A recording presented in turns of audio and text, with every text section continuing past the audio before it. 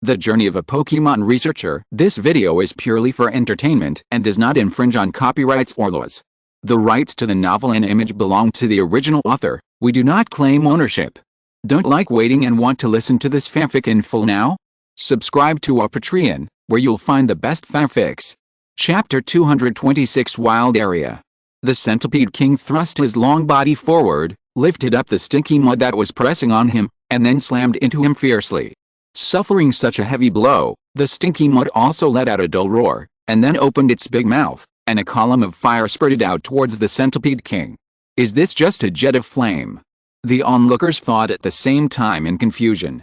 But before the thought disappeared, they saw a stream of gas spurting out of the stinky mud's mouth and joining the column of fire. The flames suddenly surged and completely engulfed the Centipede King's body. Xuanjian looked at the gas spurting out in surprise, and the flames surged, completely enveloping the Centipede King. Without thinking too much, he quickly ordered, "Centipede King, hold on." As if he had won, Aju did not sell out the crown, and explained, "This stinky mud can quickly decompose the organic matter stored in the body to produce poisonous gas.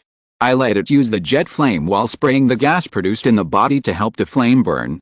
In this way, the stinky mud can use fire skills comparable to burnout, and because the stinky mud can store a large amount of organic matter, it can not only provide a lot of energy to the stinky mud when it is quickly decomposed, but also provide a lot of gas in an endless supply.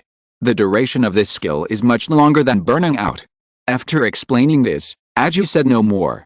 "I saw the body of the stinky mud constantly squirming, quickly decomposing the organic matter stored in the body, and maintaining the flame. In this way, the skill time was greatly extended. There is a time to hold on." Soon, the golden energy shield was broken, and the flames surrounded the Centipede King again. Xuanjian had no way to deal with this.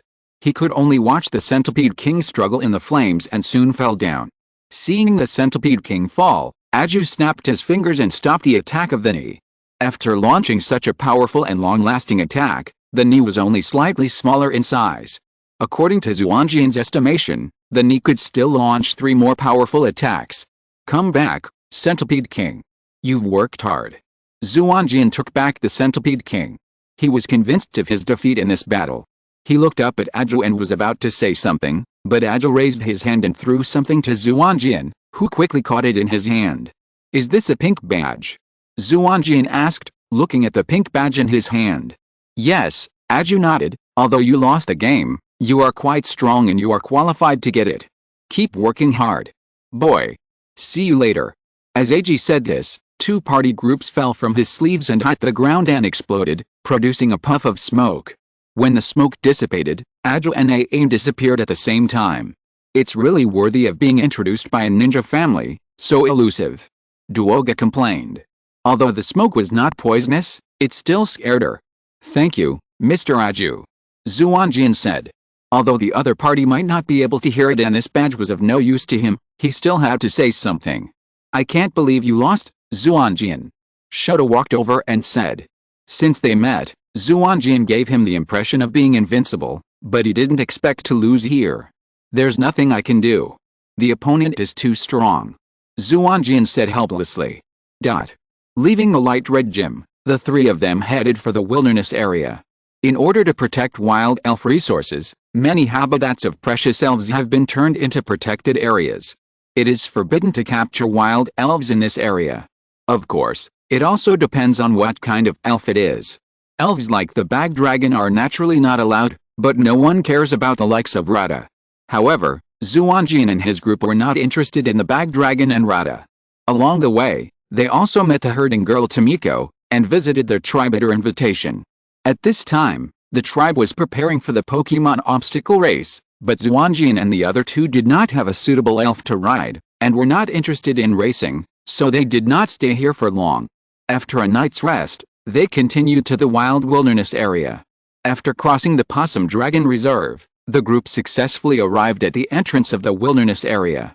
Although it is called the Wild Wilderness Area, in fact, this area is a special area opened up by the Alliance for trainers to catch elves.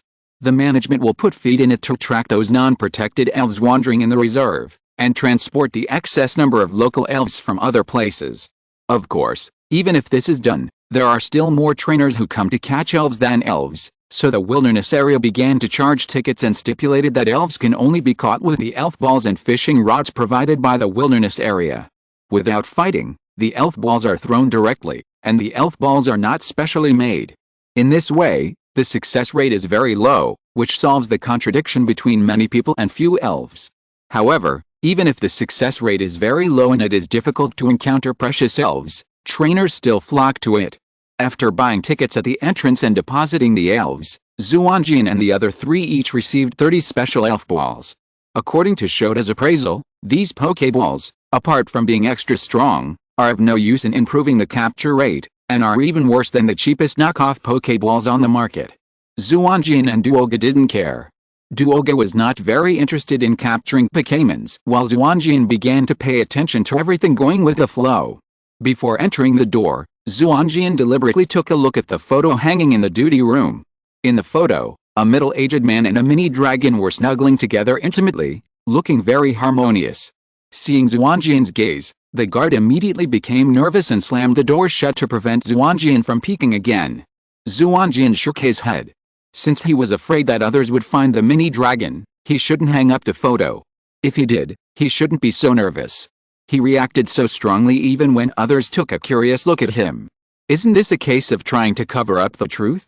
However, Xuanjian was not very interested in the mini dragon, and he didn't mean to steal someone's love, so he put the matter behind his mind in a blink of an eye and entered the wilderness area with his companions. Thanks to the careful care of the staff, the environment of the wilderness area is quite good. Even if you don't catch elves, you can visit it as a park. Along the way, Xuanjian saw common elves such as Rata, Popo, and Spearow hidden in the grass and bushes. He also saw the more precious and powerful Scyther, vine monsters, and even groups of Kintaro running rampant. However, these are not the elves that Xuanjian likes, so Xuanjian did not make a move. There is no way. Most of the elves that appear in the wilderness area are extremely common and ordinary, and the precious ones have been caught long ago. Xuanjian was a little anxious. He promised his sister to help her find a suitable elf, but he never met a suitable one. His idea was to try his luck in the wilderness area. If he couldn't find it here, it would be a bit troublesome. Suddenly, Xuanjian's eyes stopped when he passed a bush.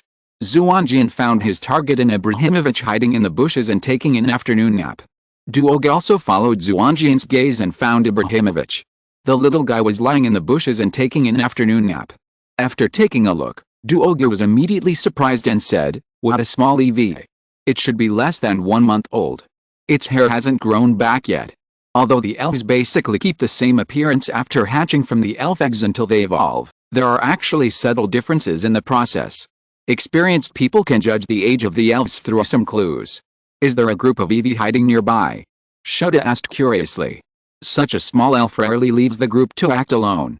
It's unlikely, Xuanjian said. It's not surprising that a precious elf like Eevee appears occasionally, but it's impossible for a large number of elves to appear in the wilderness.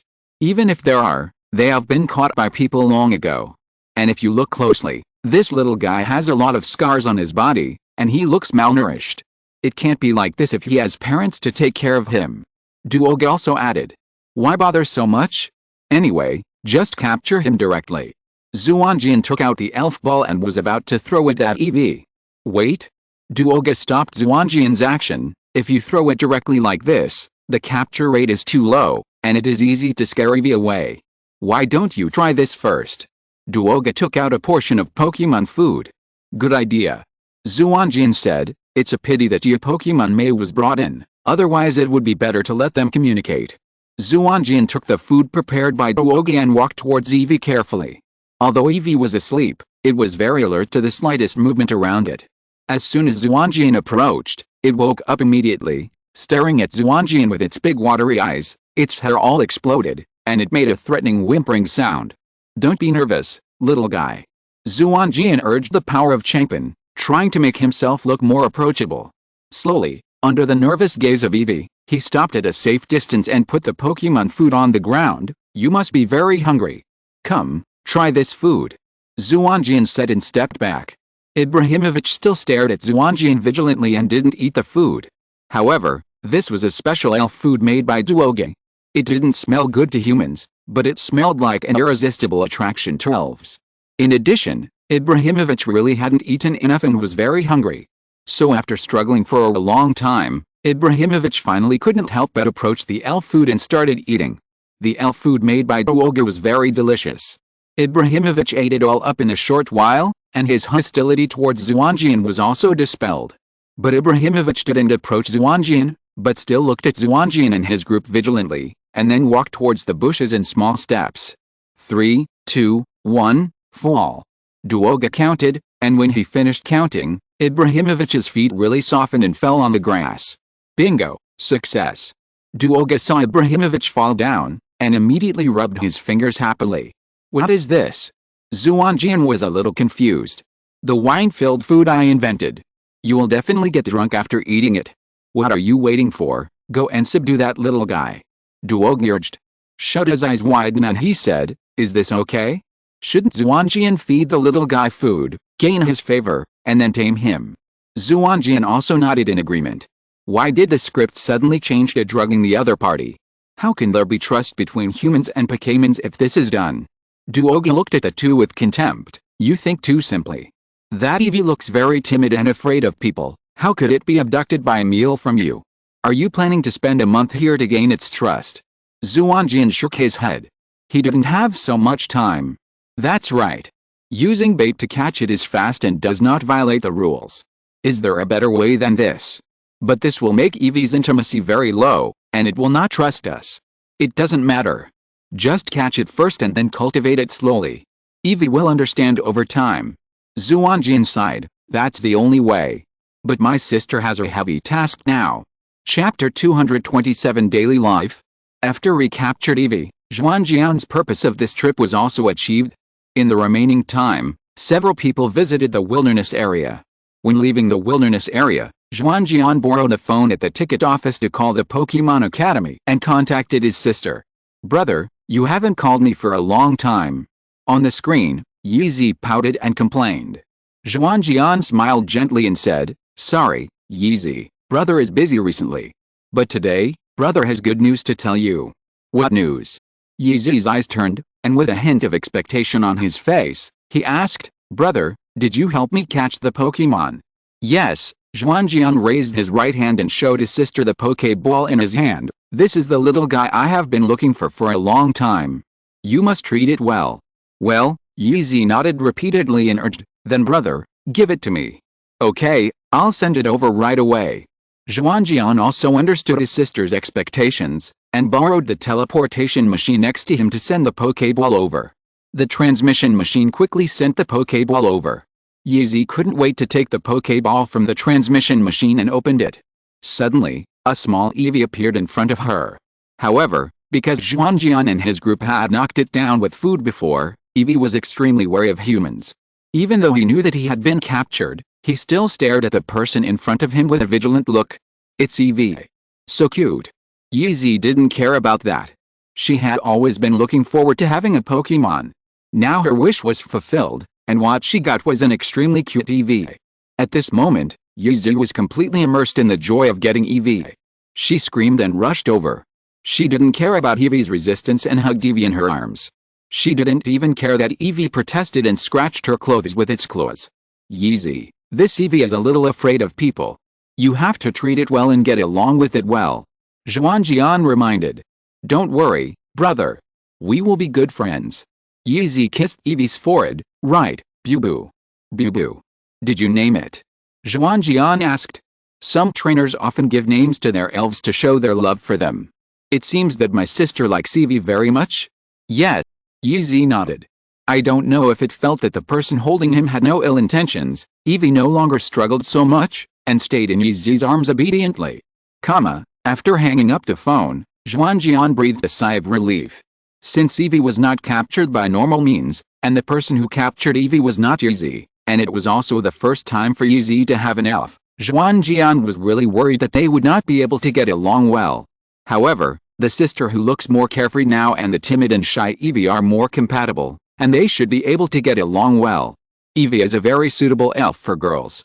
Not only is he gentle, but he is also cute in appearance and has a certain fighting power. He belongs to the elf that can be judged by both face and strength. Among the elves in Kanto, apart from Vulpix, Xuanjian couldn't think of an elf more suitable for Leaf than it. Moreover, Eevee can evolve into multiple attributes and has a wide range of development routes. Xuanjian just deliberately didn't remind his sister about the evolution of Eevee, just to see what his sister would cultivate Eevee into. Sometimes, waiting for the unknown result to be revealed is also a good experience. After handing Eevee to his sister Leaf, Xuanjian and his party set out on the journey again. Although he got another pink badge, Xuanjian didn't plan to continue collecting badges, because the remaining gyms in Kanto were not enough to provide 8 badges. And Xuanjian was confident in passing the Pokémon identification test, so Xuanjian's next goal was to fully improve his strength and strive to get a good ranking in the Quartz Conference. Of course, as a researcher, his job cannot be forgotten. Although Xuanjian's main energy has been spent on the dream-inducing tape-returning experiment that he is responsible for at Xiaobo, this experiment is not allowed to be seen by the light after all, and cannot be brought to the Alliance for evaluation. The giant Pokémon research experiment newly opened by the giant stinging jellyfish has not made much progress for a while, and Xuanjian needs some new discoveries. Therefore, Xuanjian decided to go to Dasha Valley to see if he could find some research points about ancient Pokémon. Nowadays, fossil resurrection technology has made a huge breakthrough. Although it has not been completely successful, it is no longer a fantasy. For a time, fossils have become precious, and people are everywhere excavating fossils. However, for now, Dasha Valley is just based on scientists' speculation that fossils may be produced, and it has not been confirmed. However, Xuanjian knew that this was true. There were not only Pokémon fossils there, but also ancient Pokémon sleeping underground, so the group immediately rushed to Dasha Valley. On the way to Dasha Valley, the 3 of them passed through Neon City, which has a very prosperous economy and is known as the city that never sleeps. However, because people's pace of life is too fast, the people here seem extremely anxious, which is very rare in the whole world. After all, this world has extraordinary power such as Pokémon, and the products are also rich. The population is not large, and most people live a slow-paced life. Xuanjian has seen a lot of such scenes, and even he was one of such people in his previous life, so he didn't think it was too strange. However, Shota and Duoji were particularly surprised. There is no gym in Neon City, and it is not suitable for traveling. The 3 of them left after staying for only one night. However, in the wild not far from Neon City, Xuanjian and his group actually encountered a Jigglypuff, and it seemed to be the one that was persistently chasing Xiaozi and his group. Most of the fairy-type Pokémon are very beautiful, and Jigglypuff is the best among them. It has a round body and a pair of beautiful big eyes. It is a natural cute creature. Almost no girl can resist its charm. Duoga was fascinated by Jigglypuff at the first sight and wanted to conquer it. Although Duoga cannot fight, Duoga has his own way of conquering it. After successfully approaching this fearless Jigglypuff, Duoga immediately found that Jigglypuff was a little angry, so that his throat hurt and he couldn't sing. Duoga immediately collected fruit and herbs from the surrounding area to cure Jigglypuff, which also shows that Duoga's breeding technology is better than Xiaogang's now. Xuanjian remembered that in the original book, Xiaogang didn't notice that Jigglypuff was angry at all, and in the end, he used tree fruits to cure Jigglypuff's throat by chance, which was much worse than Duoga. However, after Jigglypuff's throat was cured, Jigglypuff did not immediately agree to go with everyone, because everyone did not persist to the end under his singing. However, after listening to Jigglypuff's singing, Xuanjian was determined to let Duoga subdue this elf, because he found that there was a magical power in Jigglypuff's singing, which could speed up the physical recovery of people and elves who fell asleep while listening to his singing. After thinking about it, Xuanjian asked Duoga to let Jigglypuff join Duoga's team on the condition that he helped Jigglypuff find an elf who could persist to the end under his singing. Will it be too difficult to help Jigglypuff find the sleeping audience? Duoga was a little worried. Don't worry, as long as it is an elf with a sleepless characteristic, it will be fine. Chapter 228 Dasha Valley. Dasha Valley is a valley formed by rock fractures, but it was not famous before. It was not until the fossil resurrection technology was developed that people remembered it because of the possibility of discovering fossils. Xuanjian arrived relatively early, and there were not too many people coming to dig fossils, but it was much more lively than before when it was rarely visited. Recalling the plot in his memory, Xuanjian brought Duoga and the other 2 to the lowest rock plate in the valley. Come out, Zbat. Xuanjian summons Bat in the puzzled eyes of his companions and ordered, Zbat, use ultrasound to the ground to detect whether there is a cavity underground. I remember that it seemed that Team Rocket wanted to blow up the rock plate, which caused the ground to collapse, so Xiaozi was able to meet a group of sleeping ancient Pokémon. Xuanjian did not intend to do something crazy like blowing up the rock plate, but planned to find the underground cave directly. Zbat immediately took action. Although it was the first time to do such a thing, it was not difficult for Zbat. Soon, Zbat discovered that there was indeed a huge cavity underground, but it was wrapped by a thick layer of rock, so it was not discovered. It really exists. I thought you were bragging, said Shota. Xuanjian smiled and did not explain. This kind of thing cannot be explained clearly. After confirming that there is indeed a hole below, the three of them quickly dug with the elves. Although there are no elves like Onyx and Digger that are very good at digging, with the help of the elves, it took them only half a day to dig through the rock layer and find the underground cave. After digging out the cave, Xuanjian controlled the elves to detect the bottom and confirmed that there was no danger below. Then he left Bulbasaur to guard it. With the help of the vine whip, the three of them went down to the cave. Standing on the ground at the bottom of the cave, Xuanjian couldn't help but sigh. If it was on Earth, this kind of expedition would take at least a few weeks to prepare. It's not like now that you can set off with elves, and it's safer. Here, after entering the bottom of the cave, because there is no isolation from the rock layer, Xuanjian can easily sense the faint breath of life below. It should be those sleeping ancient Pokémon. With the light of the candlelight spirit, Xuanjian and the other two soon found the first sleeping fossil Pokémon, Fossil Helmet. This Pokémon is sleeping, consuming energy at a rate close to zero. No wonder it has survived from ancient times to the present. However, if no one wakes it up, it will probably continue to sleep until it dies completely. So Xuanjian has no guilt for taking it away. He is saving it. Go, Pokémon Ball. Xuanjian threw the Pokéball, and without any surprise, the fossil helm was captured. We just captured a real fossil Pokémon. Duoga was a little unbelievable. This is a real fossil Pokémon, not a remnant, nor a resurrected fossil. Hiss, it hurts. It's real. Shota pinched himself to make sure he was not dreaming. Ho ha, looking at his companion's dazed look, Xuanjian felt an inexplicable satisfaction. Let's go, keep looking, there are more. Next, Xuanjian and his party easily captured several sleeping fossil Pokémon such as Ammonite and Scythehelm. These Pokémon are not strong, but they are truly survived from ancient times, which is extremely valuable in itself. Duoga and Shota were very happy. After working for a long time, although they failed to find the fossil pterosaur that Xuanjian wanted most, everyone was a little tired, so Xuanjian decided to return to the ground to rest first, but when everyone came to the cave entrance, an accident happened. Boy, hand over your harvest. A man wearing a shirt with the letter K printed on it was standing at the entrance of the cave above his head, with a toucan flying beside him. The Bulbasaur that was originally responding above had lost its combat power and fell to the side. You are Pokemon Hunter K. Xuanjian looked at the man standing at the entrance of the cave in surprise. It's not that enemies don't meet, but it turned out to be Pokemon Hunter K who was ruined by him last time on the 7 Fruit Islands. That's right, but I am Fossil Hunter K now, boy. I said I would take revenge sooner or later. For this day, I have been following you for a long time, and finally I found the opportunity. Kay said proudly. Damn it, at this moment, Xuanjian wished that he could have a powerful superpower like Nancy, so that he could teleport himself out and teach that guy a lesson, but unfortunately he didn't even have a psychic Pokemon in his hand. No, we can't give it to him. Seeing that Xuanjian didn't speak for a long time, Duoga thought that Xuanjian hesitated, and immediately said, even if we give him the harvest, he may trap us down there to retaliate against us and keep us silent. That's right. Shota also agreed, we won't give in. Then it seems that cooperation cannot be achieved, Kay threatened, since you don't trust me so much, you just stay down there.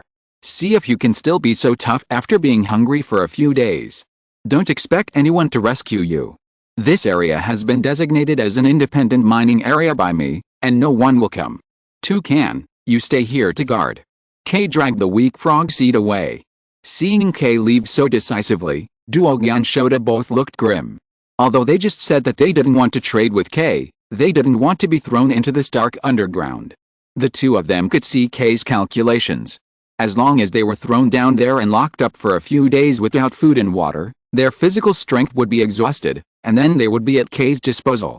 Xuanjian, what should we do? Duogi asked Xuanjian subconsciously. Unconsciously, it had formed the habit of relying on Xuanjian. Xuanjian looked up at the cave entrance. Toucan seemed to be resting with his eyes closed, but in fact, he was always paying attention to the cave entrance to prevent everyone from using flying-type Pokémon to escape.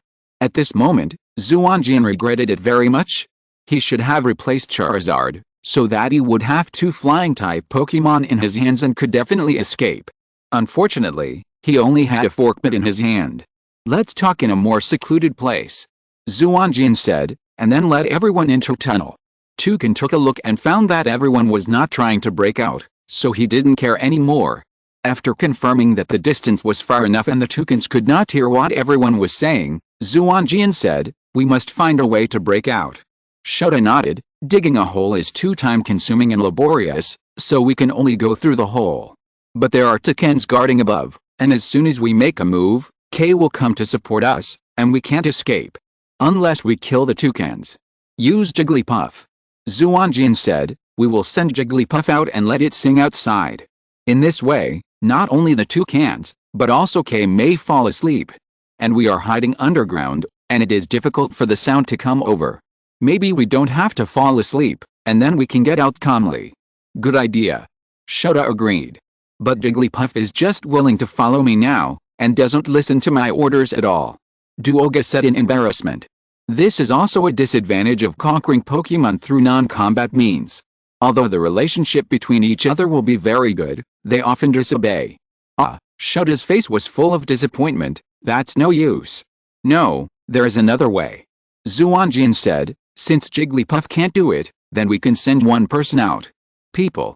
Facing the inquiring eyes of the two, Xuanjian nodded. "Yes, the crossbit can barely carry one person out, and then the person who goes out is responsible for stopping and knocking down K, so we will be saved." Xuanjian looked at Duoge. Feeling the meaning in Xuanjian's eyes, Duoge waved his hands repeatedly. "No, I can't do it. You know I get nervous when I fight, and I can't beat K." "No, Duoge, no one is more suitable than you," Xuanjian said. "The crossbit's load-bearing capacity is not strong, Shota certainly can't do it, and I'm a little heavy, and the crossbit is not flexible enough to carry me, so I can only ask you. Be more confident. We have traveled for so long and experienced so many things, you should try to overcome your own weaknesses. And I will give you the Pokémon that you don't need, and tell them that you only need to throw the Pokéball when the time comes." Duoga hesitated for a moment. "Okay, let's put aside who's going out. What I want to say is that K should be here. If there's a toucan guarding the cave entrance, it won't be easy for the forkbit to get out by itself, let alone bring a person with him." Shota analyzed. "So we have to find a helper for the forkbit. Hold back the toucan and prevent it from interfering with the forkbit." "You mean?" Shota cast his eyes on the Candlelight Spirit on the side. None of the elves present could fly, only the Candlelight Spirit's evolved Chandelure could float in the air, barely meeting the conditions for flying. "That's right." Xuanjian nodded. "The level of the Candlelight Spirit is almost there, but it has not evolved. I have been thinking about this problem for a long time, and now I have some clues." After a pause, Xuanjian continued, "The Candlelight Spirit grows by absorbing vitality. During the previous cultivation process, it was only fed with elf food, lacking vitality, so it failed to evolve. I want to use the power of Changpan to replace vitality and try to see if it can promote the evolution of the Candlelight Spirit." Xuanjian put his hand on the Candlelight Spirit. The Candlelight Spirit looked like a burning candle, but its body felt cold to the touch, like a corpse. A green light lit up in Xuanjian's hand and entered the Candlelight Spirit's body along the cold skin. The Candlelight Spirit immediately let out a comfortable groan, and then white light began to emerge from its body, and it began to evolve. "Guessed it right," Xuanjian said in surprise. In the white light, the Candlelight Spirit's body gradually changed, forming an oil lamp shape, and its body also left the ground and floated into the air, evolving into a lamp ghost. Looking at the successfully evolved light ghost, Xuanjian's heart was filled with joy. Now let's discuss the tactics and execute them when it's almost dawn. Chapter 229 Breakout. The moment before dawn is the most tiring time for humans and most of the elves active during the day. Xuanjian decided to take action at this time. Although they had not eaten since yesterday afternoon, they had recovered most of their strength after a night's rest. After covering the light of the lamppost with a coat and letting the lamppost gently float to the cave entrance to prepare, the action officially began. Although he still had no confidence in himself, under the persuasion of Xuanjian and Shota, Duogi agreed to take on the task of intercepting K with some trepidation. Duogi climbed onto the back of the cross-shaped bat, and the cross-shaped bat immediately flapped its wings and rushed to the cave entrance. The toucan immediately discovered the intention of the crowd, and after a warning scream, the toucan immediately rushed towards the cross-shaped bat, trying to intercept it. "Do it!" Xuanjian shouted. "Pippi, pass the gift." Shota was the first to take action. His Pippi was standing on the head of Xuanjian's Centipede King at this moment. The Centipede King stood up high to ensure that Pippi's skills could fall on the toucan. A flash of light passed by, and the fiery red orb in Pippi's hand disappeared from his hand and appeared in the crop of the toucan, which is where the toucan usually carries props. As soon as the orb touched the toucan immediately felt the pain of a flame burning in the crop. Yes, this is the flame orb, one of the props that Shota prepared for Pippi. The toucan immediately wanted to throw the orb away, but Xuanjian would not miss this good opportunity and immediately ordered, "Light Ghost, use misfortune comes alone." Hearing the order, the Light Ghost, who had been hiding on the side, immediately threw away the camouflage coat and shot a dark purple energy at the toucan. The toucan, which was in the state of being burned by the flame orb, was immediately hit hard. However, the toucan was very conscious and did not think of attacking the Light Ghost first, but spit out the flame orb in the crop. However, they had expected this. Shota's voice sounded again, "Pippi, pass the gift again." This time, Pippi held a purple poisonous gem in his hand. With a flash of light, the gem appeared in the crop of the toucan again, and then the Light Ghost was hit by another misfortune. The toucan was burned and poisoned one after another, and was hit by the Black Light Ghost in an abnormal state. The toucan completely lost its combat effectiveness. It seems to take a long time to describe, but all this happened in an instant. When the toucan lost its combat effectiveness and fell, the fork bat had just flown to the entrance of the cave.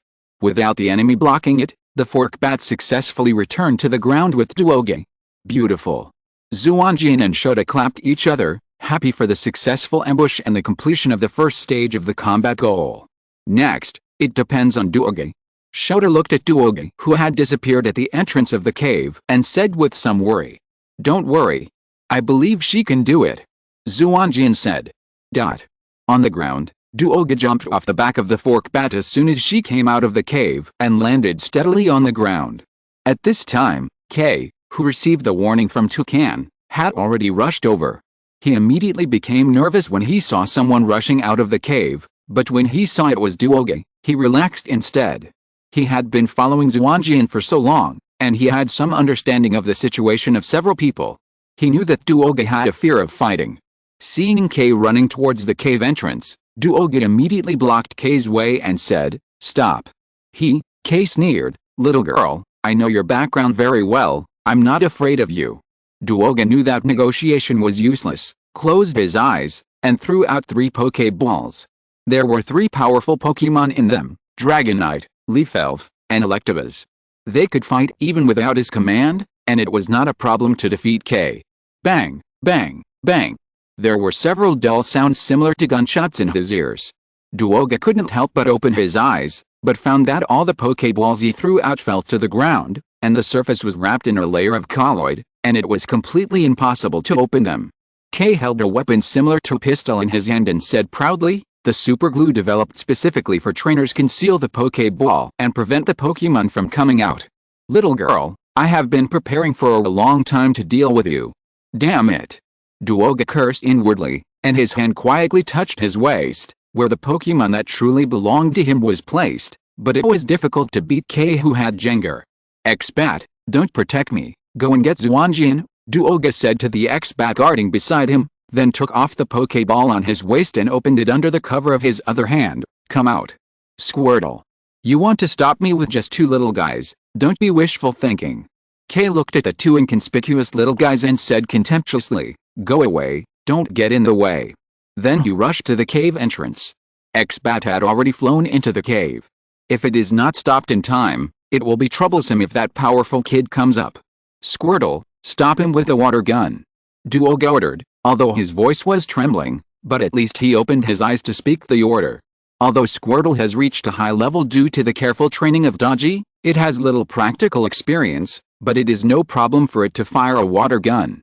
K did not expect Dodgy to make a move, and was shot by the water gun when he was not careful. Little girl, you are looking for death. K took out 2 Pokeballs with some annoyance. Jengar, let's go guard the cave entrance. Golly, take care of that little girl. He didn't care about the rule that Pokemon can't attack trainers directly, as long as they don't kill people. After arranging the tasks, K immediately went to the cave entrance aggressively. Dodgy wanted to chase him, but Golly immediately aggressively blocked in front of Dodgy and raised his fist to hit Dodgy. Duoga couldn't help but close his eyes, but after waiting for a long time, he found that the imagined attack did not fall on him, so he couldn't help but open his eyes. It turned out that before Golly's fist landed on Duoga, Squirtle used a rocket headbutt on it, knocking it back repeatedly, so Duoga was not attacked. When Golly was attacked, he immediately changed his target, only to see it raise its right hand high and use the tile-breaking move. Under the huge gap in strength, Squirtle had no power to resist and was immediately knocked to the ground. After getting rid of the guy who stopped him, Golly was about to attack Duoga again, but he didn't expect the tenacious Squirtle to bite its leg tightly with its mouth to prevent it from moving forward. The severe pain from the leg made Golly angry, and he kicked Squirtle away with one foot. Golly didn't give up yet, and grabbed Squirtle's shell and smashed it to the ground, trying to kill Squirtle completely. Squirtle. Duoga couldn't bear it any longer when he saw Ghouli's brutal killing move. He rushed towards Ghoulie, knocked him to the ground when he was not prepared, and rescued Squirtle. Holding the wounded Squirtle, Duoga couldn't help but shed tears. I'm sorry, Squirtle, it's all my fault for being useless. Squirtle shook his head, struggled to stand up from Duoga's arms, and stood in front of Ghoulie who got up from the ground. Looking at the wounded Squirtle standing in front of him, Duoga's heart was churning. The trust of his companions and the persistence of Squirtle, all kinds of feelings filled his heart. Duoga suddenly felt that if it was for the sake of protecting his companions, fighting would not be such a terrible thing. Wiping away the tears, recalling the Xuanjian battle experience that he had seen in his daily life, Duoga ordered, Squirtle, use the water gun. Upon hearing Duoga's order, Squirtle was stunned for a moment, but he quickly carried out the order, and his momentum suddenly increased. He opened his mouth and shot a water gun at Ghoulie. However, this attack obviously could not cause much damage to Ghoulie. Ghoulie split the water gun with a palm, and then pounced on Squirtle. Shrink the shell, and then spin at high speed. Duoga issued the order again. Squirtle executed the order again without hesitation, and when Ghoulie pounced in front of Squirtle, he was facing a high-speed rotating turtle shell. The turtle shell bounced from the ground and hit Ghoulie's nose hard, which immediately made Ghoulie scream in pain. Okay. Use the water gun to attack Ghoulie again, and use the recoil of the water gun to increase the distance. The success of the first attempt gave Duoga confidence, and his tone became much firmer. Squirtle just lacked practical experience, but with Duoga's careful training, its level and strength were not low, and with the cooperation of the trainer, all its strength was immediately brought into play. It completed every order of Duoga perfectly, and with the help of the water gun, it not only caused damage to Ghoulie again, but also escaped from Ghoulie's attack range. After several unsuccessful attacks and injuries, Ghoulie was completely enraged, and rushed towards Squirtle screaming, as if he was going to fight to the death. Influenced by Ghoulie's momentum, Squirtle shrank back a little, but at this time Duoga's calm voice came again, Squirtle, use Freezing Ray. Trainers can help Pokemon stabilize their emotions well. Duoga proved this point at this time. After receiving the order, Squirtle calmed down immediately, opened its mouth towards Ghoulie who was rushing towards it aggressively, and spewed out a dazzling cold light. Ghoulie's body was already covered with the water droplets under Squirtle's repeated attacks. At this time, the freezing light shot onto its body, and a layer of ice immediately formed, which became thicker and thicker, freezing it. Success. Squirtle. Duoga said excitedly as he looked at Ghoulie, who was trapped in the ice and completely lost his fighting ability. Squirtle also shouted excitedly. This was the first game it won. Then, a dazzling white light surged from Squirtle's body.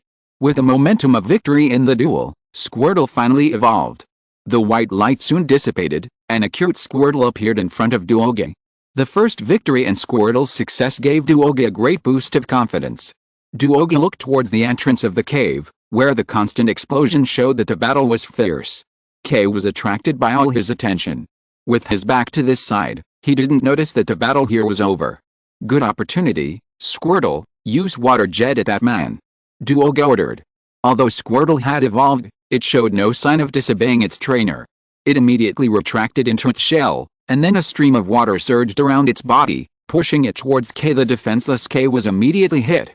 K was standing at the entrance of the cave, directing Jengar to intercept Xuanjian and Shota, who were trying to break through again. Suddenly, Squirtle hit him in the back, and he lost his balance and fell from the cave with a scream. The sudden change made Xuanjian and Shota at the bottom of the pit stun for a moment, and then they were overjoyed. They directed the Pokémon to deal with Jengar, who had lost his trainer, and caught K, who had fallen unconscious. "How are you?" Duoge's anxious face appeared at the entrance of the cave. The rising sun just happened to fall on her face, making her look particularly beautiful. "We're fine. Duoge, well done." The two praised together. Duoge showed a happy smile on his face. "That's great. Wait a minute, I'll find Bulbasaur to pick you up." If you're listening to this novel on a channel other than Fanfic World, it means they downloaded and uploaded it without effort. We cordially invite you to visit our channel, Mundo Fanfic Novelist. There you'll find the original version of this story, and you can explore many other novels of various genres. We're waiting for you to immerse yourself in a world of incredible novels. Chapter 230, Fossilized Pterosaur.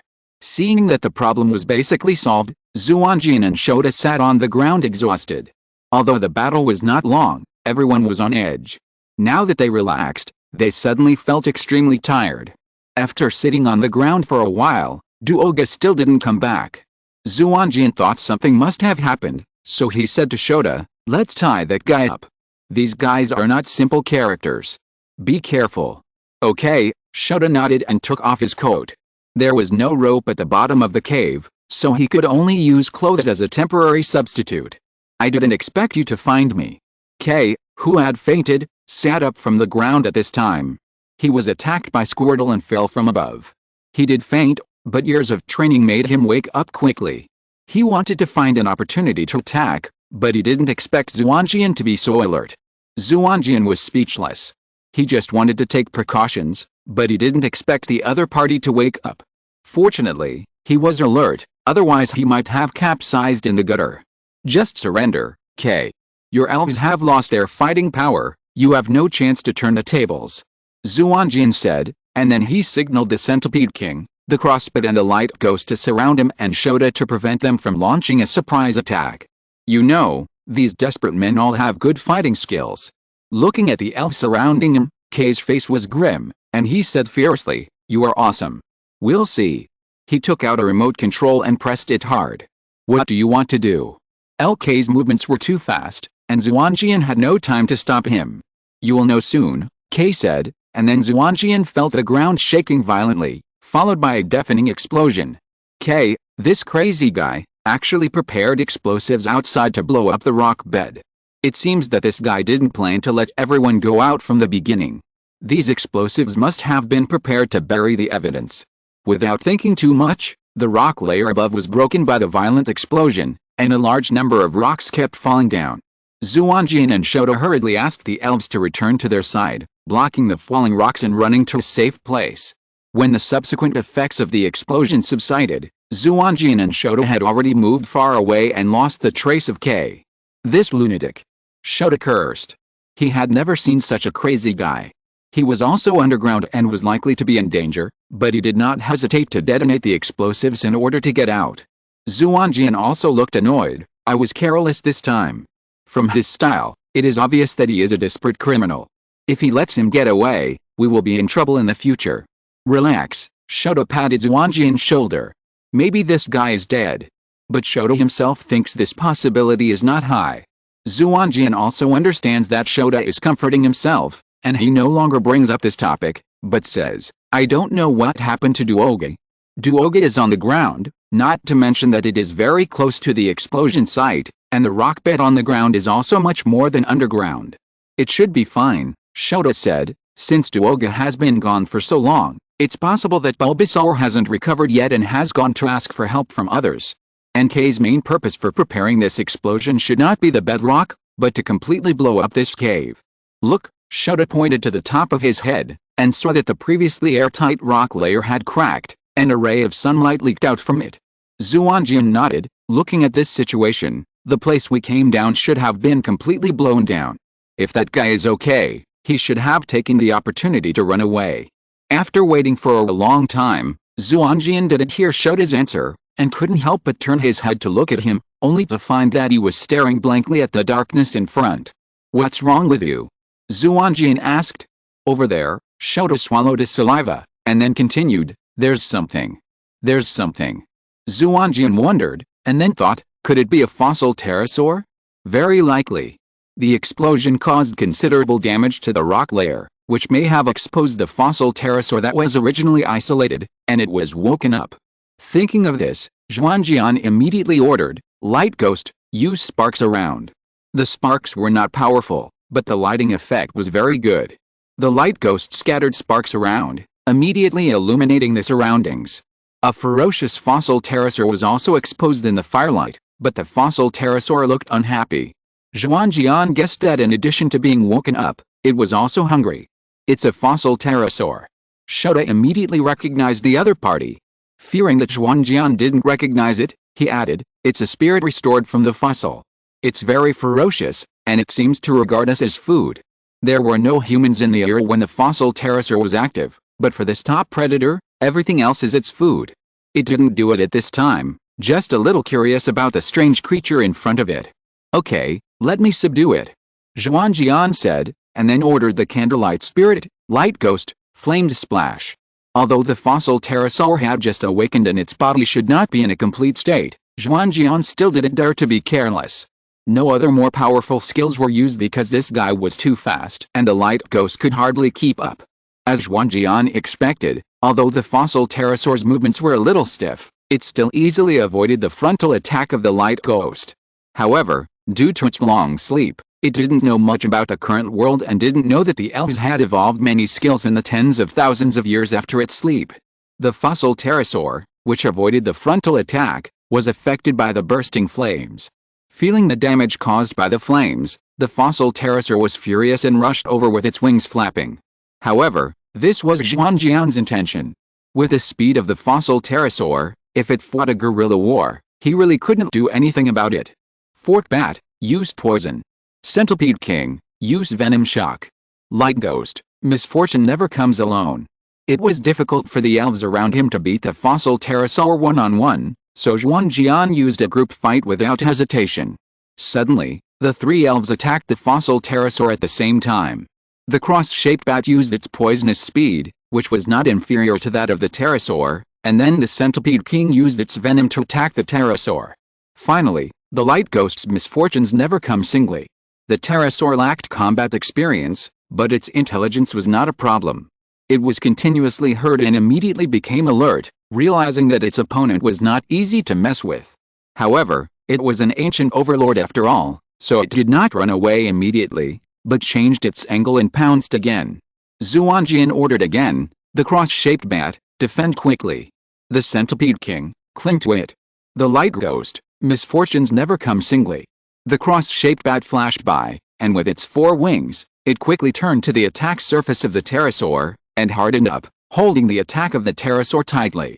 The Centipede King took this opportunity to jump up and entangle the pterosaur to prevent it from escaping, and the Light Ghost once again played the role of a gunner, causing heavy damage to the pterosaur.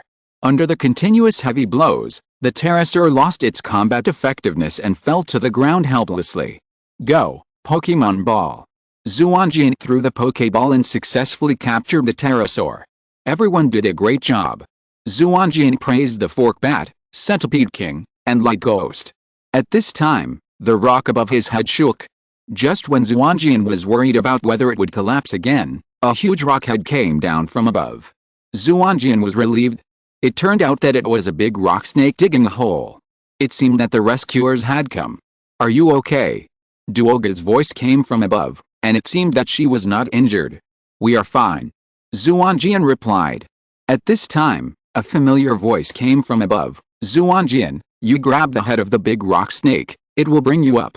Without time to think about it, Xuanjian and Shota quickly took back the Pokémon and grabbed the drooping head of the big rock snake. The big rock snake raised its neck and easily brought the two back to the ground.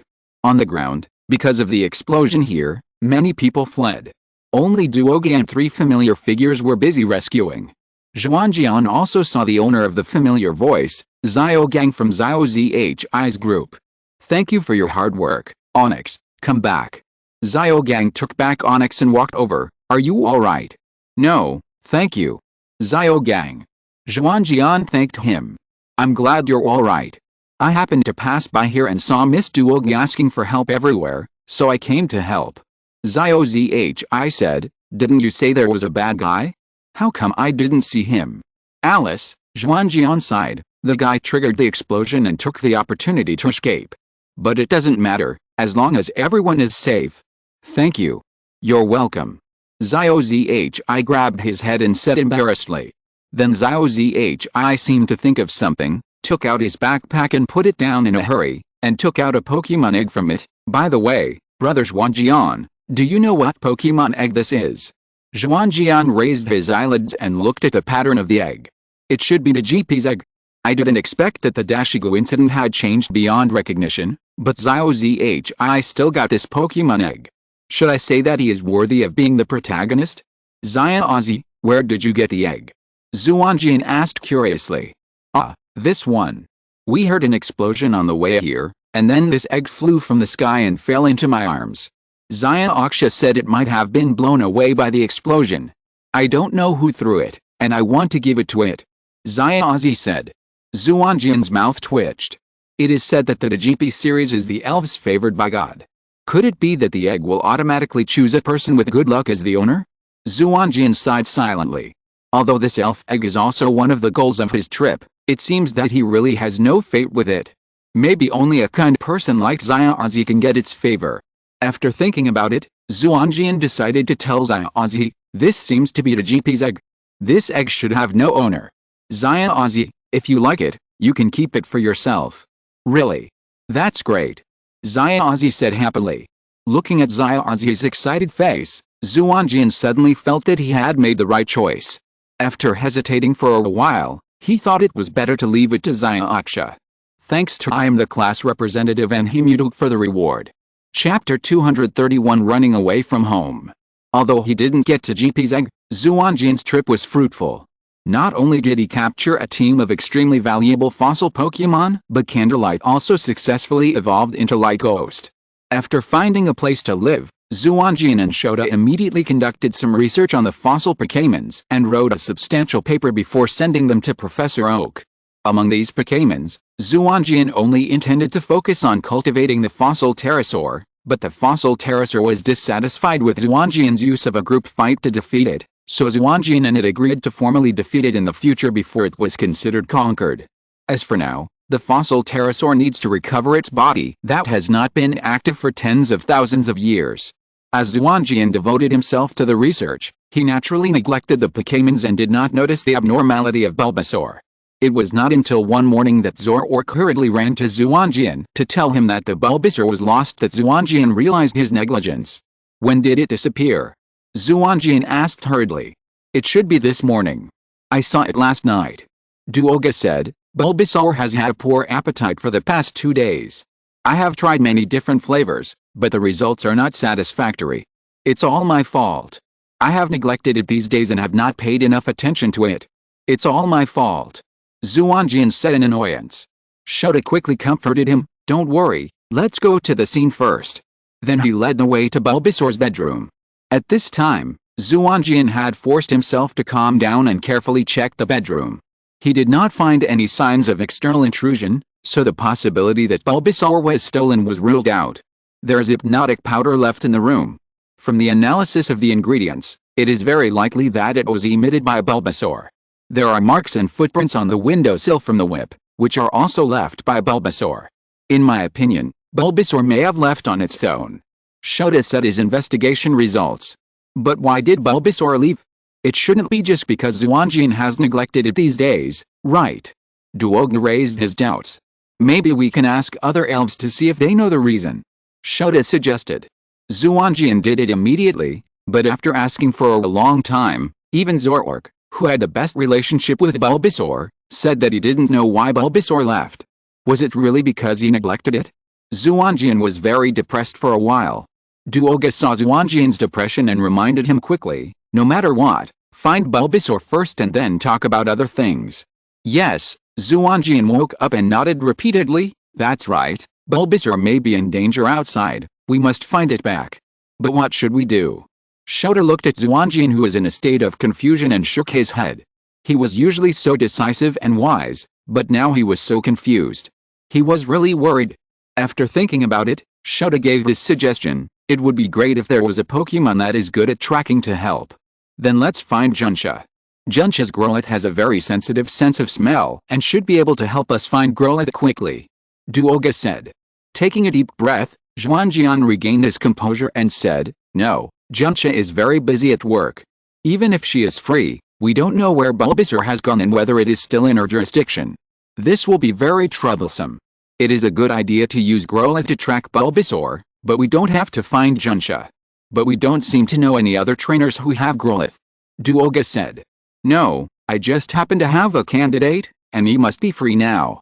The people you said can help are actually these guys, but I don't see them with a Growlithe. Duoga looked at the rocket trio who were following Xuanjian and his group in front, and asked in confusion.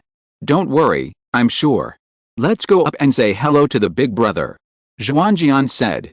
As for those who have Growlithe and can be borrowed, Xuanjian only knows Xiaomao and Kajiro. Xiaomao is driving around and it is difficult to find him, and as for Kajiro, he just needs to find Xuanjian. As for finding Xuanjian, it is not a problem for Xuanjian, who knows his travel route. Musashi, Kajiro, Meowth, hello. Long time no see. Xuanjian walked up and greeted the rocket trio who were secretly following Xuanjian and the other two. Xuanjian-sama. The trio was startled, but relaxed after seeing who was coming. You haven't paid me back yet, and you've been absent from work without reason, so your bills have increased again. Xuanjian took out a bill and showed it to the three. Sir, we didn't mean it. Meowth shouted immediately, it's all because of those little brats that we couldn't return in time. That's right, that's right. Musashi and Kajiro nodded.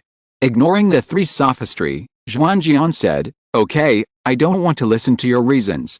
It's only natural to pay back debts, but since we are all acquaintances, I'll give you a chance. As long as you do me a favor, your debts can be written off. Hearing Xuanjian's words, the trio immediately became excited. Sir, whatever you need, just leave it to the rocket team. Kajiro. That's right, we will definitely provide you with the best and most considerate service. Musashi. Ignoring the two people's boasting, Xuanjian said, it's very simple, my Bulbasaur is missing, you just need to help me find it. Too easy. Leave it to us. Xuanjian nodded with satisfaction. By the way, Kajiro, in order to find Bulbasaur faster, you need to go home and bring out your grunty help. Go home. Kajiro's face immediately changed. Oh my head hurts so much, I can't remember where my home is. It's okay. Xuanjian smiled and came up to Kajiro, took out a missing person notice. I know. Then Xuanjian turned to Musashi and Meowth. Kajiro is the heir of a big family. If you go back, you can inherit a large sum of property. With those, you can live a very comfortable life. What you do is up to you. Understood. Musashi and Meowth nodded immediately, grabbed Kajiro, who wanted to escape, and immediately ran towards the address on the missing person notice. Remember to bring out Growlithe. Xuanjian reminded. Watching the rocket team running away, Duoga came over and said, I didn't expect that Kajiro is actually the heir of the Sasaki family. You knew that too. Xuanjian was a little surprised. Duoga nodded and said, after all, they are all people from the aristocratic circle. Although the Sasaki family was once very powerful, due to the small population, they have long given up the plan to develop their power in the alliance and just concentrate on running the industry. They have no influence except for their money. The most famous thing about their family is that they have a prodigal young master who ran away from home, but it turned out to be Kajiro. Yes, who would have thought that a young master would actually join the rocket team and become a low-level member? Xuanjian agreed. Right. Duoga suddenly clapped his hands. I remember now, It seems that Kojiro had a complete falling out with his family because of his fiancée. That one is a well-known queen of flower in the circle. Although her family is in a very bad state, her family is very particular about the aristocratic airs, and she is also extremely arrogant and rigid. The key is that she looks very much like Musashi. Xuanjian smiled meaningfully. It seems that the Rockets team was quite thoughtful when assigning teammates. Chapter 232, Mysterious Garden. Although he didn't go to see the fun, Xuanjian had already imagined the excitement at Kojiro's house. Kojiro's fiancée, Rumijia, was a ruthless person who could run like flying in high heels and long skirts. When facing her, Kojiro, a weakling, could only be oppressed. Soon, the rocket trio on the hydrogen balloon came back. After passing by Kojiro's house, their relationship was further deepened, and they were no longer a temporary team. This is the Pokeball of Bulbasaur. It has the smell of Bulbasaur. Please find where the owner of this smell has gone. Xuanjian handed the Pokeball of Bulbasaur to Kojiro. I know, Kojiro nodded, put the Pokeball in front of Growlithe, and said, Growlithe, remember the smell of Bulbasaur on this Pokeball, and then go find it. Growlithe nodded, sniffed the Pokeball, remembered the smell of Bulbasaur, and then started from the window, following the smell of Bulbasaur to search. Everyone follow. Kojiro called out, and then a group of people followed the smell to search. Perhaps because of the experience of avoiding people's search before, Bulbasaur quickly entered the forest after leaving, and walked towards the south under the cover of the dense forest. Fortunately, with the help of Growlithe, Xuanjian and his group finally did not lose it. After searching for a day and a night, they finally found Bulbasaur outside a Pokémon Center near the forest. Bulbasaur. Xuanjian immediately ran over and asked, Where did you go? We were worried to death. Seeing Xuanjian, Bulbasaur was very happy at first, but then his face changed, and he lowered his head silently and walked to the side. Bulbasaur, what's wrong with you? Are you angry with me? Bulbasaur shook his head, indicating that he was not angry with Xuanjian. Then why did you leave? Seed Bulbasaur said a lot, but unfortunately because the language was too complicated, Xuanjian could not understand it, but fortunately there was Meowth here. Xuanjian immediately asked it to translate it. Bulbasaur said, it has been losing the recent games, and because it didn't guard the cave well, it almost caused everyone to encounter an accident. It feels sorry for your concern, so it is too ashamed to stay in the team. Well, that's it. Meowth translated. But it's not your fault. Xuanjian said. Bulbasaur can't evolve, so its strength will grow very slowly. At the beginning, it may be able to suppress other little guys with its age advantage, but as other companions continue to grow and evolve, it has gradually failed to keep up with the pace of its companions. Being surpassed is an inevitable result, which is unavoidable. However, I have never complained about it because of its backward strength, and I still value it as always. I didn't expect that this would cause it a lot of pressure. The pressure continued to accumulate, and Xuanjian didn't discover and relieve it in time, which eventually led to its outbreak and the result of Bulbasaur's departure. It doesn't matter. Xuanjian said, but Bulbasaur said that he cared, and for a while, the conversation came to a deadlock. Bang! The Pokeball on Xuanjian's waist suddenly opened, and Zoroark jumped out of it, squeaking and saying a lot of things to Xuanjian. Meow, what did Zoroark say? It said, Bulbasaur is actually just more difficult to evolve, but it is actually possible to evolve. I let Joey tell you that Bulbasaur can't evolve because it was a test for you, and then I didn't tell you because I wanted to give you a surprise. Ah. Xuanjian was surprised. Fortunately, he passed the test at the beginning, otherwise he would not be able to get Bulbasaur and Zoroark. Did you hear that? Bulbasaur, you may evolve. Bulbasaur still shook his head stubbornly, saying that he had no confidence in evolving, and might not evolve in this life.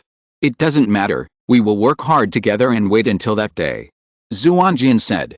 Next, Zoroark and Meowth took turns to finally make Bulbasaur agree to stay with Xuanjian, and Xuanjian breathed a sigh of relief. Thank you. Xuanjian said to the rocket trio, they really helped a lot this time. You're welcome, sir. That, Xuanjian smiled, don't worry, since you performed so well, our debt will be written off. Great. The three jumped up with joy. By the way, sir, I have a favor to ask of you. Kojiro walked up to Xuanjian and handed him a Pokeball. You are? Kojiro nodded. Yes, I'll leave Growlithe to you. Why? This is your important partner, right? If you find it troublesome to carry it around, you can leave it at home. Xuanjian looked at Kajiro strangely. Growlithe was the Pokemon that had accompanied him growing up, and he actually handed it to him like this. Kajiro scratched his head and said, I'm a bad guy now, and Pokemon like Vashon are more suitable for my identity. I've also figured it out these past few days. Growlithe is not happy staying at home, so it's better to hand it over to someone worthy of trust. After hesitating for a while, Xuanjian accepted Kajiro's kindness. Indeed, it was not appropriate for Growlithe to follow them. It would be better to let him take care of it. Besides, Growlithe was also a very precious Pokemon, and he had wanted it for a long time. Thank you very much, Xuanjian said. You're welcome. Sir, we'll take our leave first. With that, the three of them slipped away. It seems that they can be relied on at the critical moment, Xuanjian said, and then he took Duoji and Shota into the Pokemon Center. After running around for so long, everyone was tired. Probably because they were too tired, everyone ate something, washed up, and went to bed early. Maybe because they went to bed too early, Xuanjian was awakened by a wave of energy in the middle of the night. Xuanjian followed the wave to the window and saw that the grass outside the Pokemon Center had completely changed. The neatly trimmed grass was growing wildly everywhere, and a large number of wildflowers broke out of the ground in a short period of time and bloomed one after another, as if to greet some important moment. This is the wonderful garden, Xuanjian shouted. Legend has it that at a certain time in midsummer every year, a large number of Bulbasaur will gather somewhere in the forest, and an evolution ceremony will be held under the auspices of a Bulbasaur. In Xuanjian's understanding, it should be to help all Bulbasaur evolve. Satoshi's Bulbasaur was forcibly taken to participate, but it refused, and since then, Bulbasaur has never shown any signs of evolving. Come out, Bulbasaur. Xuanjian summoned Bulbasaur and said, Bulbasaur, there should be an evolution ceremony being held in the forest now. I don't know why you didn't receive an invitation, but I think this is a good opportunity to help you evolve. Since no one else invited us, let's go by ourselves. Seed. Bulbasaur nodded in agreement. Okay, let's go. Xuanjian quickly changed his clothes, rushed out of the Pokemon Center, and ran into the forest. Because he possessed the power of Evergreen, he knew better than anyone that at this moment, the entire forest had come alive, and the plants released a large amount of vitality and grass-type energy, gathering towards the center of the forest. The pollen that was shining and flying all over the sky was its manifestation. Such a large amount of energy gathered must be able to effectively help the Pokemon evolve. Sensing the power of nature, Xuanjian ran quickly towards the center of the forest, but since the ceremony was about to begin, a high vine wall had been erected in the center of the forest to prevent other creatures from entering. There were also vines wandering on the vine wall, like guards, and they would launch a counterattack once someone tried to attack or approach. Bulbasaur, use the leaf blade to break through the vine wall, Xuanjian ordered, and Bulbasaur immediately executed the order, but the vine wall was too thick, and the leaf blade returned in vain. It seems that it won't work. These vine walls are the collection of the power of the entire forest and are difficult to destroy. Then we can only fly over them. Bulbasaur, come back first, Xuanjian said. Then he took back Bulbasaur and threw out another Pokeball. Zalbot, take me over. Zalbot immediately carried Xuanjian into the sky. A long vine whip extended from the vine wall to stop it, but Zalbot easily avoided it and sent Xuanjian in.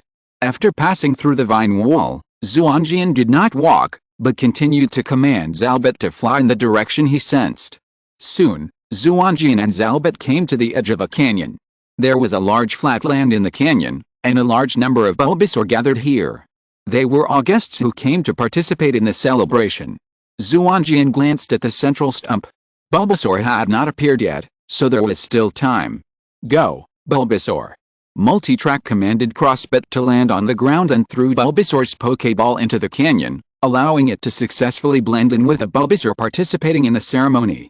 At this time, the moon was at its zenith, and the activity of the forest reached its peak. A large amount of energy was gathered in the canyon and sank into the withered old tree in the center of the canyon. The old tree was lit up with a mysterious light, and with the nourishment of these energies, it sprouted again and bloomed beautiful flowers. A huge Bulbasaur walked out of the tree hole in the flower bush and came to the center of the canyon. Let's begin. Xuanjian closed his eyes and used the power of Changpan to perceive the situation in the canyon. In the field of perception, A large amount of natural power was gathered on the pistol of Venusaur. Venusaur absorbed energy from the moon and stars from the sky, then mixed and refined the two, and then passed them to the Bulbasaur below. After the seed structure on the back of Bulbasaur absorbed the energy, it immediately began to emit white light. Some Bulbasaur that were only one step away from evolution began to evolve immediately, but some of them only had their seeds slightly lit up, obviously lacking energy. Seeing this, Venusaur was not angry, and released another wave of energy. After repeating the energy transfer 3 times, all the Bulbasaur except Xuanjian's Bulbasaur began to evolve.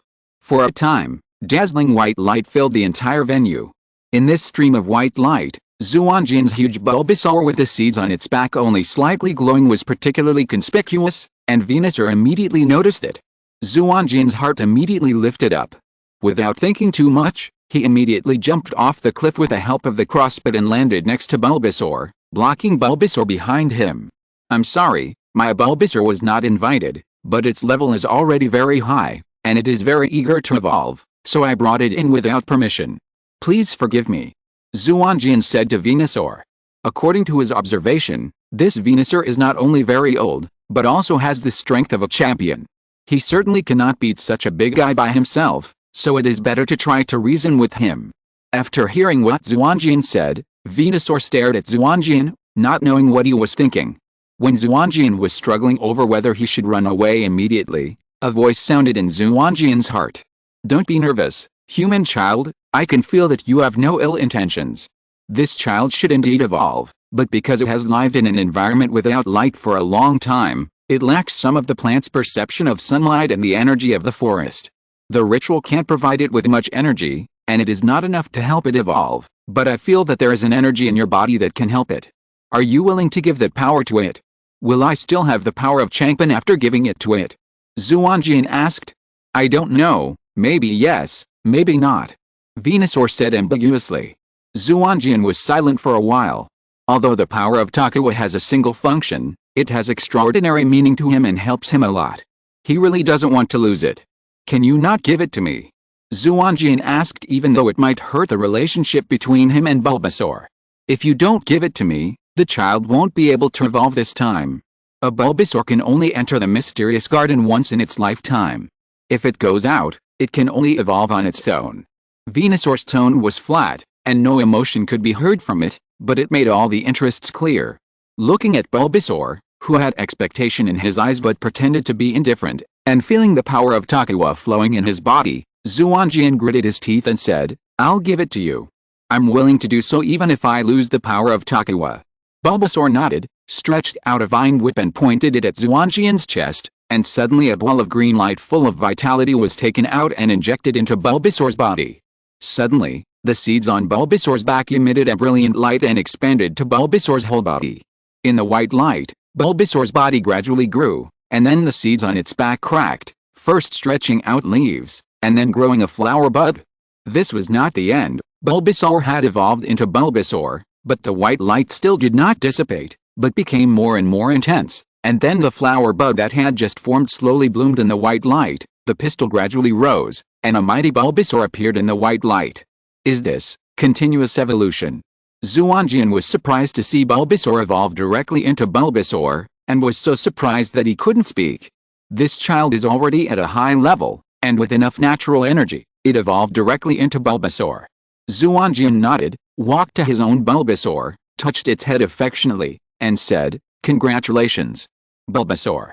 Bulbasaur, who suddenly evolved into Venusaur, was also very surprised, and even a little uneasy. However, after feeling Xuanjian's gentle touch, it immediately calmed down, and subconsciously pounced on Xuanjian. However, it forgot that it was no longer the small and cute Bulbasaur, but the mighty Venusaur, and Xuanjian was immediately pounced to the ground by it. "Xuanjian, Xuanjian, wake up." Xuanjian felt a call from his ear, and opened his eyes with difficulty, and found that he was sleeping on a lawn, with Duoki and Shota who looked worried beside him. "Xuanjian, what happened? Why did you run here and fall asleep?" Shota asked. Xuanjian was stunned, and looked around to find that except that he was indeed in a valley, everything was different. Xuanjian couldn't help but panic, and quickly opened the Pokeball in his hand. A light flashed, and a mighty Venusaur appeared in front of him. Xuanjian breathed a sigh of relief. It was not a dream. Could this be Bulbasaur? Duogi asked with some doubt as he looked at the Venusaur summoned by Xuanjian. It was Bulbasaur that was difficult to evolve yesterday, but this morning it became Venusaur. The change was too fast. That's right. You're shocked. Xuanjian said proudly. It's amazing. How did it evolve overnight? Shota asked curiously. Let's go back and eat something first, and I'll tell you slowly later. I have something to do today, so I can only update once. Chapter 233 Pokemon Certification Test. Bulbasaur explosively evolved into Venusaur, and Xuanjian also put his worries to rest. Although Xuanjian could no longer feel the power of Evergreen after all of it was extracted, he found that the seed in his heart was still there, and another leaf was pulled out. Xuanjian knew that he had not completely lost the power of Evergreen, but it might have consumed too much and it would take some time to recover. Since he could not collect all 8 badges, Xuanjian could only participate in the Quartz Conference through another way, the Pokemon Certification Exam. This exam is for those who love Pokemon but cannot go to various gyms to challenge and collect badges for various reasons. However, Xuanjian thinks that this kind of exam is just to comfort the public. The reason is very simple.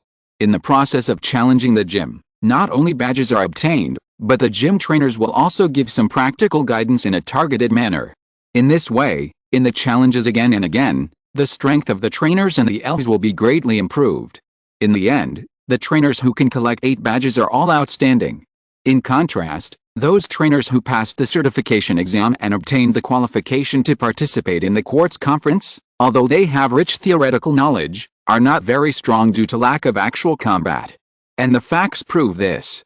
According to the data obtained by Xuanjian through Shota, most of the trainers who passed the certification exam to participate in the Quartz Conference every year were eliminated before entering the 6 vs 6 full-member competition.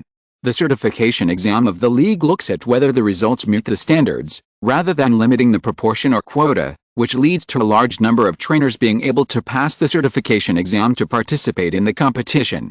However, the results of trainers who have passed the certification exam to participate in the Quartz Conference in previous years are not good.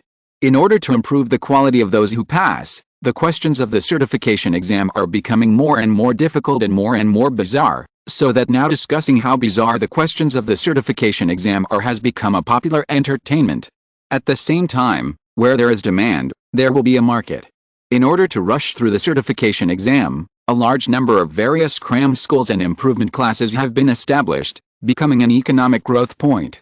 Xuanjian and the other 2 came here in a strong atmosphere of preparation for the college entrance examination that was not part of the college entrance examination.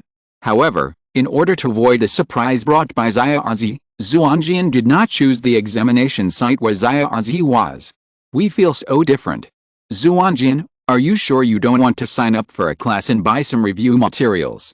Duoga looked at the people selling review materials and training classes on the street and asked Xuanjian. No, Xuanjian said firmly. He had had enough of this kind of class in his previous life. Even if he couldn't pass the test in the end, he didn't want to participate. Don't be so determined. You are the youngest researcher. It will be embarrassing if you can't pass. Shota reminded. This. Xuanjian hesitated for a while, and finally gave in. He walked up to a peddler. Forget it, give me a set of real questions and a set of preparation materials. Okay, the peddler picked up the 2 books skillfully, this book of 5 years of real questions and 3 years of simulations, and this preparation book are the most detailed. If you sign up for a class, we can give you the textbooks for free. I suggest you sign up for this 30,000 guaranteed passing class, but you will get a full refund. What familiar words? Looking at the peddler who was selling hard, Xuanjian resisted the twitch at the corners of his mouth and said firmly, "Thank you, I just want the real questions and materials." Hearing Xuanjian's firm refusal, the peddler looked at Xuanjian with a look that said, "If you don't even sign up for a class, you will definitely not pass," and then handed over the 2 books. Come on, 998. After giving the money quickly, Xuanjian immediately left the stall. After being tricked by the peddler, he felt a little worried despite his confidence. After finding a quiet coffee shop to sit down, Xuanjian took out the review materials and flipped through them. After reading them, Xuanjian breathed a sigh of relief. Although the questions were relatively unpopular, they were not too outrageous. As long as you study hard, it will not be a problem. As for the final questions, as long as you have experience with these elves, it is not difficult. For example, there is a question, which one is taller, Haunter or Jengar? If you have not seen these two Pokemon in person, most people will choose Jengar for both questions based on logical judgment. After all, Jengar is the evolution of Haunter, and it is also larger in size from the picture.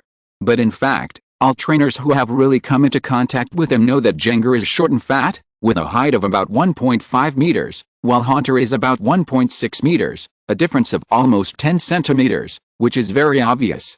It's just that in the picture, Haunter is often floating in the air, and the big face is prominent in the photo, so it looks smaller.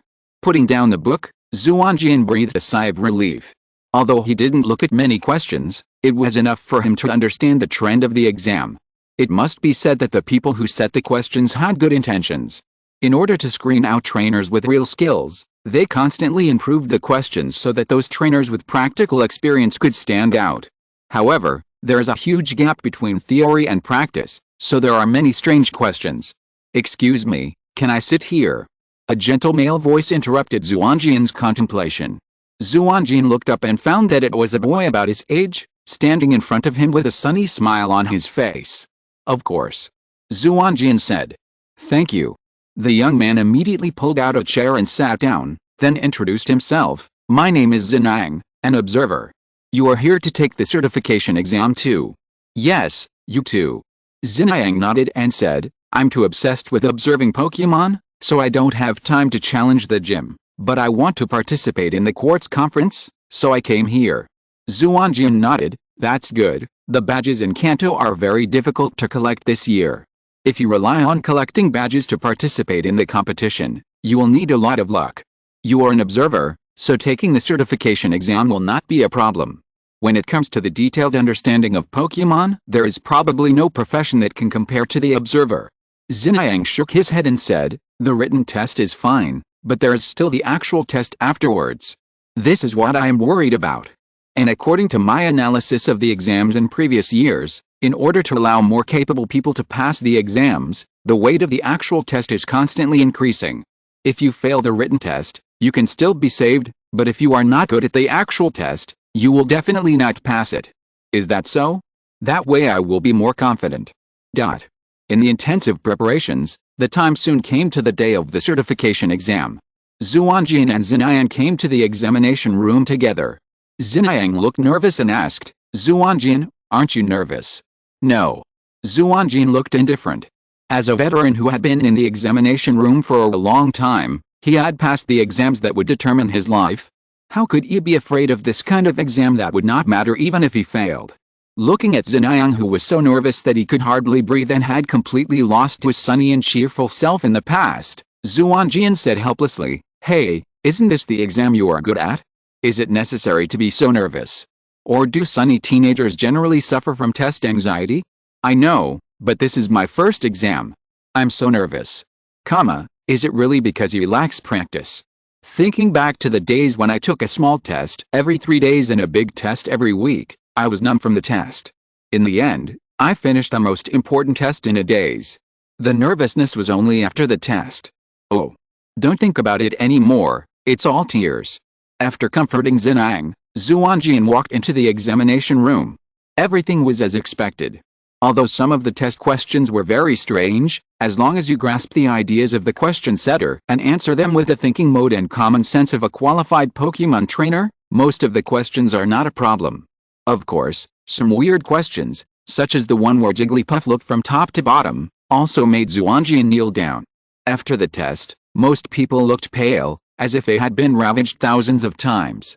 But Zinang, this guy, took the test with confidence and didn't have the nervous look before entering the examination room at all. So, for things like exams, you still need to practice more. Well, for every college entrance examination candidate who already knows the results, the college entrance examination is really not as important as you think. It's a good thing to do well in the exam. It's no big deal if you don't do well in the exam. Chapter 234 Actual Combat. The results of the first written test were announced soon. Although Xuanjian was not the first, he also got a good score. The first place in the written test was Zinang, a new partner that Xuanjian had just met. Although he was nervous, His level was really not to be underestimated. The second test was a practical test. In Xuanjian's view, this test was to examine the candidate's practical ability from many aspects such as their eyesight and on-the-spot performance. In this test, the examiner will select the same kind of elves from the standard elves provided by the Alliance according to the types of elves submitted by the candidates to form a team, and then randomly distribute them to the candidates. With the intention of pitting others, Xuanjian submitted 3 elves that were not available in the level, namely Zoroark, Light Ghost and Centipede King. If the examiner gave these 3 elves to other people, I believe many people would be completely confused, so that there would be one less competitor. The practical test was conducted after the written test. Xuanjian came to the examination room early like other candidates, but unexpectedly received a notice from the examiner. Sorry, since there are too many candidates in this examination center this year, we can't prepare for the exam for you individually. Therefore, we decided to have 2 candidates duel, and then the referee will be responsible for scoring. We will give scores according to the performance of the candidates in the duel. In order to ensure fairness, each candidate has 3 chances to duel. Now, please prepare to draw numbers. After hearing the examiner's words, many candidates' faces suddenly changed, and they looked at the other people around them vigilantly. After all, if 2 candidates duel, one of them will always appear weaker, and no one wants to be the weak one. For a while, the atmosphere in the examination room became tense, and no one was willing to draw numbers first. Xuanjian looked around and found that no one drew numbers. He shook his head secretly and walked up. If no one draws numbers, I will go first. Although the rules have become a duel between 2 people, the final decision of the results is not the outcome of the duel, but the examiner's score. After all, the elves assigned to each candidate are not cultivated by themselves, and it is impossible for them to be equally strong. Therefore, it is not only the win or loss that determines the results, but more of the candidate's own performance. Moreover, drawing a number first does not necessarily mean that you will draw a strong opponent. I really don't know what these guys are afraid of. Are they really used to sitting in the office? Don't they even have this little courage? I'll come to. After Xuanjian, Xinjiang also stepped forward and drew a number, and then asked, I'm number 49. Xuanjian, what's your number? I'm number 12. Although 2 people took the lead, the candidates were still reluctant to draw numbers. The examiner had to say with a sour face, please hurry up, those who don't draw a number within 10 minutes will be deemed to have waived. At this time, many candidates panicked and swarmed around the examiner to scramble. Xuanjian sighed at the side. If he had known this would happen, why did he do it in the first place? After the numbers were drawn, the examiner began to assign opponents. Xuanjian was assigned candidate number 135, a very late number. As soon as the examinee saw Xuanjian, his face immediately turned bitter and he wailed, why am I so unlucky? I want to give up. Xuanjian was also startled and asked, we haven't started the game yet. Why are you giving up? I recognize you, you are the first one to draw a number, you must be very strong, I can't beat you. Xuanjian. It's not like he's using his own Pokémon to fight, but he admits defeat just because he feels his opponent is strong. This is too lame. What kind of trainer can he be with this kind of mentality? If he gives up without doing anything, he will never pass the test. Although he was complaining in his heart, Xuanjian was still quite happy about this kind of lying win to enter the first round, although in the online articles of his previous life, this kind of treatment was only given to villains or supporting roles, and the protagonist usually won with great difficulty. However, this matter quickly spread among the examinees, and countless versions were derived, such as what kind of duel with Xuanjian would be unlucky and lose money, whoever dared to duel with Xuanjian would be retaliated, and so on. So Xuanjian seemed to have acquired the intimidation trait. Most candidates retreated when they saw him. The most exaggerated thing was that Xuanjian looked at a candidate a few more times, and the other party was frightened and fainted, which made Xuanjian feel embarrassed. It seemed that Xuanjian's opponent also realized that he had no chance after giving up, and gave up the game directly. There were many candidates like this. They seemed to really focus on participation, so that after the first round of competition, there were only about half of the original number of candidates. The examiner didn't say anything and made another allocation. This time, Xuanjian was assigned to contestant number 37. The duel begins. The examiner announced, "Go, Pokémon Ball." The 2 threw the Pokéballs in their hands at the same time. These Pokeballs were placed in batches at a time, and every time they got them in their hands, it was unknown. This is a great test of the trainer's understanding of the Pokemon. That's enough. It seems that there are more than one guy with crooked brains. Xuanjian looked at the Psyduck standing stupidly on the field speechlessly. It was hard to imagine who would come up with such a wicked way to hand over a stupid Pokemon. The trainer who got it would be very helpless. Ha, Psyduck. How can you fight against a Pokemon like this? Just admit defeat. Xuanjian's opponent, number 37, was already laughing like crazy. The first Pokemon he got was Nidorino, which was far beyond the average level. Xuanjian pouted and hit back, "What's wrong with Psyduck? Psyduck can fight just as well." This competition is not about the Pokemon's combat power, but the level of the trainer. Even if I use Psyduck, I will win to show you. Number 37 looked very proud. He thought he would definitely lose against this guy, but he didn't expect that the opponent's luck was so bad that he actually drew Psyduck. This is God's blessing on me. Thinking of this, number 37 ordered, "Humph, I want to see how you win. Nidorino, use Horn Slam. Psyduck, use Water Wave." Xuanjian also issued an order. After receiving Xuanjian's order, Psyduck immediately opened its mouth and spit out a spinning water ball, which hit Nidorino, who was attacking, head-on and immediately knocked it back. Well done, Psyduck. Use your Mind Hammer to attack Nidorino next. Since they are not Pokémons that you have cultivated, you naturally cannot use your own unique tactics and moves in a hurry, but the Pokémons provided by the official have been strictly trained, and some common skills have been mastered. As long as you grasp the rhythm of the battle, you can still win beautifully. Psyduck is not weak, but it looks a little dull. In addition, it often suffers from headaches due to its psychic power that is inconsistent with its attributes. As long as it is given a clear and accurate talent, it can also play a beautiful game. Under Xuanjian's command, Psyduck condensed a ball of psychic energy and attacked Nidorino, who had not yet recovered from the water wave. For Nidorino, who is a poison type, the psychic skills are very effective, and Nidorino immediately lost its combat effectiveness. In the first round, Psyduck wins. The referee announced. Damn it, number 37 looked unbelievable. After taking back Nidorino, he threw out another Pokeball. This time it was Bulbasaur, one of the 3 starter Pokémons. Although there is no rule that he must also change Pokémon, the purpose of this competition is to show the trainer's familiarity with Pokémon, which cannot be reflected if only Psyduck is used. Therefore, Xuanjian also exchanged Pokémon. Thank you, Psyduck. Come back and rest first. Although it is not his Pokémon, Xuanjian still expressed his heartfelt gratitude to this temporary partner, and then threw the next Pokeball. Oh my god, who handed in the Pokémon? This is too cruel. Xuanjian couldn't help but speak out his true feelings. This time, he summoned a caterpillar. With a normal life cycle of the caterpillar, it would have evolved into Butterfree by this season. It is hard for the trainer and the alliance who handed it in to find an unevolved caterpillar. Looking at the caterpillar, number 37 completely relaxed. Although the caterpillar's attributes restrain Bulbasaur, the difference in strength is too big. Xuanjian was not discouraged at all, and said to his opponent, "For an excellent trainer, even using Caterpillar can beat Rayquaza. I will not admit defeat. Caterpillar, use Silk to entangle the opponent." Although he did not understand Xuanjian's cold joke, number 37 still felt Xuanjian's strong confidence from it, but he did not believe that Xuanjian could turn the tables this time.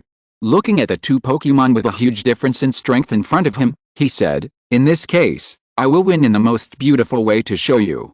Bulbasaur, use Sunflame." Number 37 shouted the order with full momentum, but it was useless. Although the weather was clear and cloudless, until the caterpillar's silk completely wrapped Bulbasaur, Bulbasaur had no intention of launching Sunflame. "You don't think these Pokémon can do anything?" Xuanjian looked at the embarrassing scene and couldn't help saying, "What do you mean?" Xuanjian yawned and explained, "You see, Psyduck used whatever skill I asked it to just now, so it probably thought that these Pokémon know all the skills, right? Isn't it?" Xuanjian shook his head. "If you don't even see through this, you'd better admit defeat." This competition tests the level of the trainer, so in addition to testing the trainer's understanding of Pokémon, the trainer's eyesight is also within the scope of testing. Through observation of Pokémon, a good trainer should be able to roughly judge the approximate level of the Pokémon and then compare the skill table to determine what skills the Pokémon may learn, and issue the correct commands. For example, your Bulbasaur is at around level 20. At this level, it will not be able to learn Sunshine without special training or the use of skill machines. These Pokemon are well trained. If the examinee gives the wrong order, they will not do anything even if they are in danger. What? Number 37 was stunned. He didn't think so much? Okay, after saying so much, I actually just wanted to delay time. Then say bye-bye to your Bulbasaur.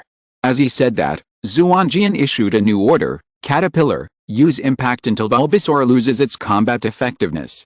Number 37 came to his senses and hurriedly ordered, Bulbasaur, use the Vine Whip. Unfortunately, at this time, Bulbasaur had been tightly entangled by the caterpillar's silk thread and could not move. It had become a target that could only be beaten. Although the caterpillar's attack was low, it naturally won against such an immobile opponent. After winning again, a white light immediately lit up on the caterpillar's body and evolved into Metapod. Recently, a large number of extras will log in and revive, so please pay attention. In addition, the reader, I am the class representative, I would like to remind you to read my reply to your message. If you insist, don't blame me if extras that you cannot accept appear. Chapter 235 passed. In the second round, Caterpillar wins. Thank you for your hard work. Caterpillar, you did a great job. Xuanjian took back the caterpillar, looked at his opponent who was completely stunned, and said, how about it, do you want to admit defeat? If you lose again, you will lose all your face. Number 37 looked at Xuanjian blankly, not knowing what to do for a moment. You still have one game. If you lose to me again, it will definitely be a big blow to you. It's better to give up this round and adjust yourself to prepare for the next round. Xuanjian patiently persuaded. After listening to Xuanjian's words, number 37 thought about it, gritted his teeth and said, that makes sense, I admit defeat. That's right. Xuanjian's face showed a relieved smile. That's right. Only good children listen to advice. Who knows what kind of weird his last elf is, and what kind of accidents will happen. Xuanjian thinks it's better not to try. Candidate number 37 admits defeat, candidate number 12 wins. The referee announced. Alice, the examiner who was grading, shook his head and said to the referee, I wanted to see how number 12 would use the Goran. This is a Pokemon that I haven't seen in many years. How can the psychological quality of today's trainers be so poor that they can't even bear such a small blow? And they even believe what their opponents say. Xuanjian, Goran. That's enough. In the third match, Xuanjian unexpectedly drew an old acquaintance, Xinjiang. I didn't expect that the opponent would be you, Xuanjian. Xinjiang looked at Xuanjian and said, I saw it. You performed very well in the last match. Don't let me down in this match. You too. Xuanjian said. Then, go ahead, Pokeball. The two threw the Pokeball at the same time, but they were stunned at the same time. What a coincidence. We actually used the other party's Pokemon. Xinjiang said with a look of surprise. The two went to register together and handed in the Pokemon together, so they naturally knew exactly what the other party handed in. The one who appeared on the field at this moment was a sheltering ninja from Xuanjian's side. It was the elf handed in by Xinjiang, and Xinjiang summoned the Centipede King from Xuanjian. These two were not elves from Kanto, and it seemed impossible that no one else could hand them in except the two of them. It's a coincidence, but it's also very interesting to try other elves. Xuanjian also nodded and said, Xinjiang, you are unlucky. Among my three elves, only the Centipede King is the most disadvantageous to the Sheltering Ninja. I didn't expect you to catch it. The Sheltering Ninja was born from the shell shed when the Doi Ninja evolved. It is a dual attribute elf with insect and ghost attributes. Its HP is the weakest among all elves, and it will kneel down at the touch of a button. However, it has an extremely powerful characteristic, Magical Guard. This characteristic allows it to be completely immune to all attributes except those that restrain it. In other words, among all the 18 attributes of elves, only skills of the 5 attributes of Flying, Rock, Fire, Evil, and Ghost can cause damage to it. For the others, even the divine beasts can't do anything. Among Xuanjian's 3 Pokemon, the Evil-type Zoroark and the Ghost and Fire-type Lampghost can easily deal with the Shelled Ninja, only the Centipede King is more difficult to fight. As the trainer of the Shelled Ninja, Xinjiang naturally knew this, and he said, yeah, I didn't expect that my luck would be so bad today, but fortunately there is still a glimmer of hope. at least with the attack power of the Centipede King. Once it hits your shelled ninja, it will lose directly. Xuanjian nodded and said, "That's true, then let's see the real thing with our hands." Shelled ninja, swallow return. Although swallow return is not a skill that can be learned by leveling up, Xuanjian judged that the shelled ninja would definitely use this skill based on the degree of wear and tear on its shell wings. Sure enough, the shelled ninja immediately executed Xuanjian's order and turned into a stream of light to attack the Centipede King. Xuanjian did not resist the swallow return skill that had double damage to the Centipede King, but instead ordered, "Centipede King, use the rounding, then use the roll." The swallow return hit the Centipede King, but it did not directly make it lose its combat effectiveness. Then the Centipede King had already used the roll, shrank into a circle and rushed towards the shelled ninja. Xuanjian did not dare to neglect it and quickly ordered, "Shelled ninja, use the swallow return to attack." Although the Centipede King's physical defense was relatively high, the shelled ninja's special attack was lower. The damage caused by the special attack skill was far less than the double effect of the swallow return. The shelled ninja and the Centipede King collided with each other again. Both sides felt the enthusiasm of the trainer. Although this was not their real master, they were still willing to do their best for him. The collision caused a small explosion. After the explosion subsided, the two Pokémons lost their combat effectiveness at the same time. First round, a draw. The referee announced. "Come again." The two took back the Pokémons, expressed their gratitude, and threw the Pokéballs again. This time, the Iron Ninja and the Light Ghost appeared on the field. "Iron Ninja, use the Shadow Clone while moving," Xuanjian ordered. The Iron Ninja is an extremely fast Pokémon. With its speed, it is impossible to defeat the Shadow Clone except by chance. Because its movement speed is too fast, even if you know where the real body is, it will have changed its position after the attack is launched. Are you planning to delay time? You have seen its characteristics. Xinjiang was not in a hurry to attack. With the speed of the Light Ghost, it would be a waste of energy if he was not sure. Of course, the body of the Pokémon will reflect its characteristics. This Iron Ninja has a slender body and a wide wingspan, but its blade is short and thick. It is definitely an acceleration characteristic rather than a penetration characteristic. Xuanjian said confidently. "It is worthy of being Xuanjian," Xinjiang praised. "Even a trainer like me who focuses on insect Pokémon can hardly make such a powerful analysis. But I will not let you succeed, Light Ghost." Strange light. Dark purple light shot out from the body of the Light Ghost. Thanks to the special body structure of the Light Ghost, this attack was launched in all directions at the same time, covering the entire field. The skill effect immediately appeared. The Iron Ninja's dazzling flight immediately became stumbling, and his true form immediately revealed itself. It turns out that it can be used this way.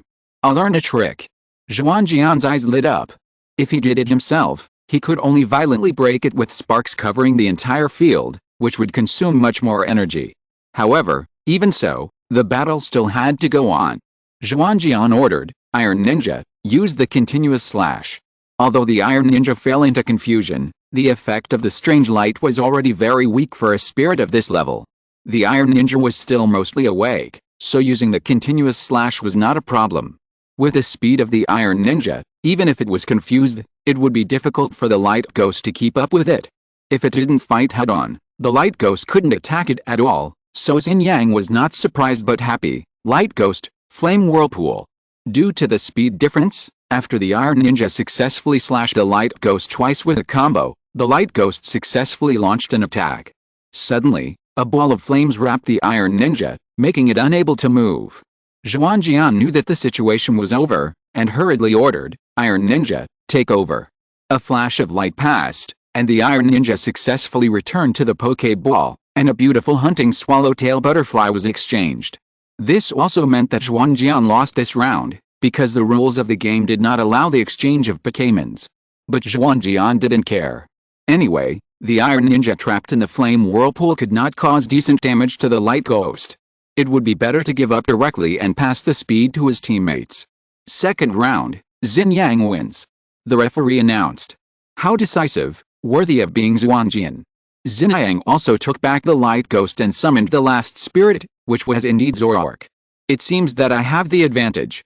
Xuanjian looked at Zoroark and said, "This Zoroark is not at a high level, and it must not have learned the special attack skill Dark Blast. If it can't learn the long-range special attack skill through other means, you can't attack the hunting swallowtail. Ground Terror has a great advantage, especially when the opponent is low level and can't learn the long-range special attack skill. Xinjiang nodded and said, "That's right, Zoroark, if you have a skill that can attack the hunting swallowtail, show it to me." Unfortunately, things developed to the worst as expected. Zoroark had no special attack skills. Although somewhat disappointed, Xinjiang did not give up, but ordered, "This is troublesome, Zoroark, stare. You can't attack me again, what's the point of staring?" Hunting Swallowtail, Silver Wind. It must be said that although Hunting Swallowtail is prettier than Butterfree, its skills are too scarce, not even the 3 powders are complete, and it feels a bit useless. Fortunately, he has the advantage of space and can attack recklessly. That's not necessarily true. Zoroark, use illusion to transform into Hunting Swallowtail, and then fly up. Xinjiang ordered. Zoroark's transformation is different from Ditto.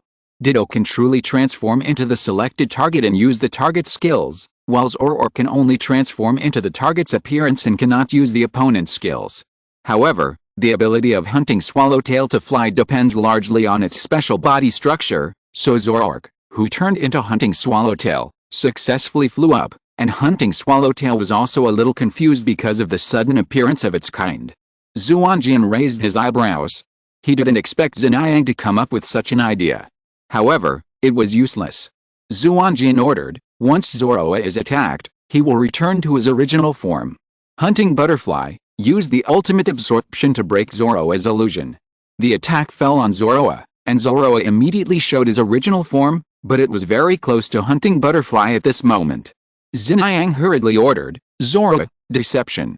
Xuanjian was startled and hurriedly ordered, Hunting Butterfly, Wind. After all, there was no way to gain leverage in the air, and Zoroark was immediately blown away, and the attack failed to land on Hunting Butterfly.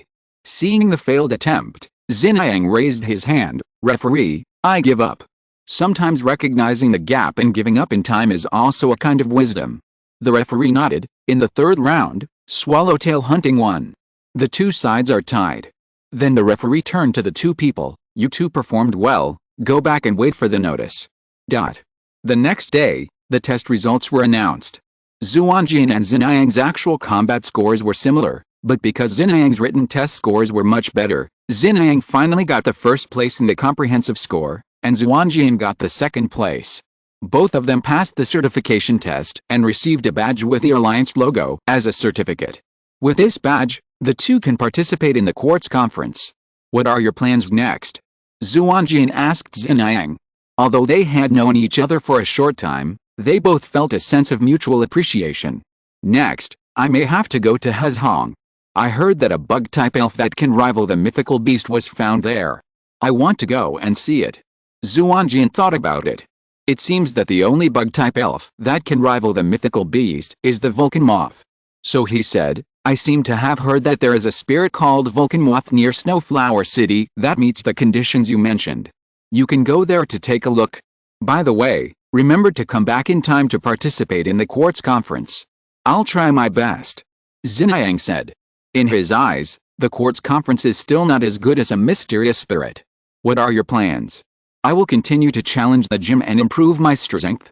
Well, if there is a project that interests me, I will study it. Xinjiang nodded and wished, then have a safe trip. You too. Chapter 236 Red Lotus Island. After passing the Pokémon certification exam, Xuanjian went to the next stop with a happy mood, the Red Lotus Gym, the fire gym of the Kanto Alliance. Xuanjian checked the information and found that the gym master of the Red Lotus Gym was indeed Xiaobo, and it had never been cancelled. In this regard, Xuanjian has always been confused. Are the 2 Xiaobos the same name, or is Xiaobo working in the rocket team while also being a gym trainer? With the heart of finding out, Xuanjian came to the Red Lotus Island. Red Lotus Island is a small island formed by the eruption of an underwater volcano. Even to this day, the volcano is still active, so although it is an island in the sea, it gathers a large number of fire elves. In addition, the gym masters of the Red Lotus Gym all use fire elves, so this place is called the Fire Gym of Kanto. This time Xuanjian did not submit an application as before, but went directly to the Red Lotus Gym to challenge. Is someone else coming to die? A voice that sounded extremely old came from the side, and then Xuanjian saw a hunchbacked old man walking out of the gym.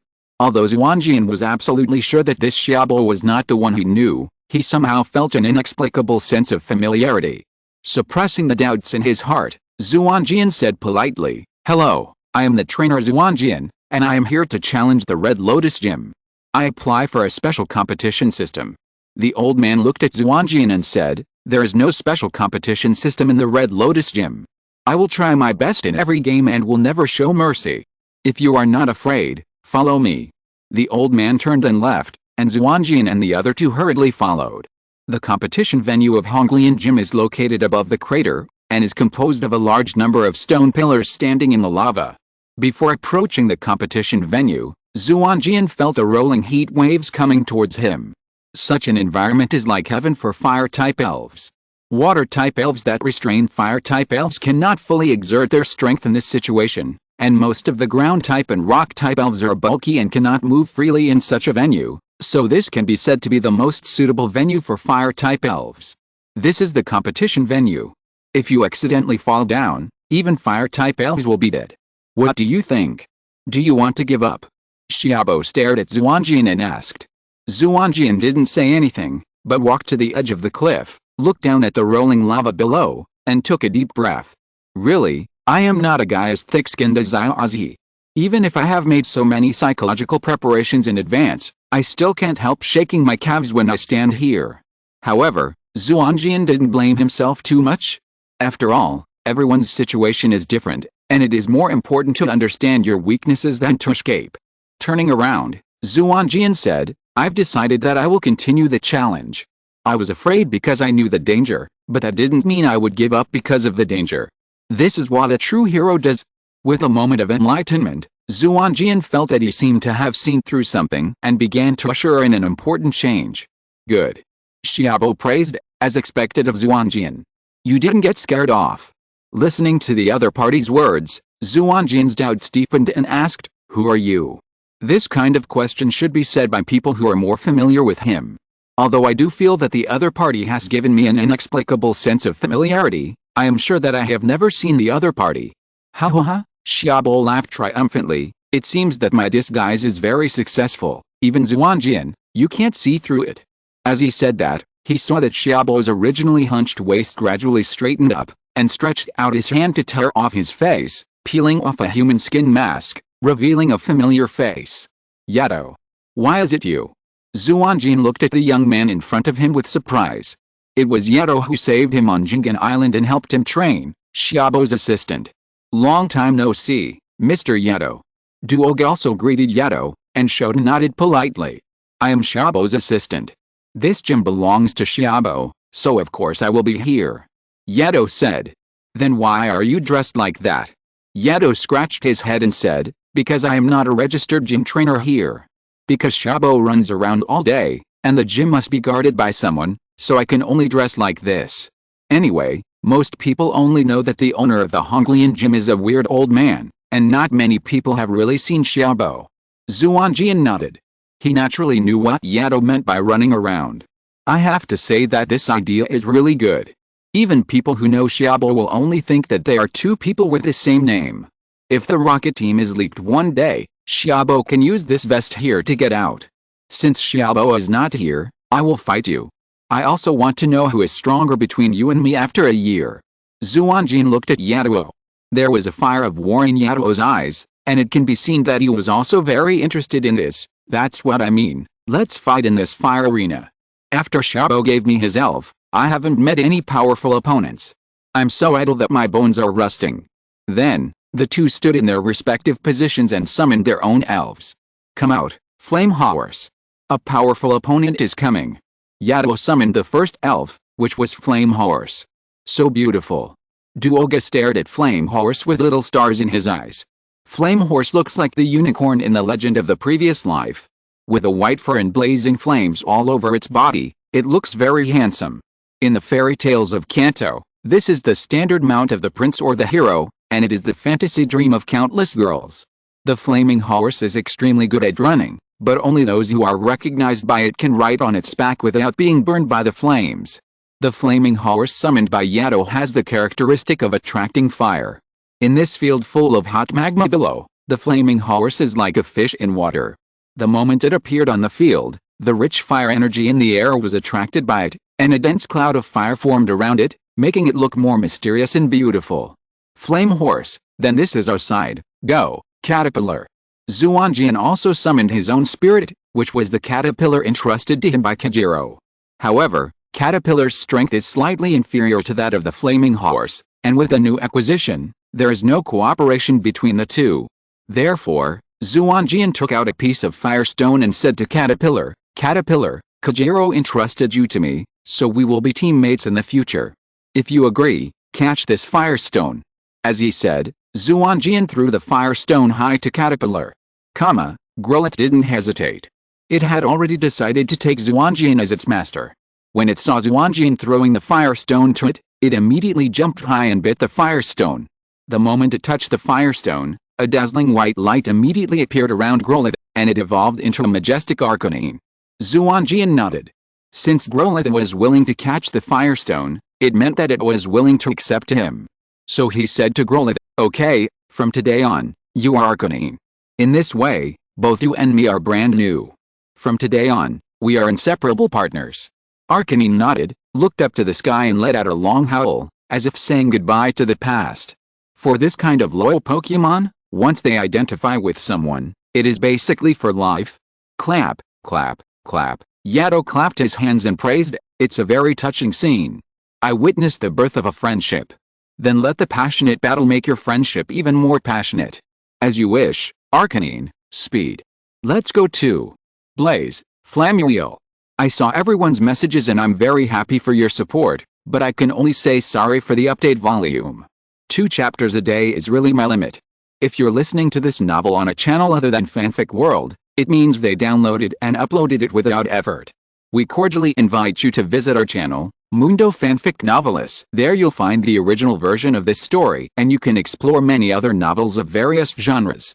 We're waiting for you to immerse yourself in a world of incredible novels. Chapter 237, Fire Spirit Duel. After receiving the order, the 2 elves immediately jumped off the rock pillar and pounced on each other. Neither of the 2 elves was afraid of the rolling magma below, and they focused all their attention on this attack. Unlike in the fully digitalized game, the power of the skill of Flame Will is affected by many factors, and the first one is the quality of the elves themselves. Both Flame Horse and Windy Dog are elves that are good at physical attack. The level difference between the two is not big, but Windy Dog's basic physical attack attribute is slightly higher, so Windy Dog is slightly better in this aspect. The second is the speed of the attacker. This aspect is also slightly inferior to Windy Dog, but even toad elves like Flame Horse are better at long distance running rather than short distance bursts, so in the end the two are equal. The third is the power of the skill, in which God's speed is better. Finally, it is also affected by the environment and characteristics. Flame Horse's characteristic is to ignite, which can make it immune to the damage of fire skills while increasing the power of fire skills. Although it was not attacked by fire skills, the large amount of heat radiation brought by the hot magma below also provided conditions for the induction of the ignition characteristic. With the support of the fire-inducing property, Flame Horse and Windy Dog fought evenly. Unable to determine the winner, the 2 elves were about to fall back to the rock pillar. Xuanjian suddenly ordered, Windy Dog, Iron Tail. Although the order was a bit sudden, Windy Dog still performed the task very well.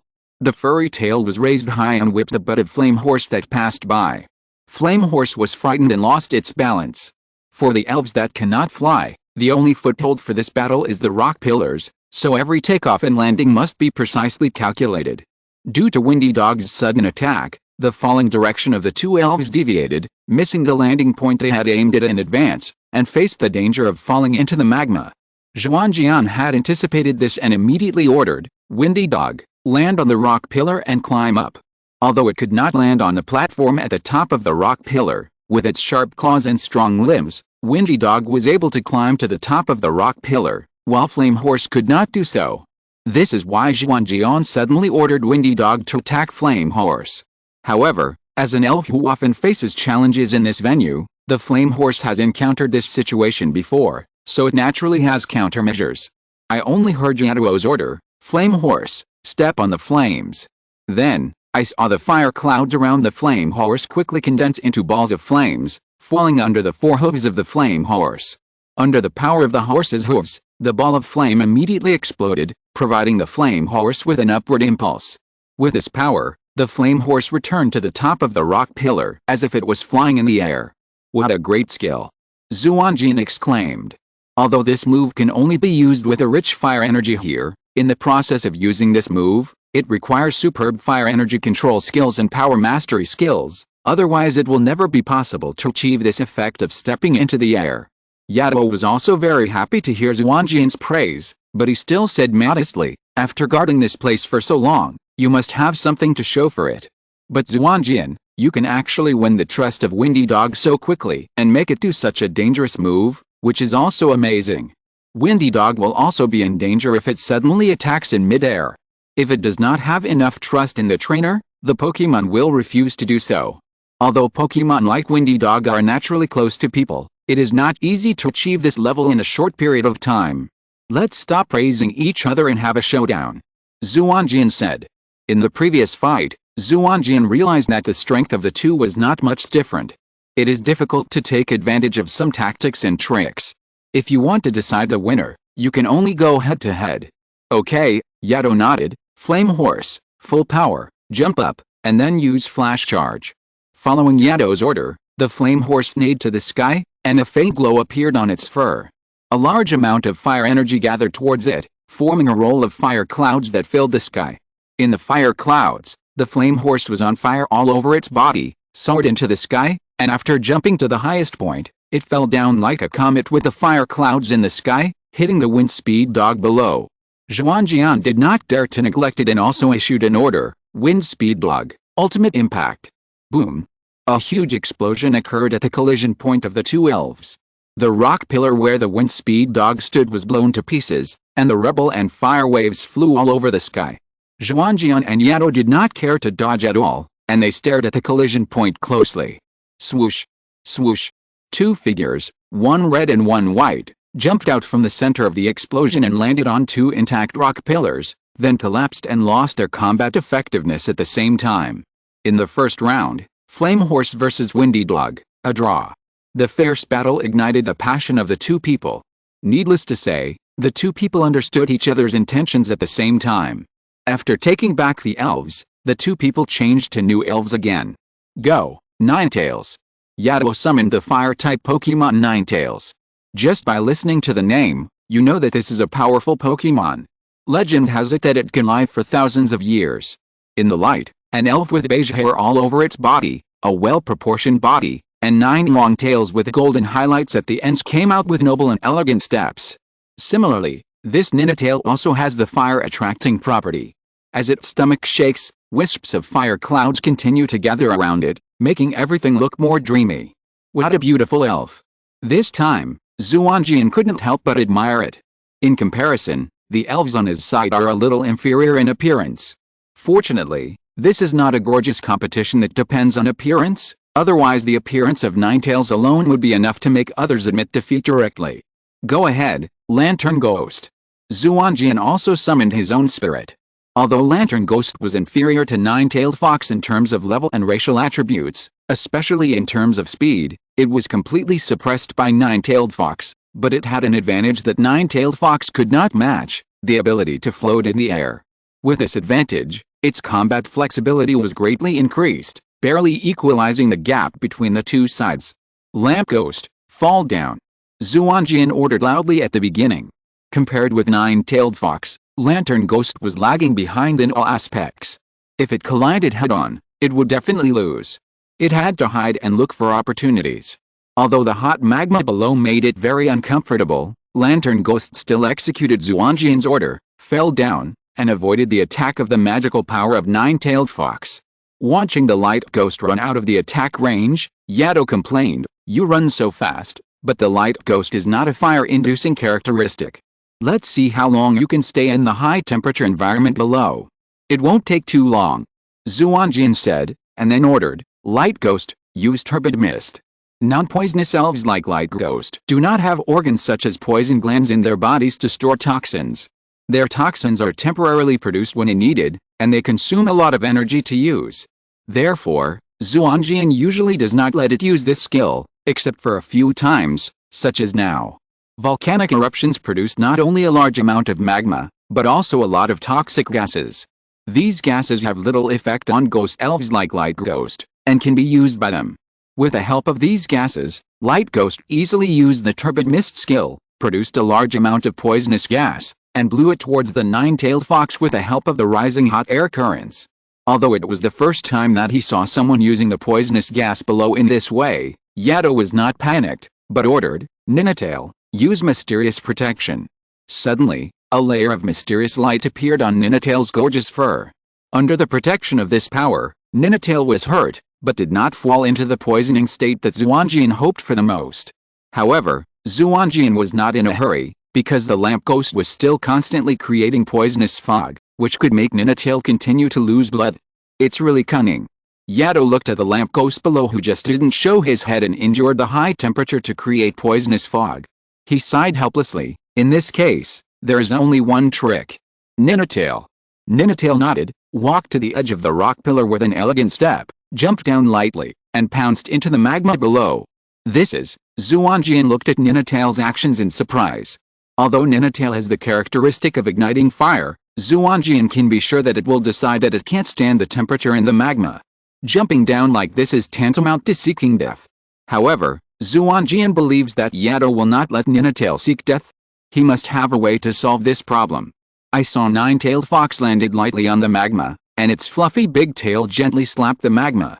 Because its tail was wrapped with a layer of fire energy, its tail did not directly touch the magma and was not hurt. Instead, it jumped up like a master of Kingguan who crossed the river with a reed in the legend of the previous life, and rushed towards the light ghost. At this time, Yato explained, Nine-Tailed Fox is very light. If divided by its volume, its density is not much greater than that of gas Pokémon. Although it cannot float like gas Pokémon, it is not difficult to move on the surface of magma. Unfortunately, Nine-Tailed Fox does not have the powerful jumping ability of Flame Horse. Once it falls, it can't get up by itself. Yato threw out a Pokéball and summoned an unknown bird Pokémon, letting it fly below to prevent accidents between the two Pokémon. Nine-Tailed Fox was very fast. In the blink of an eye, it had rushed to the side of the light ghost. Xuanjian issued a warning, but the light ghost was completely unable to react. Looking at the elves floating in front of him, Nine-Tail's eyes lit up with a lavender light, and he launched his magical power towards the light ghost. Lagging behind in speed, level, and race value, the light ghost was immediately knocked down by Nine-Tail's attack. However, before the light ghost completely lost its combat power, it desperately sent a parting gift to Nine-Tail, which also greatly disrupted Nine-Tail's control of fire energy, and it could no longer move on the surface of the magma and fell into the magma. At this time, the unknown Pokémon released by Yato took action. It stretched out its claws, grabbed the two elves, flapped its wings, and brought them back to the platform at the top of the rock pillar. It looks like a draw again. Yato exclaimed. It doesn't matter, isn't there another game? Xuanjian said, then looked curiously at the bird Pokémon flapping its wings and flying beside Yato, and asked, what Pokémon is this? A new week, asking for all kinds of support. Chapter 238 Nirvana. As for the elves in this world, because of the time travel, he looked at them from the perspective of God who had jumped out of this world. Although he was watching the anime version, which was not as good as those who had seen these elves in person, Xuanjian felt that few people could surpass him in terms of the breadth of his knowledge. After all, most people would have a great opportunity to see one or two mythical beasts, unlike himself who had raised a bunch of mythical beasts. But even so, Xuanjian said that he did not recognize the elf in front of him. From the appearance, this elf has a slender beak, broad and powerful wings, a slender figure, and a long tail feather on its tail. It is a very excellent bird Pokémon that is good at flying. According to inertia, one of its attributes must be flying. At the same time, it has a fiery red feather, and a thin but never easily extinguished flame around it, which proves that it also has a fire attribute. There are several elves with fire and flying, but Xuanjian can be sure that it is not any of them. The elf in front of him had a noble temperament and outstanding strength. Just standing in front of it, Xuanjian felt a wave of oppression. If he hadn't seen the figure of the Wind King from a distance when Xuanjian set out, Xuanjian would definitely think that this elf was the Phoenix King. Although Xiaobo and Yato would definitely not be able to get this kind of mythical beast. Could it be Moltres? Xuanjian guessed, but then denied his idea. Moltres' tail feathers and head crown are made of flames, while the tail feathers and head crown of the elf in front of him are made of feathers. It looks much more majestic than Moltres, otherwise he would not think it was the Phoenix King. Could it be that Nintendo has released a new version after I came here? Xuanjian felt a sense of panic for no reason. Although he didn't know who was influencing whom between this world and Nintendo, Xuanjian was sure that there was a great connection between the two. According to the nature of these shameless game companies, the saying that each generation of patches will bring a new god is definitely not a boast. God knows whether the new generation will have earth-shaking changes and whether the world he lives in will be greatly affected. For a while, all kinds of thoughts rolled in Xuanjian's mind, and he couldn't calm down for a long time. Inadvertently, Xuanjian switched his vision to the perception of the power of Changpan.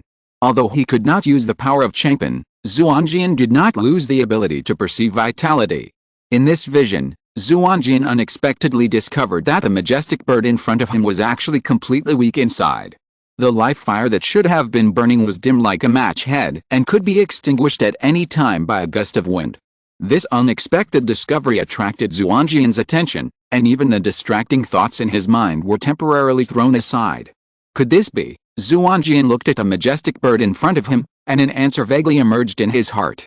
This intensity of life fire, even an ordinary fish cannot compare to it. How could it appear on such a powerful Pokémon, unless this Pokémon itself is abnormal?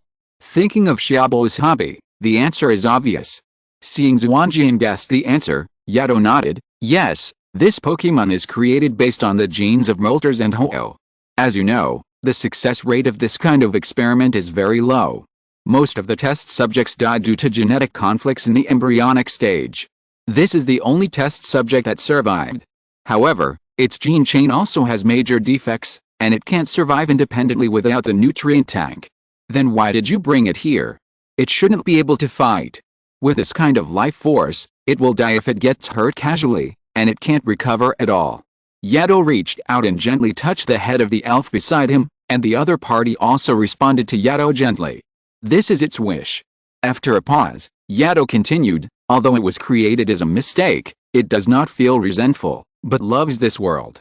It has always wanted to fight like an ordinary elf, but because its body does not allow it and it is reluctant to leave this world, it has never been able to put it into practice.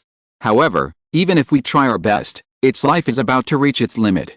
It just happens to meet an opponent like you, so I want it to fight with you to fulfill its long-cherished wish. Yato's tone was flat, but it naturally revealed a sense of sadness. Dulji was already crying on the side. Xuanjian and Shota also bowed their heads and kept silent. You should know that this practice is not only done by the Rockets, but also by the Alliance in secret. For a person who truly loves scientific research, this is just a normal scientific research behavior. After all, there are many more cruel things in the world than this.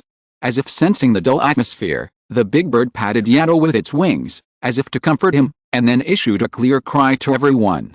Although they couldn't understand the language of the elves, everyone still understood what it meant. It didn't resent the human who created it, because it was he who gave it the opportunity to see this beautiful world, but it was a little sad that it couldn't stay in this world for a long time. I accept it. Xuanjian said, and took out the Pokéball at random. Come out, Charizard. We have met a very powerful opponent. Seeing Charizard appear, Big Bird immediately became excited. It felt that the opponent was very strong and this battle would be very exciting. By the way, does it have a name? Xuanjian suddenly asked. Yato shook his head. It has been staying in the nutrient tank before, and has always been called by the experimental number. How can such a beautiful elf have no name? Do you mind if I give it one? I think if it's not too ugly, it shouldn't mind, right? Yato looked at Big Bird, and Big Bird also nodded, indicating that he was very happy to have a good name. Xuanjian nodded. Since you are created based on the Phoenix King and the Moltres, then according to an ancient legend I have heard, you should be called Suzaku. Suzaku. What a good name. Although he did not understand the meaning of this name, Yato instinctively felt that it was a good name, and the big bird also happily accepted the name, happily flapping its wings and dancing in the air, as if celebrating that it had obtained a good name. Then let's get started. Suzaku, use Jet Flame. Yato ordered first. Charizard, get out of the way, and then fight back with Dragon's Fury. Xuanjian also ordered. Charizard flapped its powerful wings, left a rock pillar, dodged Suzaku's attack, and then fought back with Dragon's Fury. Suzaku did not dodge, but directly changed the direction of attack, letting Jet Flame and Dragon's Fury collide with each other, so that the two attacks cancelled each other out. Roar! Charizard roared provocatively at its opponent, and then turned and flew into the sky. For flying elves, the sky is their stage. Suzaku, the divine bird. Yato ordered. After a brief accumulation of power, Suzaku rushed towards the Charizard in the air like lightning. Because of its speed, it was a 2-round skill, but it took less than 1 round to use it. Before Charizard could react, it was hit. The power of the divine bird should not be underestimated. Charizard was immediately knocked down from the air and fell on the rock pillar. However, Charizard was not to be outdone. It immediately activated the fierce fire state and then used the burnout. Chew! Suzaku made a clear cry, and the fire clouds around it surged, turning into a big bird made of flames, facing the raging flames spewed by Charizard. In front of it, the flames spewed by Charizard were broken like a stream of water, making way for it. Bang! Suzaku hit Charizard hard, nailing Charizard directly into the rock pillar, completely losing its combat effectiveness. The difference in strength between the two was too great, and Charizard was no match for Suzaku. Chirp! After winning, Suzaku happily flew in the air, and as it danced, pieces of fiery red feathers fell from its body. Xuanjian reached out to catch a feather that fell in front of him, but found that the fiery red feather was gradually disintegrating, turning into stars of fire energy and dissipating in the air. It seems that it has reached its limit. Yato sighed as he looked at Suzaku. The double attack and speed of this elf surpassed that of Ho-Oh and Moltres. If it could succeed, it would be such a perfect elf. Chirp! Suzaku made a few clear sounds, comforting Yato and conveying something at the same time. Yato nodded, understood what Suzaku meant, and then said to Xuanjian, Xuanjian, Suzaku said it has a gift for you to express its gratitude for naming it. Gift? Yato nodded, and said no more, but looked at Suzaku. Suzaku, whose body had begun to disintegrate, soared into the sky and rushed into the magma pool below. The Suzaku flew into the magma pool, and the magma suddenly boiled. After a high-pitched cry, a giant bird made of flames with a wingspan of more than 10 meters flew up from the magma pool. A large amount of fire energy was extracted from the magma, and the hot magma condensed into huge rocks. The giant bird made of flames can still vaguely see the appearance of the Suzaku, but in Xuanjian's perception, it is no longer alive, but a ball of pure energy. Every time the giant bird flapped its wings, it was accompanied by a rain of fire falling, which was a manifestation of its inability to control its power. At this time, Yato's voice sounded, although the Suzaku is a failed cloned elf, it does inherit the power of the Phoenix King. The Phoenix King is a legendary elf who created life in the city. Its power can help elves to be reborn. Now, the Suzaku will give this power to you. As he said, he saw the giant flame bird gradually shrinking and returning to the appearance of the Suzaku, but the color turned into dazzling white. Xuanjian knew that it was a scene that would only appear when a large amount of pure fire energy was highly concentrated. Suzaku let out a high-pitched cry, as if saying goodbye to everyone, then rushed towards the Charizard that had just awakened and entered its body. Chapter 239 Super Charizard Y. After the blazing white flame Suzaku sank into Charizard's body, the originally concentrated fire energy instantly burst out. Although Charizard is a fire-attributed spirit and has strong energy control capabilities, it is only a relatively excellent spirit after all. Facing the fire energy generated by an entire volcano, it is undoubtedly a fly shaking a tree, and is completely powerless. Without the control of Suzaku, the large amount of fire energy that burst out instantly began to spread and invade Charizard's body. Even though Charizard has a strong affinity and tolerance for fire energy due to its attributes, it is still a flesh and blood body after all. The tissues and meridians of the body have suffered great damage in such a high-density fire energy. The tissues and muscles have been carbonized, and the breath of life has disappeared rapidly. Charizard. Xuanjian, who sensed all this, shouted worriedly, but he was powerless. He has now temporarily lost the power of Changpin that may help Charizard, and there is no way to deal with it. Seeing Xuanjian's worry, Yato said, Don't worry, this is normal.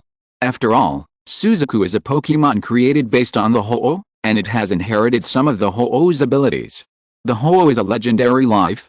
It is said that it was originally the one that gave life to all things, and its power has the effect of healing and reshaping. Just now, Suzaku passed all its power to Charizard. Charizard is protected by these powers, so it will be fine. But Suzaku himself didn't heal himself. Duoga questioned on the side. She couldn't let go of Suzaku's matter at all, and couldn't help but make things difficult for Yaduo. This is different, Yaduo explained. Suzaku's most fundamental genetic framework has a problem. Unless it is changed from the origin, it cannot be cured. And Charizard's own genetic origin is fine, but it can't bear such violent fire energy temporarily. The two are completely different, so Charizard can be cured. After listening to Yaduo's explanation, Xuanjian barely calmed down, but still didn't dare to relax at all, staring at Charizard intently. Perhaps because of too much concentration, Xuanjian suddenly felt that he had entered a wonderful space. The space was full of flames.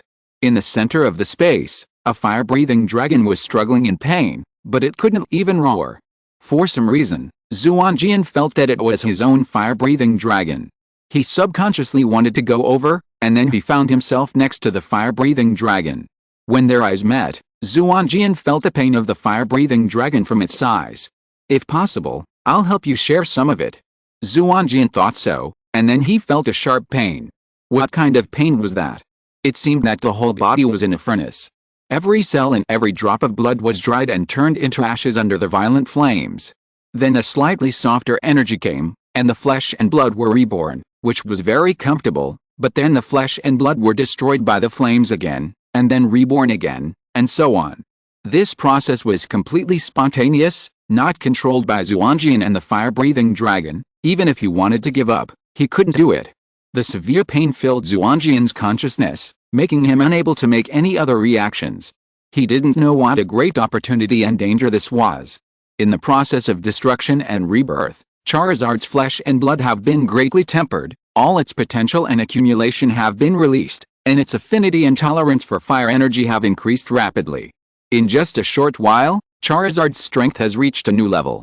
Because the tempering is spontaneous, unless it is strongly interfered by the outside world, this transformation will definitely succeed, and Charizard will gain a powerful body far beyond the previous one.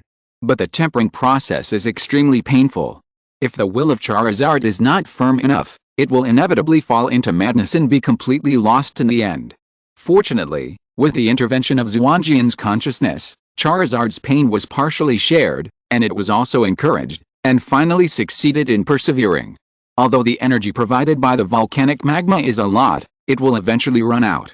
In the process of destruction and rebirth, the energy injected into Charizard by Suzaku became less and less, and finally it was not enough to destroy and reshape the already tough flesh and blood, so it collapsed. Most of it was immersed in the flesh and blood, and a small part penetrated the body surface and dispersed. In the eyes of Duoga and the others, a large amount of fire clouds emerged from the body of Charizard, covering the entire venue. The Charizard in the center of the fire cloud roared to the sky, spraying out a blazing flame, and then a soft white light came out of its body, and the surrounding fire clouds also rolled and became agitated. "This is breaking through the Heavenly King," Duoga said in surprise. She had seen the scene of the gem starfish breaking through the Heavenly King once, and it was like this. When Charizard began to break through the Heavenly King, Xuanjian's consciousness returned to his body again. Feeling the pain that had disappeared, Xuanjian breathed a sigh of relief. Fortunately, he was with Charizard, otherwise he would not be able to support it alone.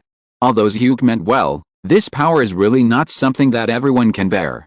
The process of breaking through the Heavenly King was very fast, and Charizard soon returned to its original state. Except for an inexplicable momentum, there seemed to be no change, but Xuanjian knew that everything was different. "Great! Charizard!" Xuanjian congratulated Charizard, and Charizard roared in response. Xuanjian's heart moved, and he remembered the Mega Evolution that he had not tried since he got it. He immediately called out, "Charizard, I have another way to make you stronger. Let's try it next. Catch this." Then he raised his hand and threw an orange Super Evolution stone to Charizard. Charizard easily caught the Super Evolution thrown by Xuanjian, and looked at it curiously. wondering what this thing was for. On the other side, Xuanjian raised his left hand with a bracelet inlaid with a keystone, and attracted the energy in it.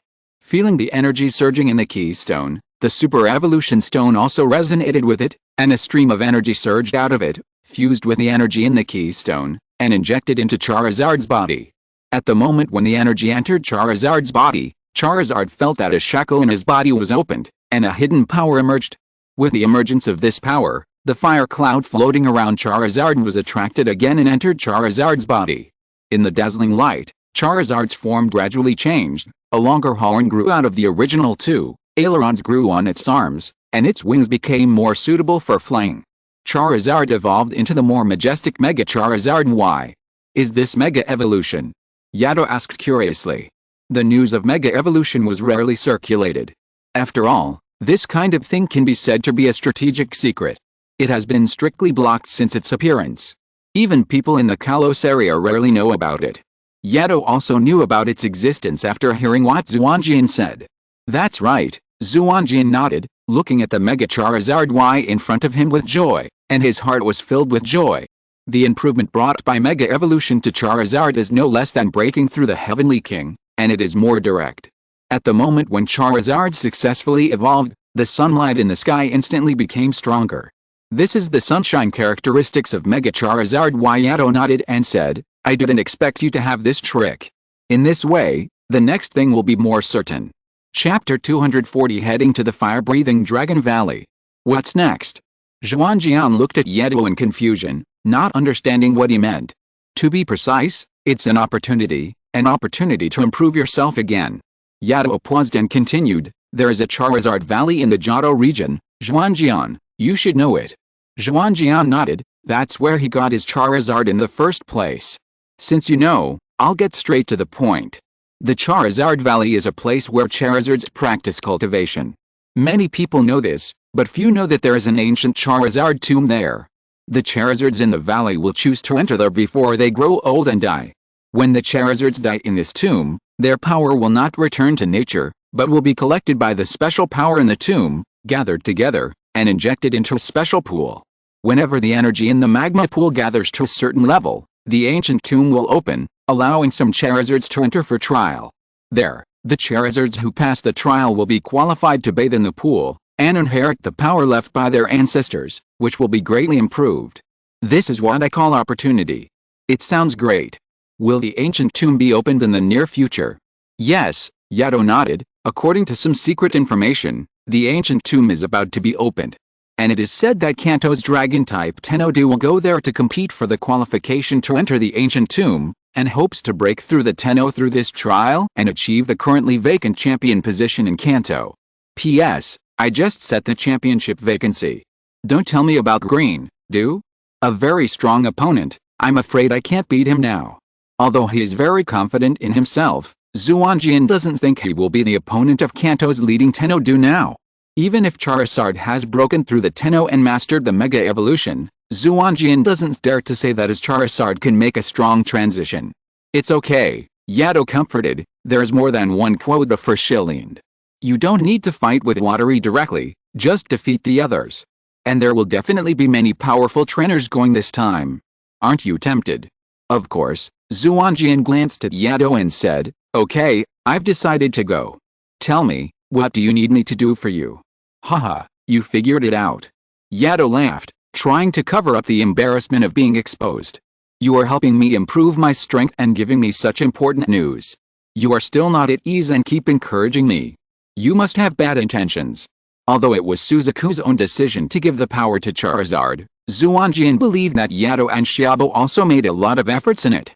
After all, Suzaku will inevitably die after the last battle. With his personality, as long as he is slightly guided, he is likely to give the power to the opponent of the last battle. However, it is not Suzaku himself who decides the opponent of the last battle, but Xiaobo and Yato. In other words, which trainer Suzaku gives the power to is largely determined by who the two choose to fight Suzaku. Don't say that. Yato quickly adjusted himself and said, this is a win-win situation, which is good for everyone. You just need to help observe if there is anything strange after entering the Dragon Tomb. By the way, it would be even better if you can get some pool water. Pond water? What use is that to you? Yato told Xuanjian the reason directly without hiding it. There is a rumor that it is actually the tomb of Reshiram, and the fire-breathing dragon is just the offspring of its weakened genes. Xiaobo believes that the pool of water is the condensation of Reshiram's power after his death, and wants to study it. Although Reshiram is a mythical beast, it does not mean that it is immortal, and it is not surprising to see its tomb. Although there is no conclusion yet, the academic community currently speculates that this type of mythical beast spirit reproduces in a self-splitting way, and the difference between the parent and the offspring is not large. And because they rarely appear in the world, people know very little about them, so it is naturally difficult for people to tell the difference, and they will only think that they are immortal. Okay, Xuanjian nodded in agreement. He was also very interested in this question. If it can be confirmed that the legend of Reshiram is true and its relationship with Charizard can be confirmed, then it will be of great help to study the origin of Pokémon and improve Charizard's strength. Anyway, there is still some time before the Quartz Conference, so I can go there and improve my strength. If I hurry up, I may be able to challenge the Johto Gym along the way. Seeing Xuanjian agreed, Yato became happy. Then please. At the entrance of the Changpan Gym, a trainer left with a look of disappointment. The Changpan Gym is indeed worthy of being the strongest gym. Even though the gym owner took out 3 Pokémon that were obviously trash, he failed without any resistance as soon as the last mysterious Pokémon took action. It seems that he still needs to work hard. In the Changpan Gym, there is another scene at this time. A purple-skinned Pokémon that is taller than a human is sitting on a luxurious chair with a boring face, and next to it is a yellow Pokémon with a flattering face. Dream Taper, I feel these battles are boring. Becoming the strongest Pokémon is the meaning of my existence, is that true? That's right. My Majesty. Dream Taper said flatteringly, didn't you get the same answer from the books of Mr. Sakuki of the Rocket Team? And in every battle, the answers of those trainers to this question also prove this point. Speaking of this, I have to explain how this scene came about. That day, Dream Taper couldn't help his curiosity and sneaked into the laboratory where Mewtwo was. At that time, Mewtwo was in a deep sleep under a large amount of tranquilizers, but this Pokémon was so powerful that the anesthetics soon lost their effect, and the intrusion of Dream Taper immediately woke it up. Just opening his eyes and taking a casual glance, Dream Taper, who was curiously looking at Mewtwo, immediately felt a fear from the bottom of his heart, and knelt down in front of Mewtwo without any resistance. Fortunately, the tranquilizers were of good quality, and Mewtwo only regained consciousness, but did not regain its attack power. Later, the monitoring system discovered this accident, and the researchers arrived quickly, causing Mewtwo to fall asleep again, and captured the Dream Taper, who was frightened and weak and lost his ability to move. Later, in order to survive, the Dream Taper had to show his talent and hook up with Team Rocket, becoming the second Pokémon to join Team Rocket besides Meowth. However, unlike Meowth, the Dream Taper was highly valued and was directly responsible for appeasing and lobbying Mewtwo, and successfully completed the task, allowing Mewtwo and Team Rocket to truly start cooperation, and he was promoted to senior cadre. However, the Dream Taper was not happy about this, and even regretted why he was so curious that day and had to find out the truth instead of running away immediately.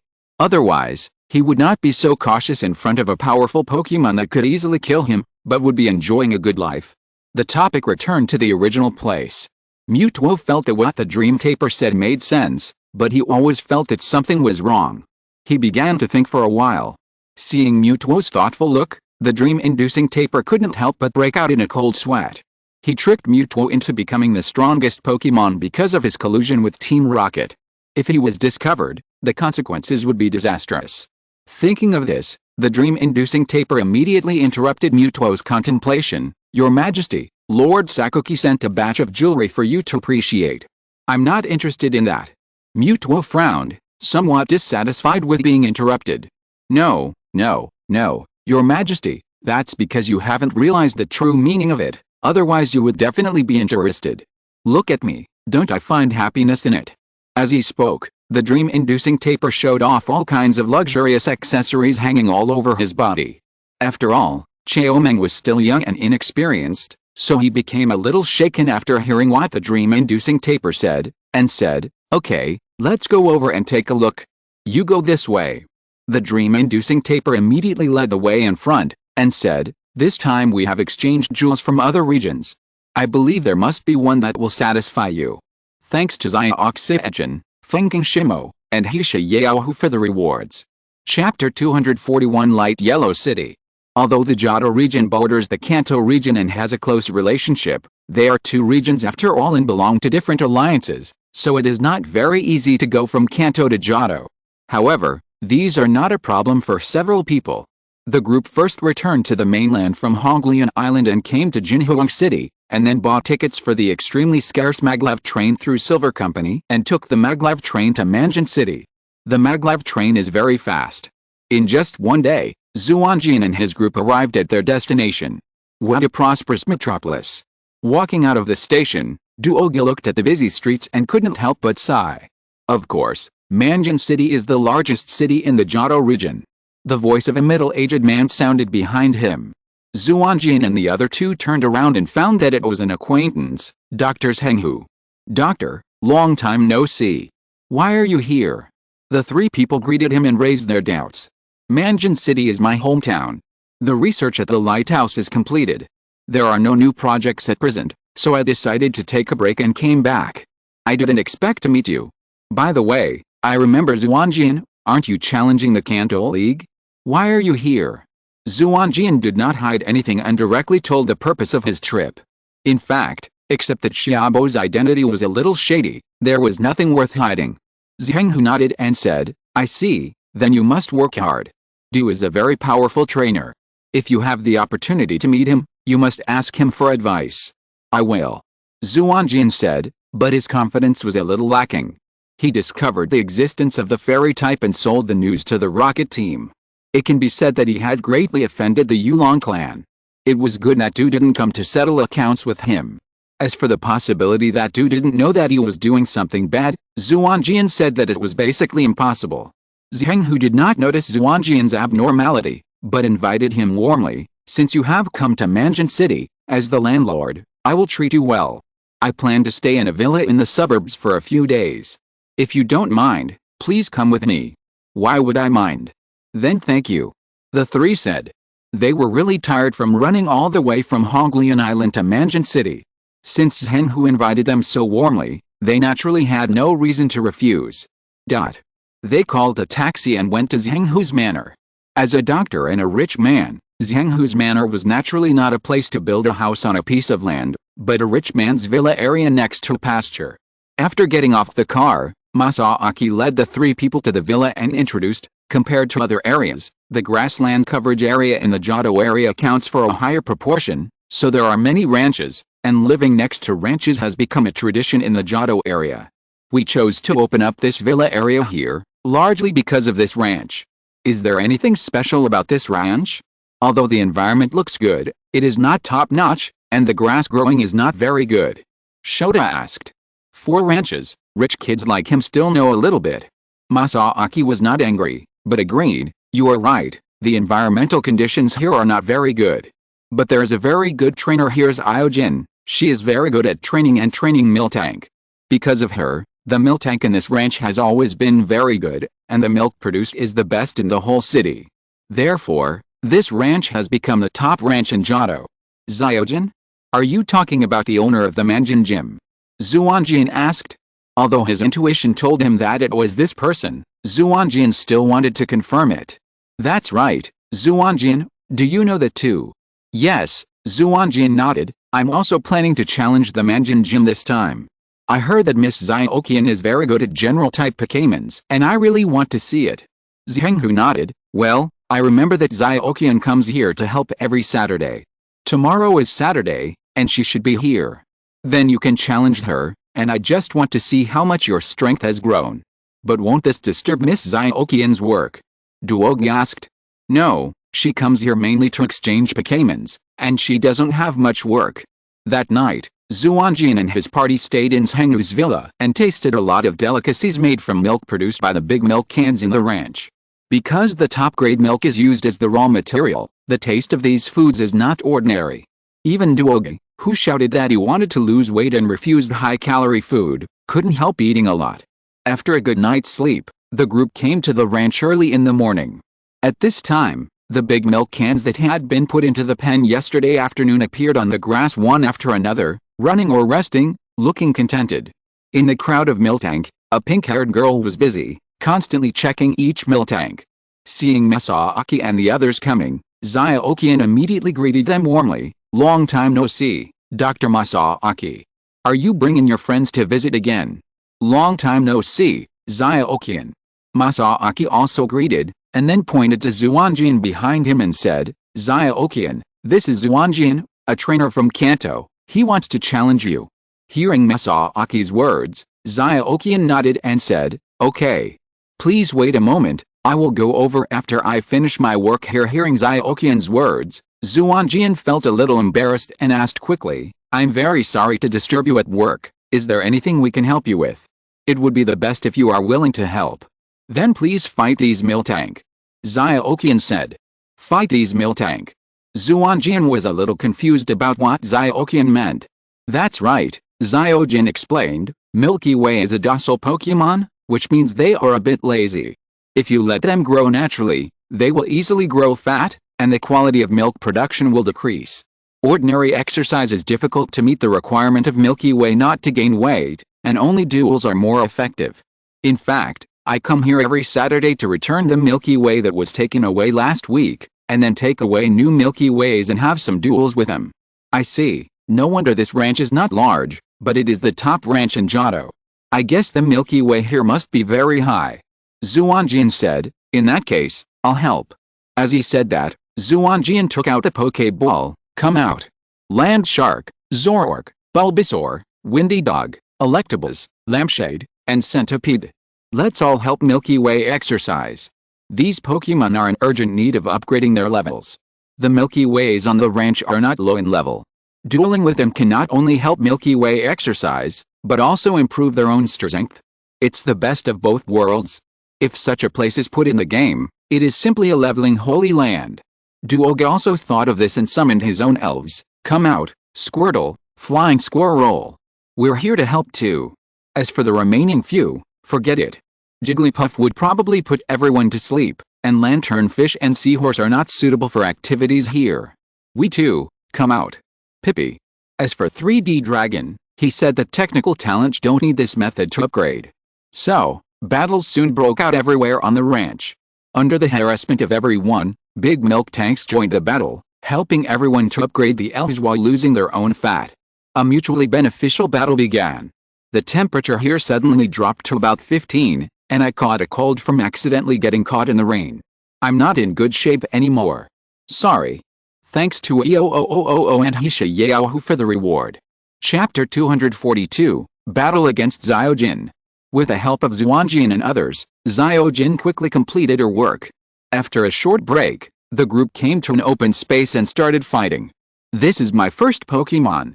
Mue Strong Kintaro appeared on the field with a cry.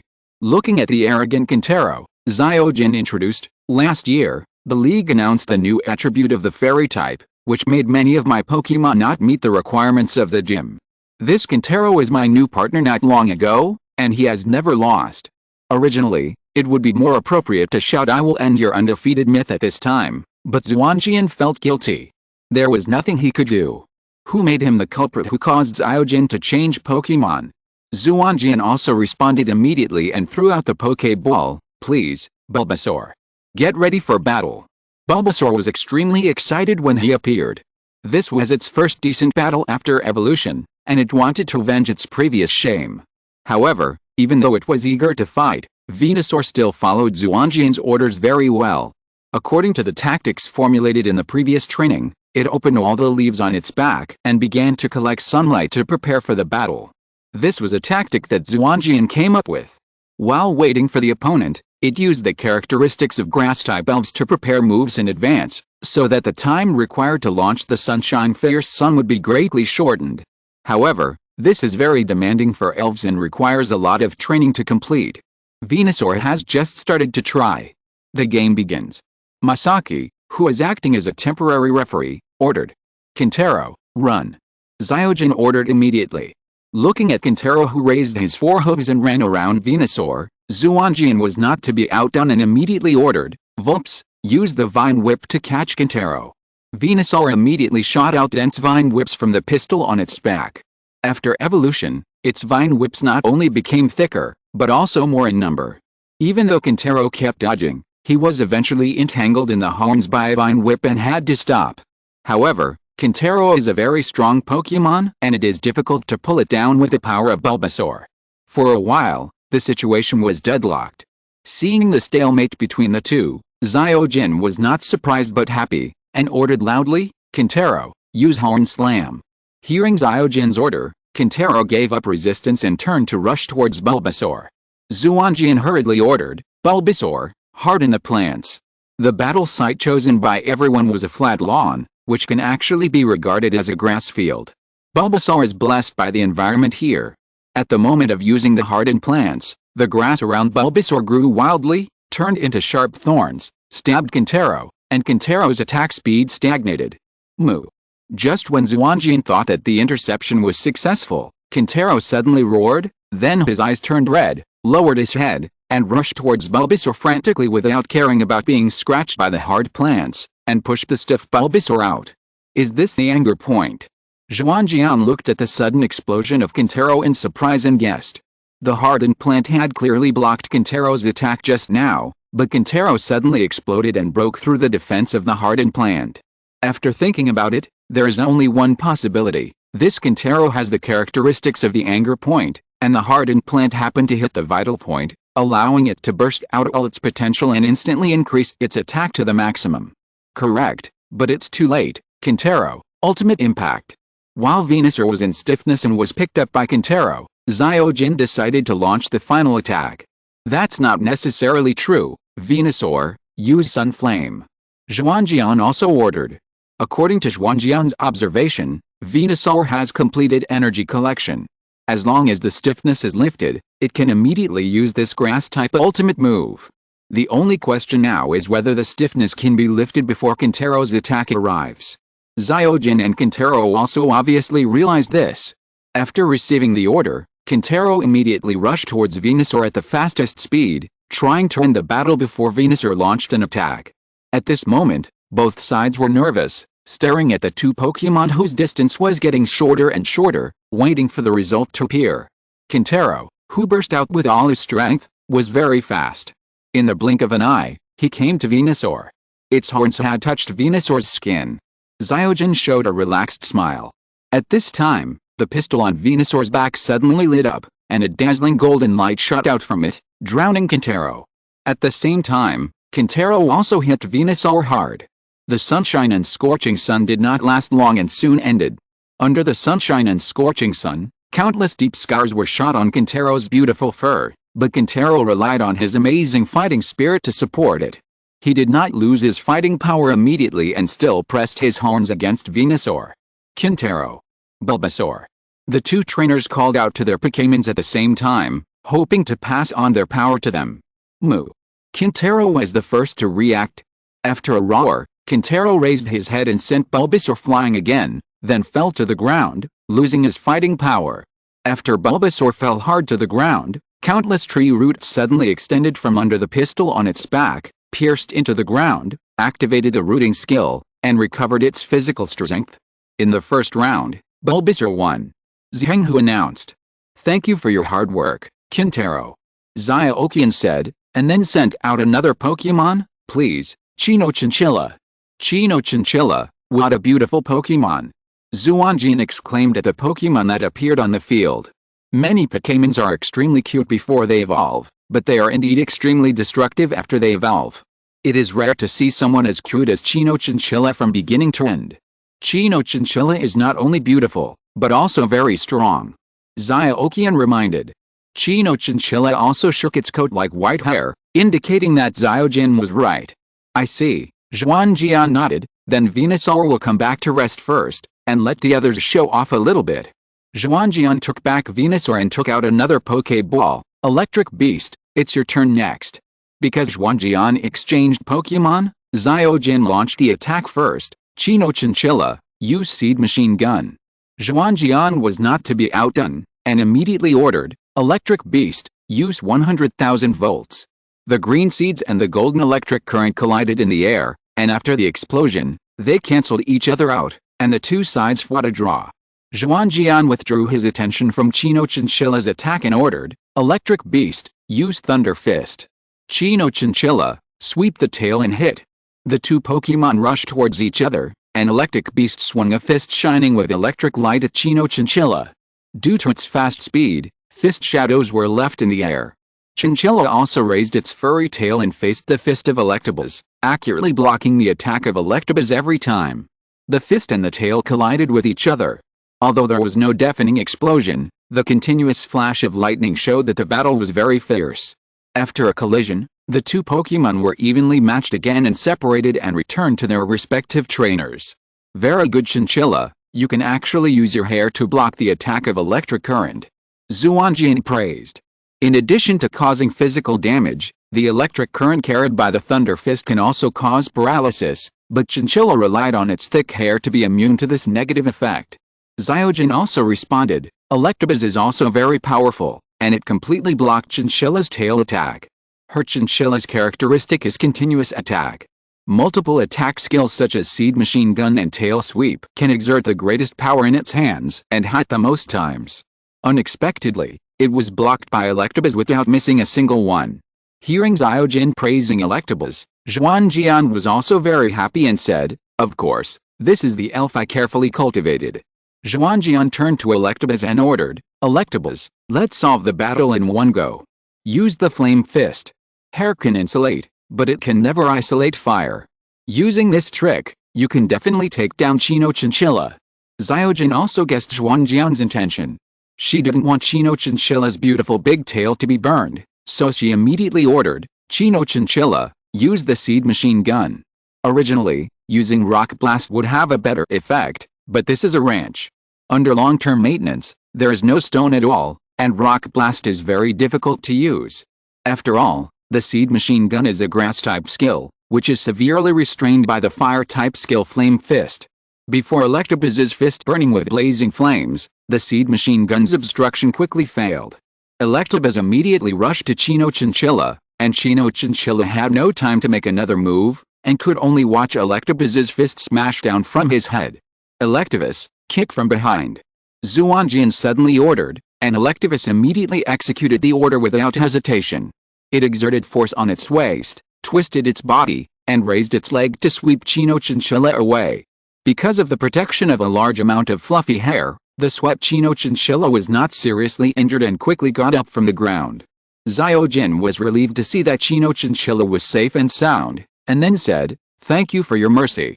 If Electabuzz had not changed its moves at the end, and hid it with that flaming fist, Chino Chinchilla's carefully groomed hair would definitely be burned a lot.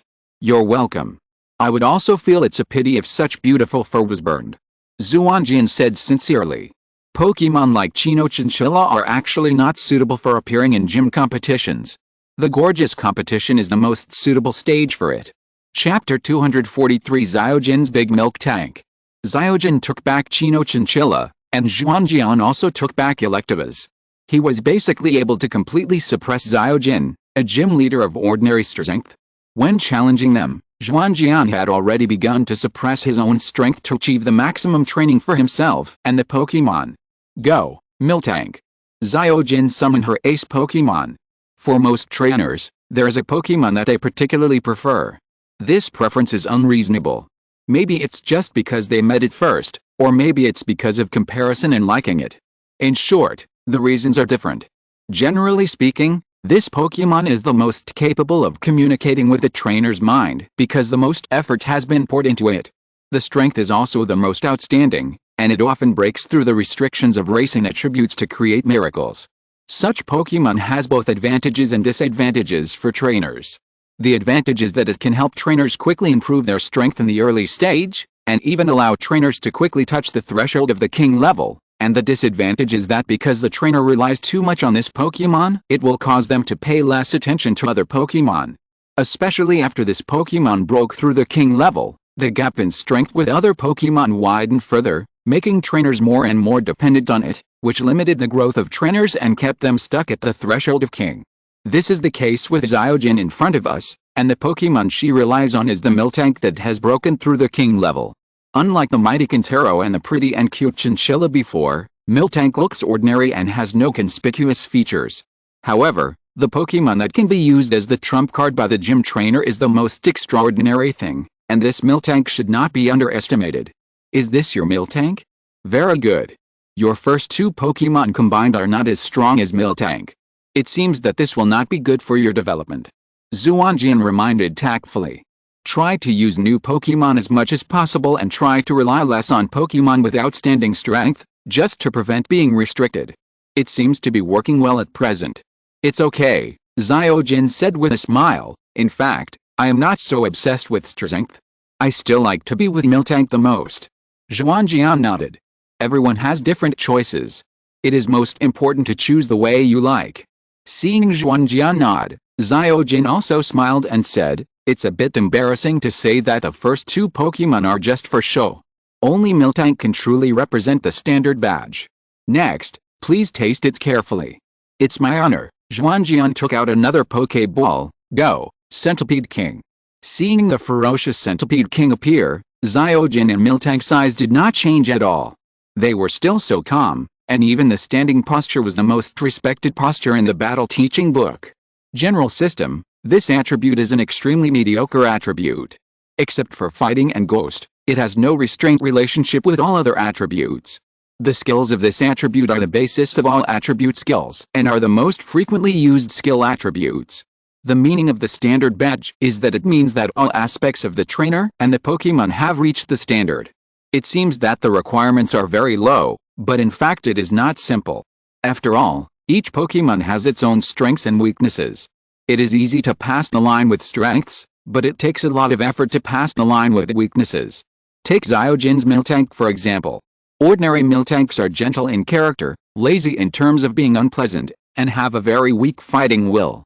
It can be said that they are extremely unsuitable as a combat Pokemon, but Xuanjian's Miltank has overcome this. Judging from its size, even if it is not very warlike, it will never retreat if a battle occurs. Without giving Xuanjian too much time to think, Xuanjian launched an attack. Miltank, use the rolling skill. Following Xuanjian's command, Miltank first twisted its body and used the rounding skill, and then rolled forward and used the rolling skill. Miltank is not outstanding in either special attack or physical attack. The only thing it can show off is defense and speed. With its weight, the skill of rolling is simply perfect. Seeing Miltank's actions, the Centipede King's eyes lit up, and then looked at Xuanjian. Xuanjian understood what it meant, nodded and said, this is our specialty, we can't lose to it. The Centipede King nodded, used the transformation skill, and immediately curled up into a ball, heading towards the Miltank. Boom. Without any fancy moves, a purple ball and a pink ball collided with each other, making a loud noise. The two balls shook, and each rolled in the opposite direction with the momentum exchanged after the collision, accumulating strength for the next collision. For a moment, under the collision and rolling of the two balls, grass debris flew all over the field. Although it seems that the two are evenly matched, Xuanjian is sure to win. On the one hand, the Centipede King's characteristic is acceleration. Under this characteristic, its rolling power will increase faster. If the stalemate continues, the big Miltank will suffer more. On the other hand, under the continuous cultivation of a multi-track, the toxicity of the Centipede King continues to increase. With a poisonous gem as an auxiliary, it is no less than those with the stinging characteristics. Every collision will make the brain tank infected with some toxins. As long as it happens a few more times, the big Miltank will fall into poison state. Xuanjian seemed to have seen this and immediately ordered, Big Miltank, roll and use the ultimate impact. What? Xuanjian was surprised. Seeing the energy surging on the big Miltank, he did not dare to neglect it and quickly ordered, Centipede King, give up rolling and use hold. Boom. The big Miltank, which was wrapped in the power of rolling and ultimate impact, slammed into the golden protective shield erected by the Centipede King. Although it failed to break through the defense of the hold, it also repelled the Centipede King who supported the defense. The power of the skill can be seen. Seeing that he had successfully defended, Xuanjian breathed a sigh of relief. He didn't dare to give Miltank too much time to recover, and immediately ordered, Centipede King, use Super Horn attack. Xuanjian calculated that Miltank was in a state of stiffness and could not dodge, so he let Centipede King use this skill with good power but poor hit rate. However, He didn't expect that the moment the attack landed on Miltank twisted his body and rolled away. What? Xuanjian looked at Miltank, who escaped the attack, and was extremely surprised. After the ultimate impact, the body became stiff, which was something that almost all Pokémon could not avoid. Miltank actually violated this rule. Seeing Xuanjian's astonished face, Xuanjian felt a sense of satisfaction in her heart, thinking that she had finally gotten rid of the suppressed anger. She did not hide anything and explained, Miltank has a very high body fat percentage, which means that its body is soft enough and has a strong buffering ability. After using a skill like Ultimate Impact, the backlash to its body is much smaller and it can recover quickly. In the beginning, I spent a lot of effort to ensure that Miltank maintains sufficient body fat while meeting the training standards. I see, Xuanjian nodded. No wonder the milk produced by the Miltank cultivated by Xuanjian was so good. It turned out that it had received a lot of training while maintaining sufficient body fat. Then it's my turn to fight back. Xuanjian's momentum changed and she ordered, Miltank, give it another ultimate impact. If you're listening to this novel on a channel other than Fanfic World, it means they downloaded and uploaded it without effort. We cordially invite you to visit our channel, Mundo Fanfic Novelist. There you'll find the original version of this story and you can explore many other novels of various genres. We're waiting for you to immerse yourself in a world of incredible novels. Chapter 244 Standard Badge. After receiving the order, Miltank rushed towards the Centipede King again with great momentum. The guard had been used once, and now the Centipede King was doomed. Xuanjian also realized this, and without thinking too much, he immediately ordered, Centipede King, use Poison Attack. Although using skills such as Ultimate Impact can cause greater damage to Miltank, it is a small trouble for Miltank who can recover by himself. If Poison Attack is used, the accumulated toxins are enough to make Miltank fall into poison state. The horns on the forehead of the Centipede King lit up with purple light, and fiercely met Miltank. After a violent collision, the Centipede King completely lost his combat power, and Miltank also fell into poison state. Centipede King, you have worked hard. Come back and rest first. Xuanjian took back Miltank, and then threw the Pokeball again. Are you there? Send it to you, Bulbasaur. With Miltank's body, the effect of electrical attacks is estimated to be not good, so it is better to use Bulbasaur, who has poison skills, to continue the poison tactics. Xuanjian saw through this and immediately decided to strike first and not give Xuanjian a chance. Bulbasaur, Miltank, use Repay. Using Ultimate Shock continuously was also a big burden for Miltank. Xuanjian decided to change tactics. Moreover, with the intimacy between Xuanjian and Miltank, the power of Repay would not be much weaker, and there would be no side effects. Bulbasaur, Venom Shock. Xuanjian also ordered immediately. This skill can not only connect well with the poisoning state that the Centipede King gave Miltank, but also avoid the situation of giving food to the opponent. After all, Miltank has not shown its characteristics since the beginning of the game, and it is not ruled out that it may have the characteristic of eating grass. The attacks of both sides hit each other at the same time, causing considerable damage to each other. However, when Miltank attacked Bulbasaur, relying on its size advantage, Bulbasaur successfully blocked Miltank's mute ball and interrupted its strongest rolling. Well done. Xuanjian immediately shouted, Bulbasaur, use Destruction Death Ray. There are not many such opportunities, and they must be seized. Xuanjian also discovered this, but she knew she couldn't avoid it, so she could only order, no, Miltank, use Milk Drink. Considering that the Mount Goat can also do it, she just ordered Milk Drink to save embarrassment later. After all, how can a goat produce milk? Milk Drink is an extremely rare skill that can only be used by Pokémon that can produce milk, such as Miltank. Through this skill, you can consume the milk stored in Miltank's body to restore a lot of physical strength. Xuanjian's plan is to use it to resist the Destruction Ray. The golden light sprayed out from Bulbasaur's mouth and hit Miltank accurately. Although it has only been learned through the skill machine not long ago, Bulbasaur has already mastered this skill very well. Miltank's special defense is far inferior to its physical defense, and it was immediately greatly damaged by the Destruction Ray. In addition, the previous battle with the Centipede King had consumed a lot of physical strength, and Miltank finally failed to successfully survive and lost its combat effectiveness under the Destruction Ray. Miltank has lost its combat power, and Venusaur has won. All three of Akane's Pokémon have lost their combat power, And the winner of this duel is Xuanjian. Zheng announced. Thank you for your hard work, Milky Tank, take a good rest. Xiaoqian took back Milky Tank and said gently. She was not surprised to lose to Xuanjian.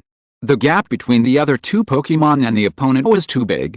Even if Milky Tank had broken through the king, it would not be enough to make up. Even if he defeated Venusaur, with Milky Tank's physical consumption, he would be dragged to death by Electabuzz.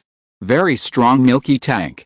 Xuanjian also took back the excited Venusaur and walked over to say that even for gym trainers, it was rare to have a Pokémon that broke through the king. Thank you.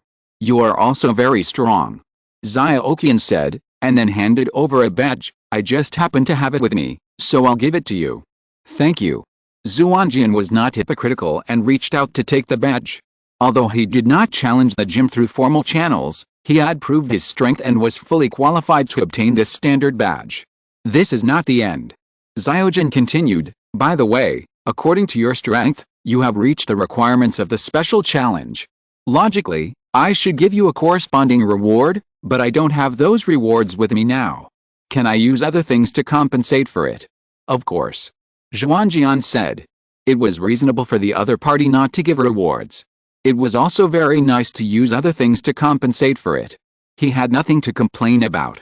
Xiaojian nodded and said, I had an exchange with Ami in Asahi City and got a Pokémon egg from her.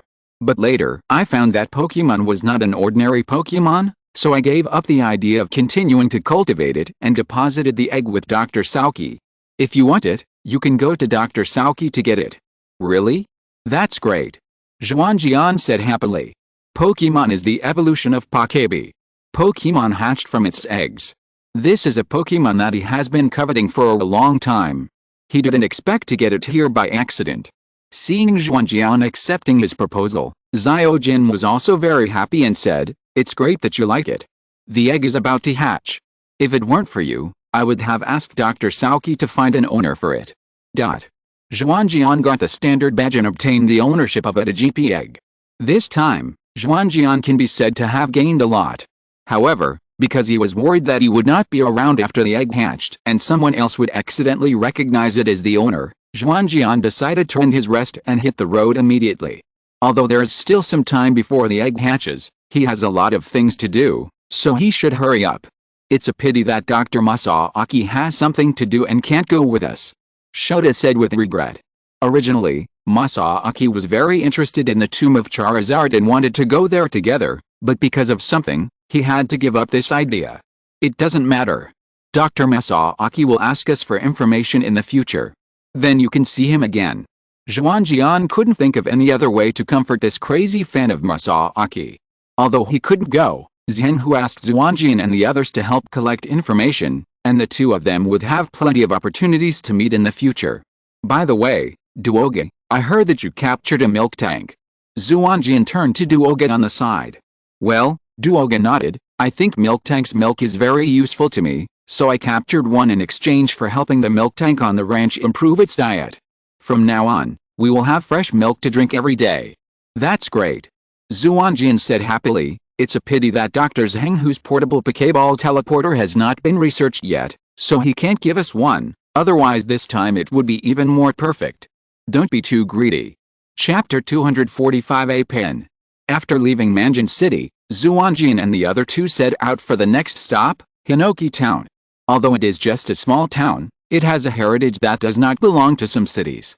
There is not only a world-famous charcoal shop here, only one is too exaggerated, let's put it another way, but also Steel, the master of making Pokeballs who lives here, and the mysterious well of Slowpoke.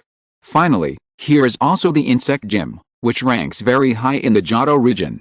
However, the three people's journey to Hinoki Town was not smooth this time, because they were often attacked by a group of insect Pokemon on the road. Buzz buzz buzz. The sound of flapping wings came from afar, and Xuanjian and the other two changed their expressions. Duoga complained loudly, oh my god. Here it comes again, is it over yet? Stop complaining, get ready for battle. Xuanjian also looked anxious, but he was more restrained than Duoga, and quickly took out the Pokeball, come out. Crosspit, Giant Claw Mantis. Xuanjian had just summoned two Pokémons when a group of giant scorpions appeared in everyone's sight and rushed towards them. Expat, Ultrasonic, Giant Mantis, Bullet Punch. Xuanjian ordered immediately. The two Pokémon immediately stood in front of the three people and launched an attack on the rushing Beedrill. The two Pokémon have followed Xuanjian for a long time and are very talented. Although the opponent is a group of Beedrills, they still successfully intercepted them. After a battle, the Beedrills found that the points were difficult to deal with and gradually withdrew. For creatures in nature, it is a good habit to bully the weak and fear the strong, because this is the only way to ensure the continuation of the tribe. Okay, we're finally leaving. Shuda breathed a sigh of relief. Fortunately, there is a master like Xuanjian in the team, otherwise if he encounters this group of Beedrills alone, the end will definitely be miserable. It seems that traveling is really a very dangerous thing. Duoji's face also improved a little because of the evacuation of the giant hornets, but he still complained, "What happened to this forest? We clearly followed the safe route, why do we keep encountering giant hornet attacks? This is the 5th time since we entered the forest this morning. The so-called safe route is the road opened by people in the forest. These roads avoid the habitats of elves. The elves in the forest also assume that it belongs to the human territory and generally will not take the initiative to attack humans on the safe route." "I don't know," Xuanjian shook his head. "Although giant hornets are very aggressive elves, as long as humans do not invade their territory, they generally will not take the initiative to attack humans. After all, doing so does not benefit them. Could it be that we are carrying something that provokes giant hornets?" Shuda guessed. "No," Duoji shook his head, "the things we carry are the same as before. We have not been attacked before when we walked near the gathering places of giant hornets. Giant hornets are widely distributed, and their traces can be found in almost all forests. The three of them have encountered them several times before, but this is the first time they have been treated so warmly. Don't think about it. The next time they come to attack us, I will let Charizard and Lantern Ghost burn them. Anyway, we have a lot of water Pokémon in our hands. As long as we pay attention, we won't cause a forest fire. I didn't use these two Pokémon before because I was worried about causing a fire, but I didn't care so much when I was really pissed off. Please don't do that." A voice came from the bushes on the side. A boy with lavender hair parted the bushes and walked out, saying, "I apologize to you on behalf of those giant hornets for causing trouble to you, but please believe that they didn't mean it." Although I felt that this person's words had a sense of terminal mental illness, thinking that there are many people in this world who regard Pokémon as more important than their own lives, Xuanjian tried to ask in a calm tone, "Who are you?" "My name is Abi, and I'm a trainer at the Hinoki Gym." "Nice to meet you," said the boy. Xuanjian and the other two also politely returned the greeting. After listening to the other party's introduction, Xuanjian understood why the other party said that. As the gym leader of the Hinoki Gym, Abi is a trainer who specializes in bug types. He is extremely obsessed with and understands bug-type Pokémons and is known as the encyclopedia of bug types. However, today is not a rest time. As a gym trainer, shouldn't he stay in the gym and wait for challenges? Why did this person run to the forest? Thinking in his heart, Xuanjian asked his doubts. "Because I don't know what happened to the bug-type Pokémons in the forest recently, which made the bug-type Pokémons extremely irritable.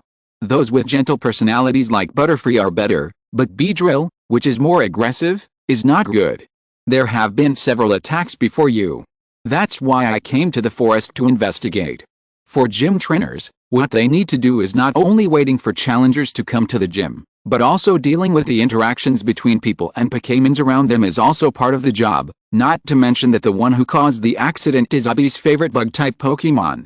By the way, in order to prevent everyone from getting hurt, we put a notice board prohibiting entry at the entrance of the forest. Didn't you see it? Abi asked back. No. The three shook their heads together. Abi nodded and said nothing. It was not uncommon for bulletin boards to be destroyed. Whether it was someone with ulterior motives or an elf who accidentally passed by, it was very likely to do such a thing. In that case, then you should leave the forest with me. With me here, the giant bees won't attack you. Why? Because I am the insect king nearby. Abi said proudly, I conquered all the insects nearby, got their recognition, and became their king. With me here, all the insect elves will not offend you. Xuanjian nodded and couldn't help but look at Abi with new eyes. To conquer all the insect elves in an area, it not only requires sufficient strength, but also requires sufficient understanding of the insect elves. These cannot be done without strong abilities. Becoming the Insect King means that all the insect elves nearby are under his command. Although it is not as easy as controlling his own elves, it is also very scary to control a large number of elves at the same time, even if they are just ordinary insects. Sure enough, with the addition of Abi, the group's journey went much more smoothly. They encountered giant bees several times on the road. Abi just negotiated a few words and the giant bees left, which made the three people admire Abi even more. By the way, what exactly caused the insects to riot? Xiangte asked curiously. Although these insects are very weak, there are many of them. When they gather together, they are also a strong force. What makes them so uneasy? I don't know. Abi shook his head and said, I just started investigating. Could it be that someone is doing bad things? Duoga guessed. It shouldn't be. After all, these insect-type elves are not valuable and can be seen everywhere. No one will come to poach them. And it seems that only insect-type elves are rioting in the forest, and other elves are just passively affected. Abi said. What could be the reason? Xuanjian thought, and then Xuanjian suddenly saw a strange bird elf flying by, and suddenly a light flashed. I seem to have found some reasons, everyone come quickly. Xuanjian said, and then chased after the bird elf. Thanks to the two beards and Nixay for the reward. Can you guess what a bird Pokemon is? Chapter 246 Rocket Spearow. Hearing Xuanjian's words, the three immediately followed Xuanjian. Running in a dense forest is not an easy task. Fortunately, the Pokemon did not realize that someone was following it. After flying for a while, it landed and rested on the treetop, so the four people did not lose it. What is that bird Pokemon? It seems to have never been seen before. Abi looked at the Pokemon resting on the treetop and asked in confusion. Although he was not familiar with bird Pokemon, there were only a few bird Pokemon in the entire Kanto city, and the one in front of him was definitely not any of them. Could it be a shiny Pokemon? Shota guessed, looking at its orange-red feathers. No, Abi denied, shiny Pokemon is a special case. Have you seen such a special case appearing in large numbers? Abi pointed to a tree nearby, where a group of equally unfamiliar bird Pokemon were resting. Although they were different from the one that everyone was tracking, judging from the color of the feathers and the size of the body, it was likely to be its appearance before evolution. Xuanjian said, don't guess. This is not a Pokemon from Chengdu in Kanto, or even from this continent, but a bird Pokemon from the distant Kalos region. We were chasing the second evolution stage of Rocket Spearow, and the ones next to it are its previous appearance, called Small Arrow Spearow. I think they are probably the cause of the disturbance of insect Pokemon in this forest. Ah. Why? Abi was a little confused, but Shota had a vague understanding, but he couldn't explain it. Because this is a species invasion. Xuanjian said confidently. Due to the existence of supernatural forces, the development of this world is extremely unbalanced, and some basic disciplines have not been established, which has caused many scientific blind spots. For example, the concept of species invasion that Xuanjian is talking about now is a concept involving biology, and the corresponding discipline of biology in this world is Pokemon research, but because of the mysterious and changeable Pokemon, scientists always focus most of their energy on studying the Pokemon themselves, and rarely study their interaction with the environment. Species invasion, also known as biological invasion, refers to the phenomenon that a certain organism becomes wild after being naturally introduced from other places or artificially introduced, and causes certain harm to the local ecosystem. In Xuanjian's previous life, species invasion had already unveiled its mysterious veil, and more species were appearing before people's eyes. Asian carp occupied the water systems of Australia and the United States, European hairy crabs were rampant, and water hyacinths broke out on a large scale. These were all examples of species invasion. These alien species encountered a suitable environment in the local area. Whether there were natural enemies to restrain them, they would naturally spread quickly and seriously affect the local original ecosystem. In this world, probably because the number of elves was small and their reproductive capacity was not strong, this phenomenon was rarely caused. However, as a home bird, the Rocket Spearow had good strength and attributes, and its reproductive capacity was also very strong, so it naturally met the conditions for species invasion. After a pause, Xuanjian said in words that the three could understand, Rocket Spearow is a dual-attribute Pokemon of fire and flying attributes, and it is very restrained against bug-type Pokemon. If it lives in this forest, it will inevitably compete with other Pokemon for survival resources and space. Compared with a local bird Pokémon Pidgeot, Toucan, and Cuckoo, it has no obvious advantages, so the bug-type Pokémon that are severely restrained by it become the best target. Bug-type Pokémon can't beat it, so naturally they lose their living space and resources. In this way, they will become anxious and even want to drive away humans and make safe roads their new territory. In that case, it is understandable that they attack humans. A bee nodded. I remember that this area was originally the habitat of Beedrill, but now there is not a single Beedrill to be found. It seems to be what you said. Then what should we do next? Shota asked, and a bee also looked at Xuanjian. Now that they have found the cause, they have to solve the problem next. 2 ways. Xuanjian said, first, catch all the rocket sparrows and small arrow sparrows and send them back to their hometown. Since the trouble is caused by these birds, everything will be fine as long as they are caught and sent away. These birds should have just settled here and have not yet formed a population. There are not many of them, so it is not very troublesome to catch them.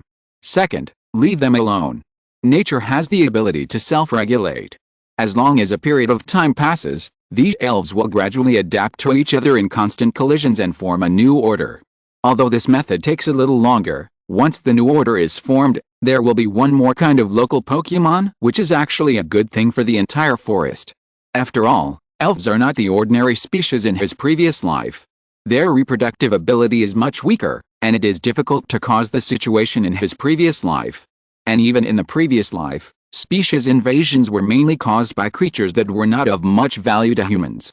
If they were valuable, it would be difficult to cause species invasions.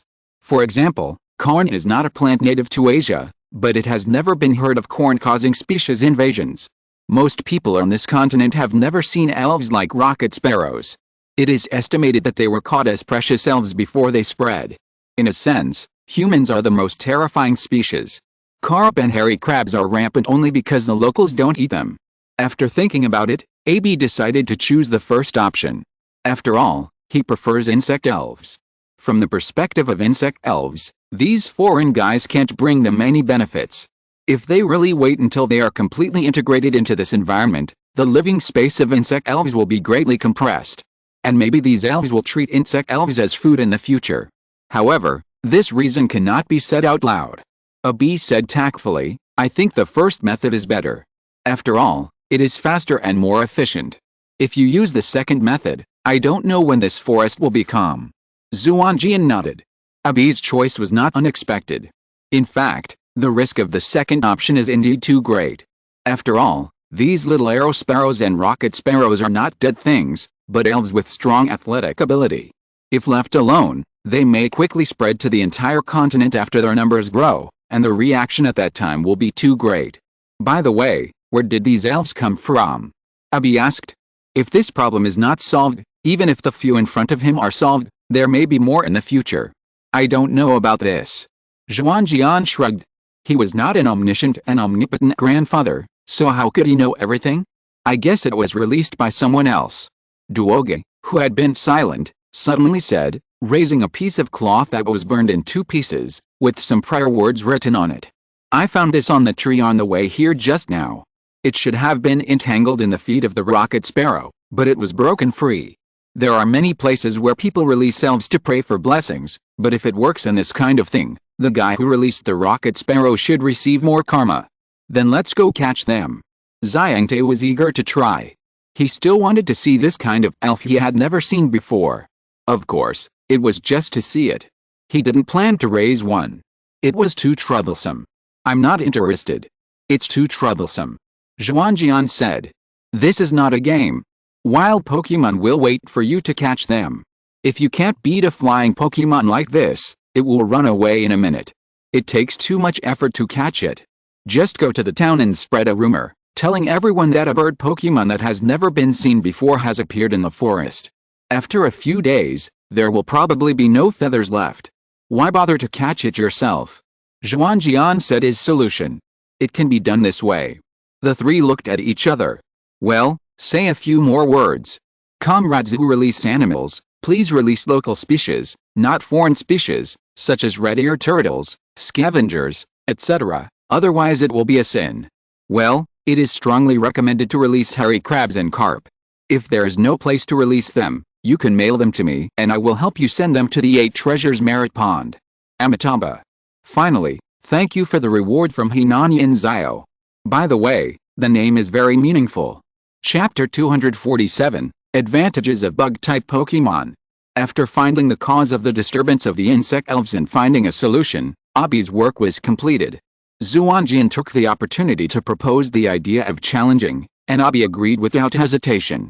There was no need to go back to the gym, and the two began to fight in a clearing in the forest. Although I said that few people can understand, but before the battle begins, I still want to say it again. Although their racial value is not high, insect elves are still excellent elves. Don't underestimate them. I can understand. Xuanjian nodded and said. In terms of racial value, insect elves are indeed low, and most of them are below the recognized dividing line of 500, but this does not mean that insect elves are weak. On the contrary, as elves that have existed since ancient times, this type of elves is recognized as the most adaptable and widely distributed. In a sense, they are the winners in natural evolution. Abi's face showed a happy look. It's worthy of Xuanjian, and he didn't disappoint me. Then let's start the battle. Come out, Nannybug. Obviously, Abi also regarded Xuanjian as a strong enemy. He didn't take out any green caterpillar or other elves to perfunctory, but took out the Nannybug at the beginning. After all, Pokémons like caterpillars are limited by their innate nature, and even if they are well trained, they are still useless. Let's go to Centipede King. Hey, you're also a bug-type Pokémon from another region. You really didn't disappoint me, Abi said, and then he did not hesitate to give in and issued an order. I can't be careless about Xuanjian's words, so I'll attack first. Nannybug, split. Centipede King, cross scissors. The slender Nannybug jumped high like a swordsman, raised its sickle-shaped forelimbs, and slashed at the Centipede King. The Centipede King was not to be outdone, and the two long horns on its forehead lit up, crossed into a scissor shape, and rushed towards the Nannybug. The two sides collided with each other without any fancy moves, making a clear sound like metal clashing. Although the Nannybug relied on its excellent jumping ability to attack from top to bottom, its body was light and it did not borrow much gravity, so in the end, it was just evenly matched in the strength competition. With its flexible body and the power of recoil, the babysitter worm did a backflip and landed on the treetop nearby. Centipede King, poison needle. Xuanjian ordered. In the battle against the babysitter worm, he had the advantage of attributes. Babysitter worm, sword dance. Abi also issued an order, and then the babysitter worm began to spin like a ballerina. During the spinning process, it skillfully blocked all the poison needles from the Centipede King with its blade feet. Not bad, Xuanjian praised. Although it was not the first time he had seen this skill, Xuanjian knew that it was not easy to complete the training of this skill. However, he could not continue to let the babysitter worm improve itself, so Xuanjian ordered, Centipede King, use the rounding and then rolling. The Centipede King was already very proficient in this set of moves, and was even able to connect them together and use them as a skill, greatly shortening the time it took to activate the skill. When the babysitter worm finished the sword dance, the Centipede King had already curled up and rushed towards the babysitter worm. The successful completion of the sword dance gave Abi more confidence, and he immediately ordered, Babysitter, use swallow return. Holding the two swords, the babysitter rushed forward like a flying swallow, facing the charging Centipede King. The two sides collided again without any fancy moves, making a huge explosion. If they didn't give in this time, the babysitter would be completely at a disadvantage and could not stop the Centipede King from moving forward. After all, compared to the Centipede King's weight of more than 200 kilograms and its speed far exceeding that of the babysitter, it was not a decoration. It was simply wishful thinking for an elf like the babysitter, who was not very good at strength, to want to stop the Centipede King. Woo! The babysitter failed to stop and was knocked away. It hit the tree trunk hard and cried out in pain. It was obviously seriously injured. The Centipede King immediately turned around and chased after it. Babysitter, leaf storm. Abi ordered hurriedly, and the babysitter immediately raised the two swords with pain and scattered a large number of leaves forward. Although the Centipede King was very resistant to the grass-type moves, it was blocked for a while in the face of such dense attacks. It could not make any progress for a long time. When the flying leaves dispersed, the babysitter bug had already resumed its actions and jumped onto the tree with a light jump, avoiding the attack of the Centipede King. It seems that I can't beat you in strength, I can only use the mobile fight. A bee said, and then ordered, Babysitter Bug, use continuous swallow return. The Babysitter Bug nodded. This time it did not choose to confront the Centipede King head-on, but jumped lightly and attacked the Centipede King from other directions. With its flexible body, the Babysitter Bug rose and fell like a superb swordsman, attacking from different directions. Although the power of the swallow return was relatively small due to the short charging process, the attack frequency was greatly accelerated, making the Centipede King completely exhausted. This is difficult to deal with, Xuanjian said as he looked at the Centipede King, who was completely suppressed. Fortunately, the Centipede King was not the main force used to decide the outcome, but was only used to accumulate advantages. Centipede King, use the baton. Xuanjian ordered, and then the Centipede King immediately turned into a ray of light and returned to the Pokeball, replacing the next Pokemon. Dang! A crisp sound of weapons clashing was heard, and a red Pokemon appeared on the field, blocking the attack of the Babysitter Bug. It was the Giant Claw Mantis. Compared with the Babysitter Bug, the Giant Claw Mantis, which evolved from the Scyther, was not inferior in close combat experience.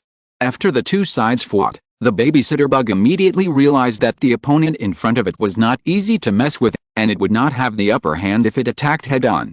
It immediately retreated with the opponent's power, trying to find another opportunity to attack. But Xuanjian would not do as it wished, and immediately ordered, Giant Claw Mantis, use acrobatics. After receiving the order, the Giant Claw Mantis immediately bounced its legs and chased after the Babysitter Bug. The Babysitter Bug was used to the battle rhythm of the Centipede King that the opponent could not chase, and it was hit by the Giant Claw Mantis's two pincers before it could react. Flying skills have 4 times the damage to the Babysitter Bug, and the Giant Claw Mantis launched the attack without carrying props, so the power of the skill doubled, and the Babysitter Bug immediately lost its combat effectiveness. A bee looked at the Babysitter Bug falling limply on the ground, a little dazed, and couldn't believe that the battle was reversed so quickly. Xuanjian smiled slightly and explained, the characteristic of the Centipede King is acceleration. When using the baton, it will pass the increased speed to the Giant Claw Mantis, so that its biggest shortcoming speed is made up, and the Babysitter Bug is caught off guard, so it can naturally win easily. A bee nodded, accepted this fact, and said, I was careless, but next I will show you my trump card.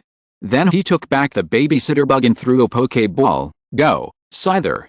Thanks to Meng, the big weirdo who was captured alive, Washi Saber, Zio Chen, Book Friend 0741258963, Fengjiao Kai, and it's not illegal to be hungry for the rewards. Chapter 248 Insect Badge. For most Pokémons, their racial values improve as they evolve, and they become stronger, except for the Scythers. This tribe optimizes their attributes more than their racial values when they evolve. However, relatively speaking, the Giant Claw Mantis sacrifices its speed in exchange for improved attack and defense, and eliminates all weaknesses except the fire attribute. At the same time, since it can learn a large number of priority skills after evolution, it offsets its weakness in speed. Therefore, in general, the Giant Claw Mantis is stronger than the Scythers. However, the situation in front of him is somewhat different. Xuanjian noticed that the Scythers carried a purple gem on its neck. He also had one of these gems, which was the evolutionary pyroxene. With this stone, the defense of the Scythers will be greatly improved, and for a while, the outcome became unclear.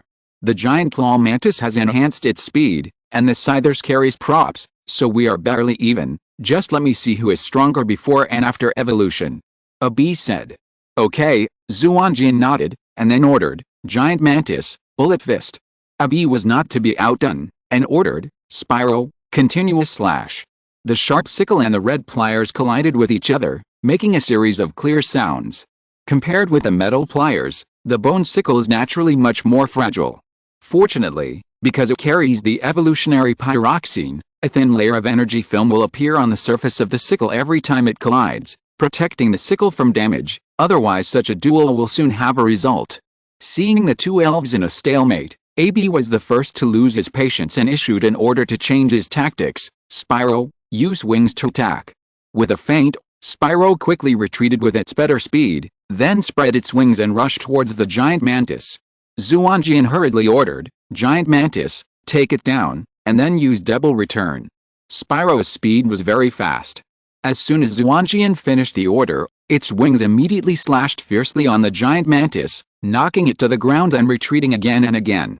However, with its excellent attributes, Mantis successfully took on the opponent's attack, then raised its pincers and smashed it hard on Scyther's back, dealing double damage to the opponent.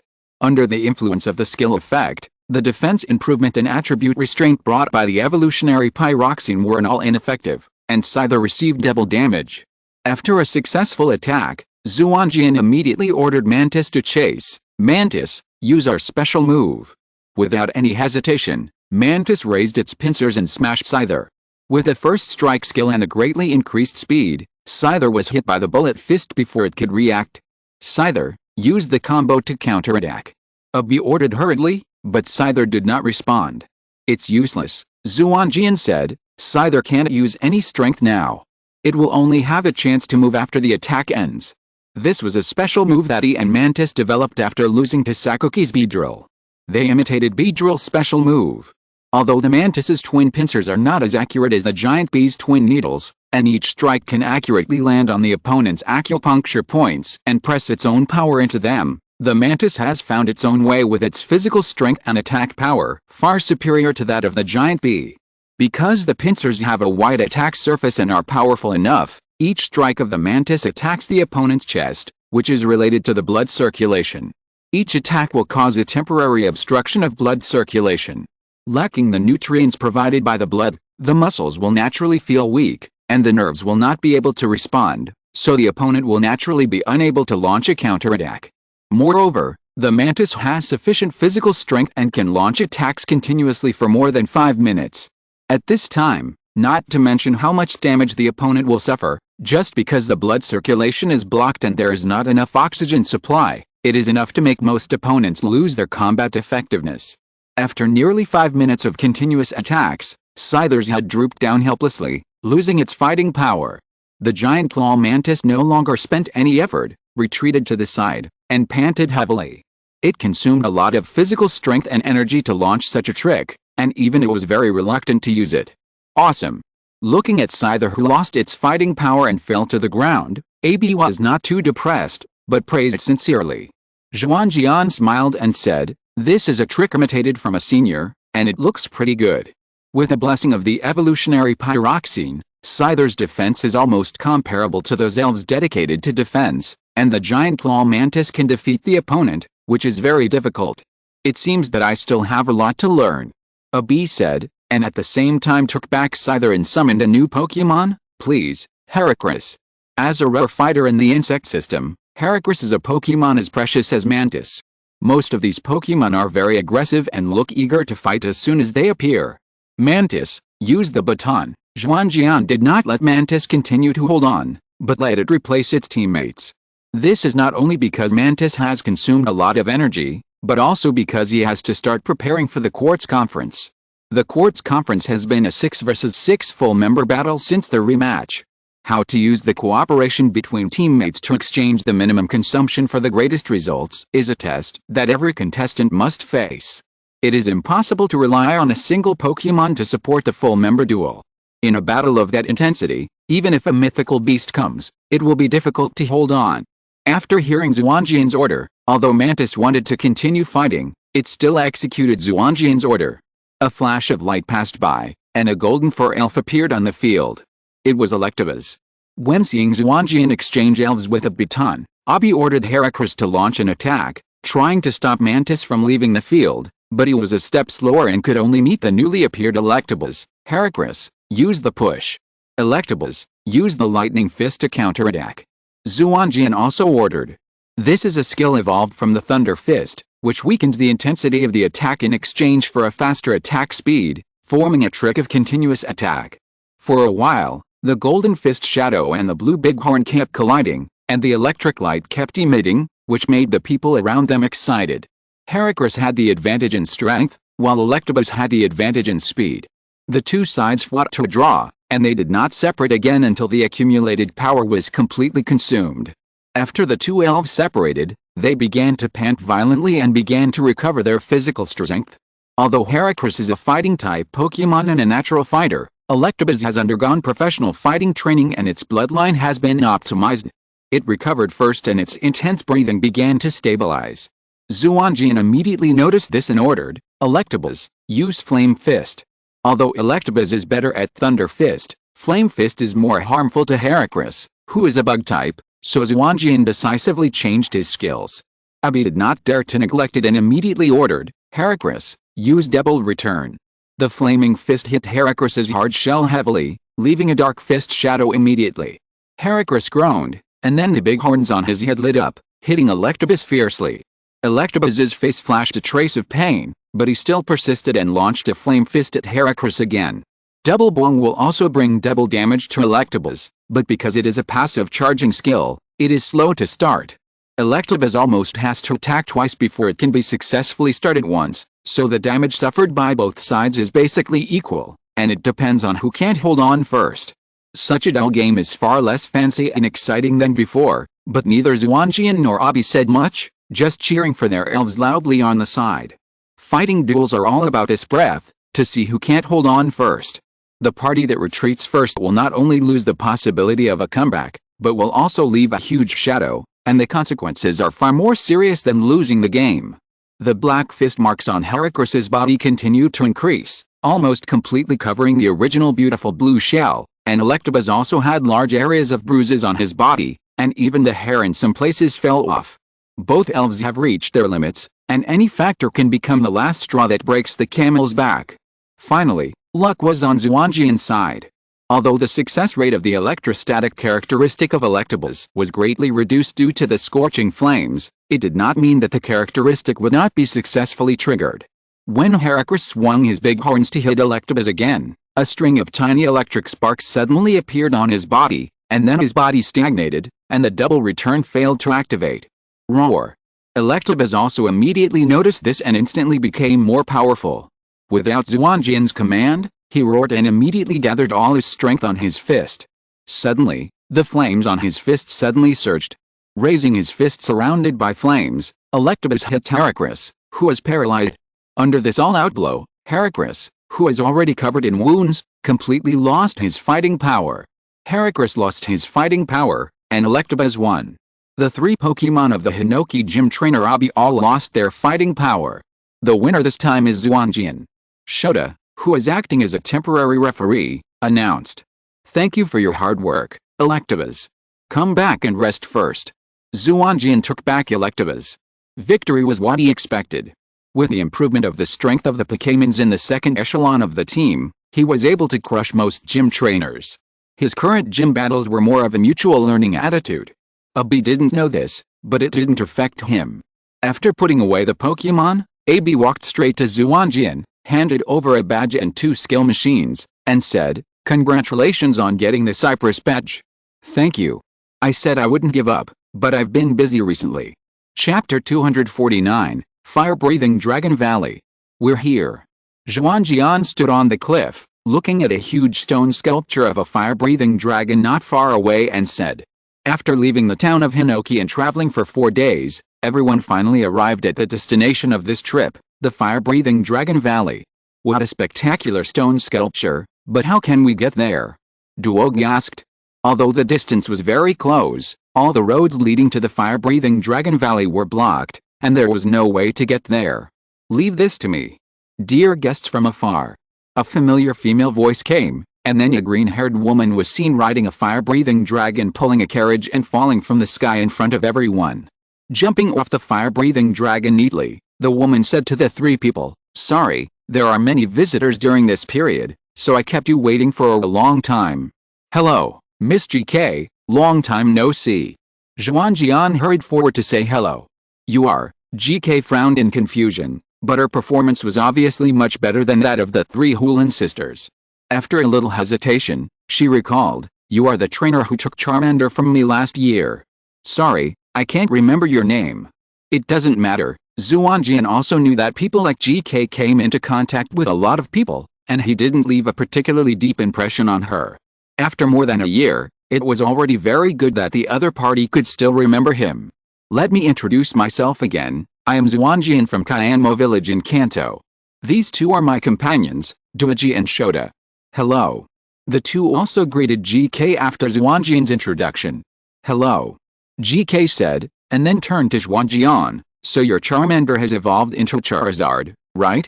I smell a scent of Charizard on you. Yes, Xuanjian nodded, and then took out the Pokeball. Come out, Charizard. We have come to your hometown. The Pokeball opened, and a mighty Charizard appeared in front of everyone. GK immediately felt a strong pressure and heat wave.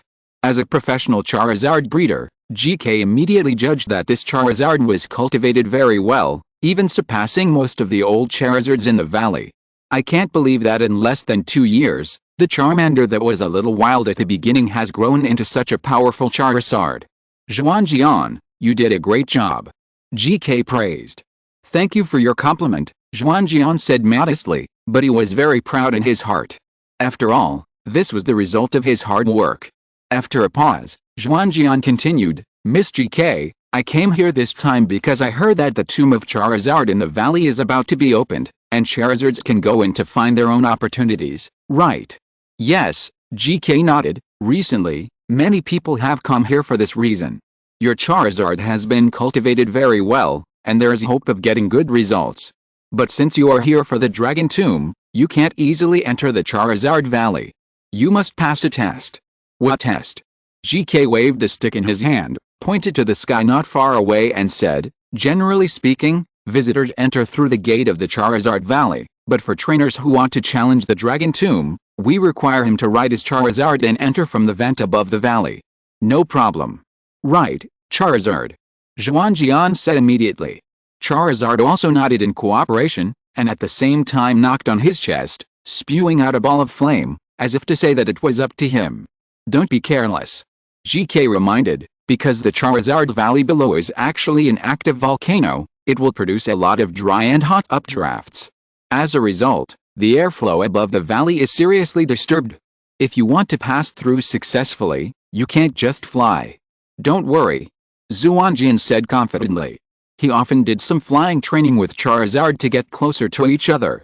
In addition, with a foundation of riding Gyarados, his flying skills, although not at the master level, can definitely reach the proficient level.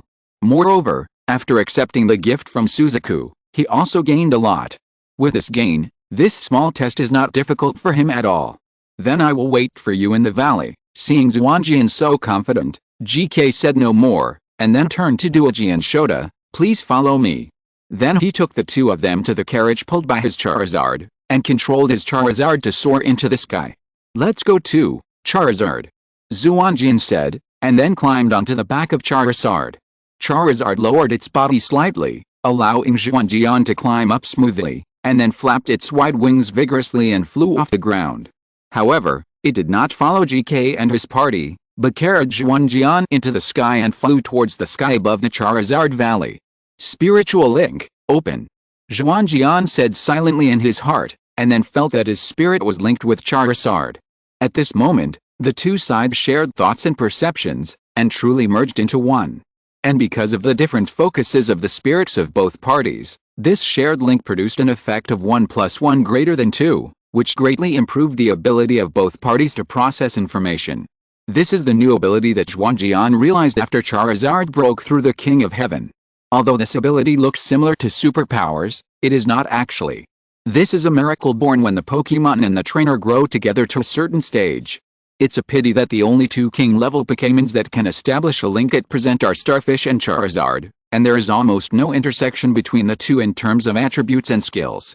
Otherwise, I can be used as a medium to directly transfer the experience of flying between Pokémons. Xuanjian thought with some dissatisfaction. Because of the sharing of thoughts, the trainer at the center can gain experience from different Pokémons and then pass it on to other Pokémons to help them grow faster. If Xuanjian now has a Pokémon of the King level that can establish a connection with him and is extremely good at flying, then he can immediately draw a lot of flying experience from it and pass it on to Charizard, a half-baked flying Pokémon, and then through Charizard's own adjustment and digestion, Charizard's flying experience can be rapidly increased in a short period of time. But unfortunately, he doesn't have such a Pokémon now, so Xuanjian can only put aside this beautiful fantasy and focus on the present. Because of the shared thinking, the two are truly integrated, so Charizard and Xuanjian are unconsciously adjusting their muscles and postures. Through these unconscious fine-tuning, the two are closely connected together. Even if the fixing device is not used, Xuanjian can also sit steadily on the back of Charizard, not afraid of Charizard flying up and down, and has a bit of the demeanor of a flying master. Soon, the two came to the sky above the valley and really felt the so-called test. Chapter 250 Appearance. Cough, cough, cough. In the air, Xuanjian on Charizard's back couldn't help but cough. It was the natural reaction of the body when the hot air mixed with the irritating gases from burning sulfur was inhaled into the respiratory tract, irritating the respiratory tract. At this moment, Xuanjian and Charizard were above the crater. A large amount of heat energy and various irritating gases were constantly gushing up from below. For the fire-type Charizard, this was nothing, but for a human trainer, this was indeed a great test. Charizard also felt Xuanjian's pain and looked back at Xuanjian. "I'm fine, cough, cough. We just need to pass it as soon as possible." Xuanjian comforted. Charizard nodded. With its mind connected, it could feel Xuanjian's pain, so it decided to pass this test quickly. Flapping its wings, Charizard accelerated towards the area full of whirlwinds. The entrance to the Charizard Valley was below the center of the turbulent airflow. The large amount of heat energy emitted by the volcano seriously affected the airflow above, forming a series of chaotic airflows in the air. Although it cannot be seen by the naked eye, Xuanjian clearly felt the complex situation of the airflow in front of him by sharing perception with Charizard. With the keenness of the flying elves to the air, he could clearly feel the complex situation of the airflow in front of him. The airflow formed a whirlwind group that was difficult to distinguish with the naked eye, and it kept moving around. If you were accidentally caught in it, you might lose your balance completely and be swept away by the airflow. It looks very dangerous. Xuanjian looked at the complex situation in front of him and thought to himself. With the huge size of Charizard and his own burden, it is not easy to pass through this chaotic airflow area. After thinking about it, Xuanjian ordered Charizard through the consciousness connection. "Charizard, use hot air there." Facing the power of the volcano, the elf's own power is limited. With Charizard's current power, it is very difficult to break the chaotic airflow in this area. Only by breaking the trick with force can the situation in front of him be changed. Through the connection of thinking, Charizard can better understand Xuanjian's orders, and it becomes much easier for Xuanjian to issue orders. This is the advantage of a king-level trainer over an elite-level trainer: shorter, faster, and more accurate commands. Although Xuanjian had only just begun to get a glimpse of the king-level skills, he was already different from an ordinary trainer.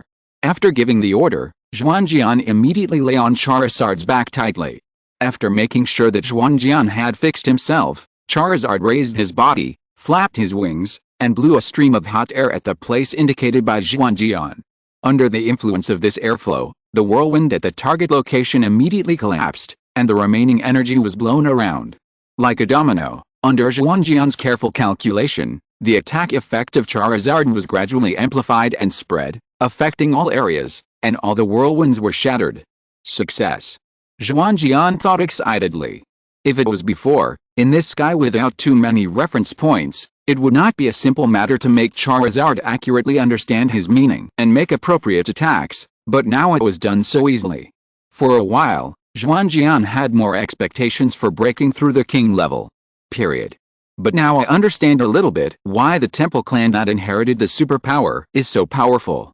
It's not just because the superpowers manifested by the superpower can directly affect reality, but also because this power is simply a simplified version of the King of Kings template, allowing trainers to have the ability of the King of Kings in advance. Although limited by the owner's own vision and experience, just being able to issue orders faster and more accurately can kill most trainers in seconds. After all, even elite trainers who have a tacit understanding with the elves sometimes find it difficult to convey some ideas to the elves. Suddenly, Xuanjian's meditation was interrupted by a call from his consciousness. It was Charizard calling him. Xuanjian quickly came back to his senses, smiled apologetically at Charizard, and then ordered, "Charizard, let's go." Charizard nodded, flapped his wings and rushed to the crater. If you don't return home when you are rich, it's like walking in the night in brocade clothes. This is not just the idea of humans, the elves are the same. Charizard can't wait to go back and show off to his companions in the valley. However, because the newly acquired ability was so useful, Xuanjian underestimated the crisis in this area. He did not think that if it was so easy to pass, what was the point of such a test? When Charizard arrived at the valley entrance and was about to enter, something unexpected happened, and the test road revealed its hideous side. Oh my god, this is unscientific. Such a violent updraft is fine, but who can explain why a tornado would appear in such an inland area? Xuanjian complained wildly in his heart against the strong wind. The closer to the valley entrance, the more violent the updrafts. These air currents are hotter and more irritating, which makes the trainer uncomfortable and forms reverse winds, making Charizard's path extremely difficult. To make matters worse, the turbulent area that had just been destroyed by Xuanjian and Charizard changed again at some point. Under the influence of unknown factors, a huge tornado was formed, which constantly sucked Charizard and Xuanjian, trying to suck them in. At this time, Xuanjian and Charizard were really in crisis. If it was just an updraft, then even if Xuanjian and Charizard failed, at most they would be blown back to the sky and unable to successfully enter the valley. But if they were sucked into the tornado, one person and one elf might be torn to pieces by the wind. Seeing that Charizard was gradually approaching the tornado under the combined attack of the two forces of suction and push, Xuanjian subconsciously put his hand on his waist, wanting to summon other elves to help. This time, he deliberately exchanged several veterans from the team. As long as they took action, they could help the two get out of trouble. But as soon as Xuanjian put his hand on his waist, Charizard protested in his mind. Although GK did not say it clearly, according to the established rules, if other elves were summoned to help in this test, then the test would be considered a failure. If the test fails, what is the point of returning home in glory? This is something that the proud Charizard cannot tolerate. Seeing Charizard's veins bulging all over his body, constantly flapping his wings, trying to get rid of the shackles of the two forces, Xuanjian finally put down his hand. I understand, Charizard, if that's the case, then do as you say. I will fully support you. Xuanjian said loudly, resisting the dryness of his throat. Although he could convey his thoughts directly with his consciousness, Xuanjian always felt that it was more powerful to say such words out loud. Ah! Hearing Xuanjian's words, Charizard roared, and suddenly a blazing flame burst out of his body. A large amount of fire energy in the air around him was attracted and turned into a fire cloud surrounding Charizard. Xuanjian was startled by the sudden burst of flames, and then found that these flames not only did not hurt him, but protected him, effectively isolating the surrounding high temperature and irritating gases. It seems that these flames are the same as the flames around the flame horse, which will not hurt but protect people recognized by the elves. What is this gunsmoke charge? Xuanjian looked at Charizard's speed gradually increasing under the wrapping of flames, gradually countering the tearing force, and moving towards the valley mouth, and couldn't help but think in surprise. It seems that Charizard had not learned this skill before, but he didn't expect to master it at this moment. Feeling Xuanjian's surprise, Charizard passed on a sense of consciousness with some pride. Xuanjian knew from it that since Charizard accepted the baptism of Suzaku, its strength has grown rapidly again, and he couldn't help but be overjoyed. Feeling that there was still a power lurking in Charizard's body, and it was already in a state that could be stimulated, Xuanjian thought about it and ordered, "Charizard, try harder and see if you can use Dragon Dive." Charizard nodded and called on the power in his body. At the call of Charizard, the power quickly responded. Then a blue-purple energy surged out of the surface of Charizard again, and the speed suddenly increased again. With this power, Charizard completely got rid of the entanglement of the airflow, cut through the air, and rushed into the Charizard Valley. Due to its high speed, the large amount of fire clouds around Charizard formed a long flame tail in the air under the resistance of the air, accompanied by the high-pitched roar of Charizard, attracting the attention of everyone and the elves in the valley. We succeeded. Xuanjian couldn't help but say excitedly at the moment of landing. I had planned to try to see if I could use the Mega Evolution to increase Charizard's power and rush in, but I didn't expect Charizard to complete the test with its own strength. But then again, the strength and speed of the Y-form Mega Charizard haven't increased much, so it's not very helpful to break through the test. Congratulations on passing the test. GK walked over and said. Duoji and Shota also followed at the same time. Duoji looked at Xuanjian and found that he was not injured, but just a little embarrassed. He breathed a sigh of relief and handed him a drink. This is a specialty of the valley. It can effectively treat the irritation of volcanic gas to the respiratory tract. Thank you. I just need to replenish water. Xuanjian took the drink and drank it impatiently. I just saw the tornado, And I thought you couldn't pass the test, and I was going to arrange someone to rescue you. I didn't expect you to succeed. GK said. I thought so too, thanks to Charizard. Xuanjian said, and at the same time looked at Charizard, who was greeting his kind friendly on the side. That's right, it's friendly. For a Pokemon like Charizard, they didn't fight directly after meeting, but just posed, which was very friendly. Actually, you asked for it, GK said with a smile. I guess you must have attacked that turbulent area and tried to get through it by taking shortcuts, right? Well, that's true. That turbulent area was originally used to test Charizard's dodge ability and the trainer's reaction ability. It's not difficult to pass it honestly, but if you try to pass it by destroying the turbulent area, it will cause a mysterious force to interfere and form a tornado. To be honest, you are the first person to pass the test after destroying the turbulent area. Ah, so that's the case. Xuanjian scratched his head. I thought the test was so difficult, it seems that I brought it upon myself. As he said this, Xuanjian felt relieved in his heart. He thought that other people had also passed such a test, so the opponent this time was too strong. After GK said this, he felt much more at ease.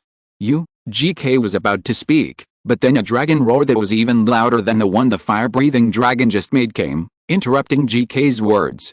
Everyone looked up at the valley entrance at the same time, and saw a strong fire-breathing dragon tearing through the sky and rushing in again. Xuanjian vaguely saw a red-haired young man with his arms crossed on his chest riding on its back. The reward list for July is not available for the time being, but I know that many book friends have rewarded. Thank you very much. End of this chapter. Thank you very much for reaching the end. Don't forget to like. Looking for more exclusive content and immediate access? Subscribe to our Patreon. Remember, every like, subscription, or donation encourages us to continue. Thanks to everyone. See you in the next video.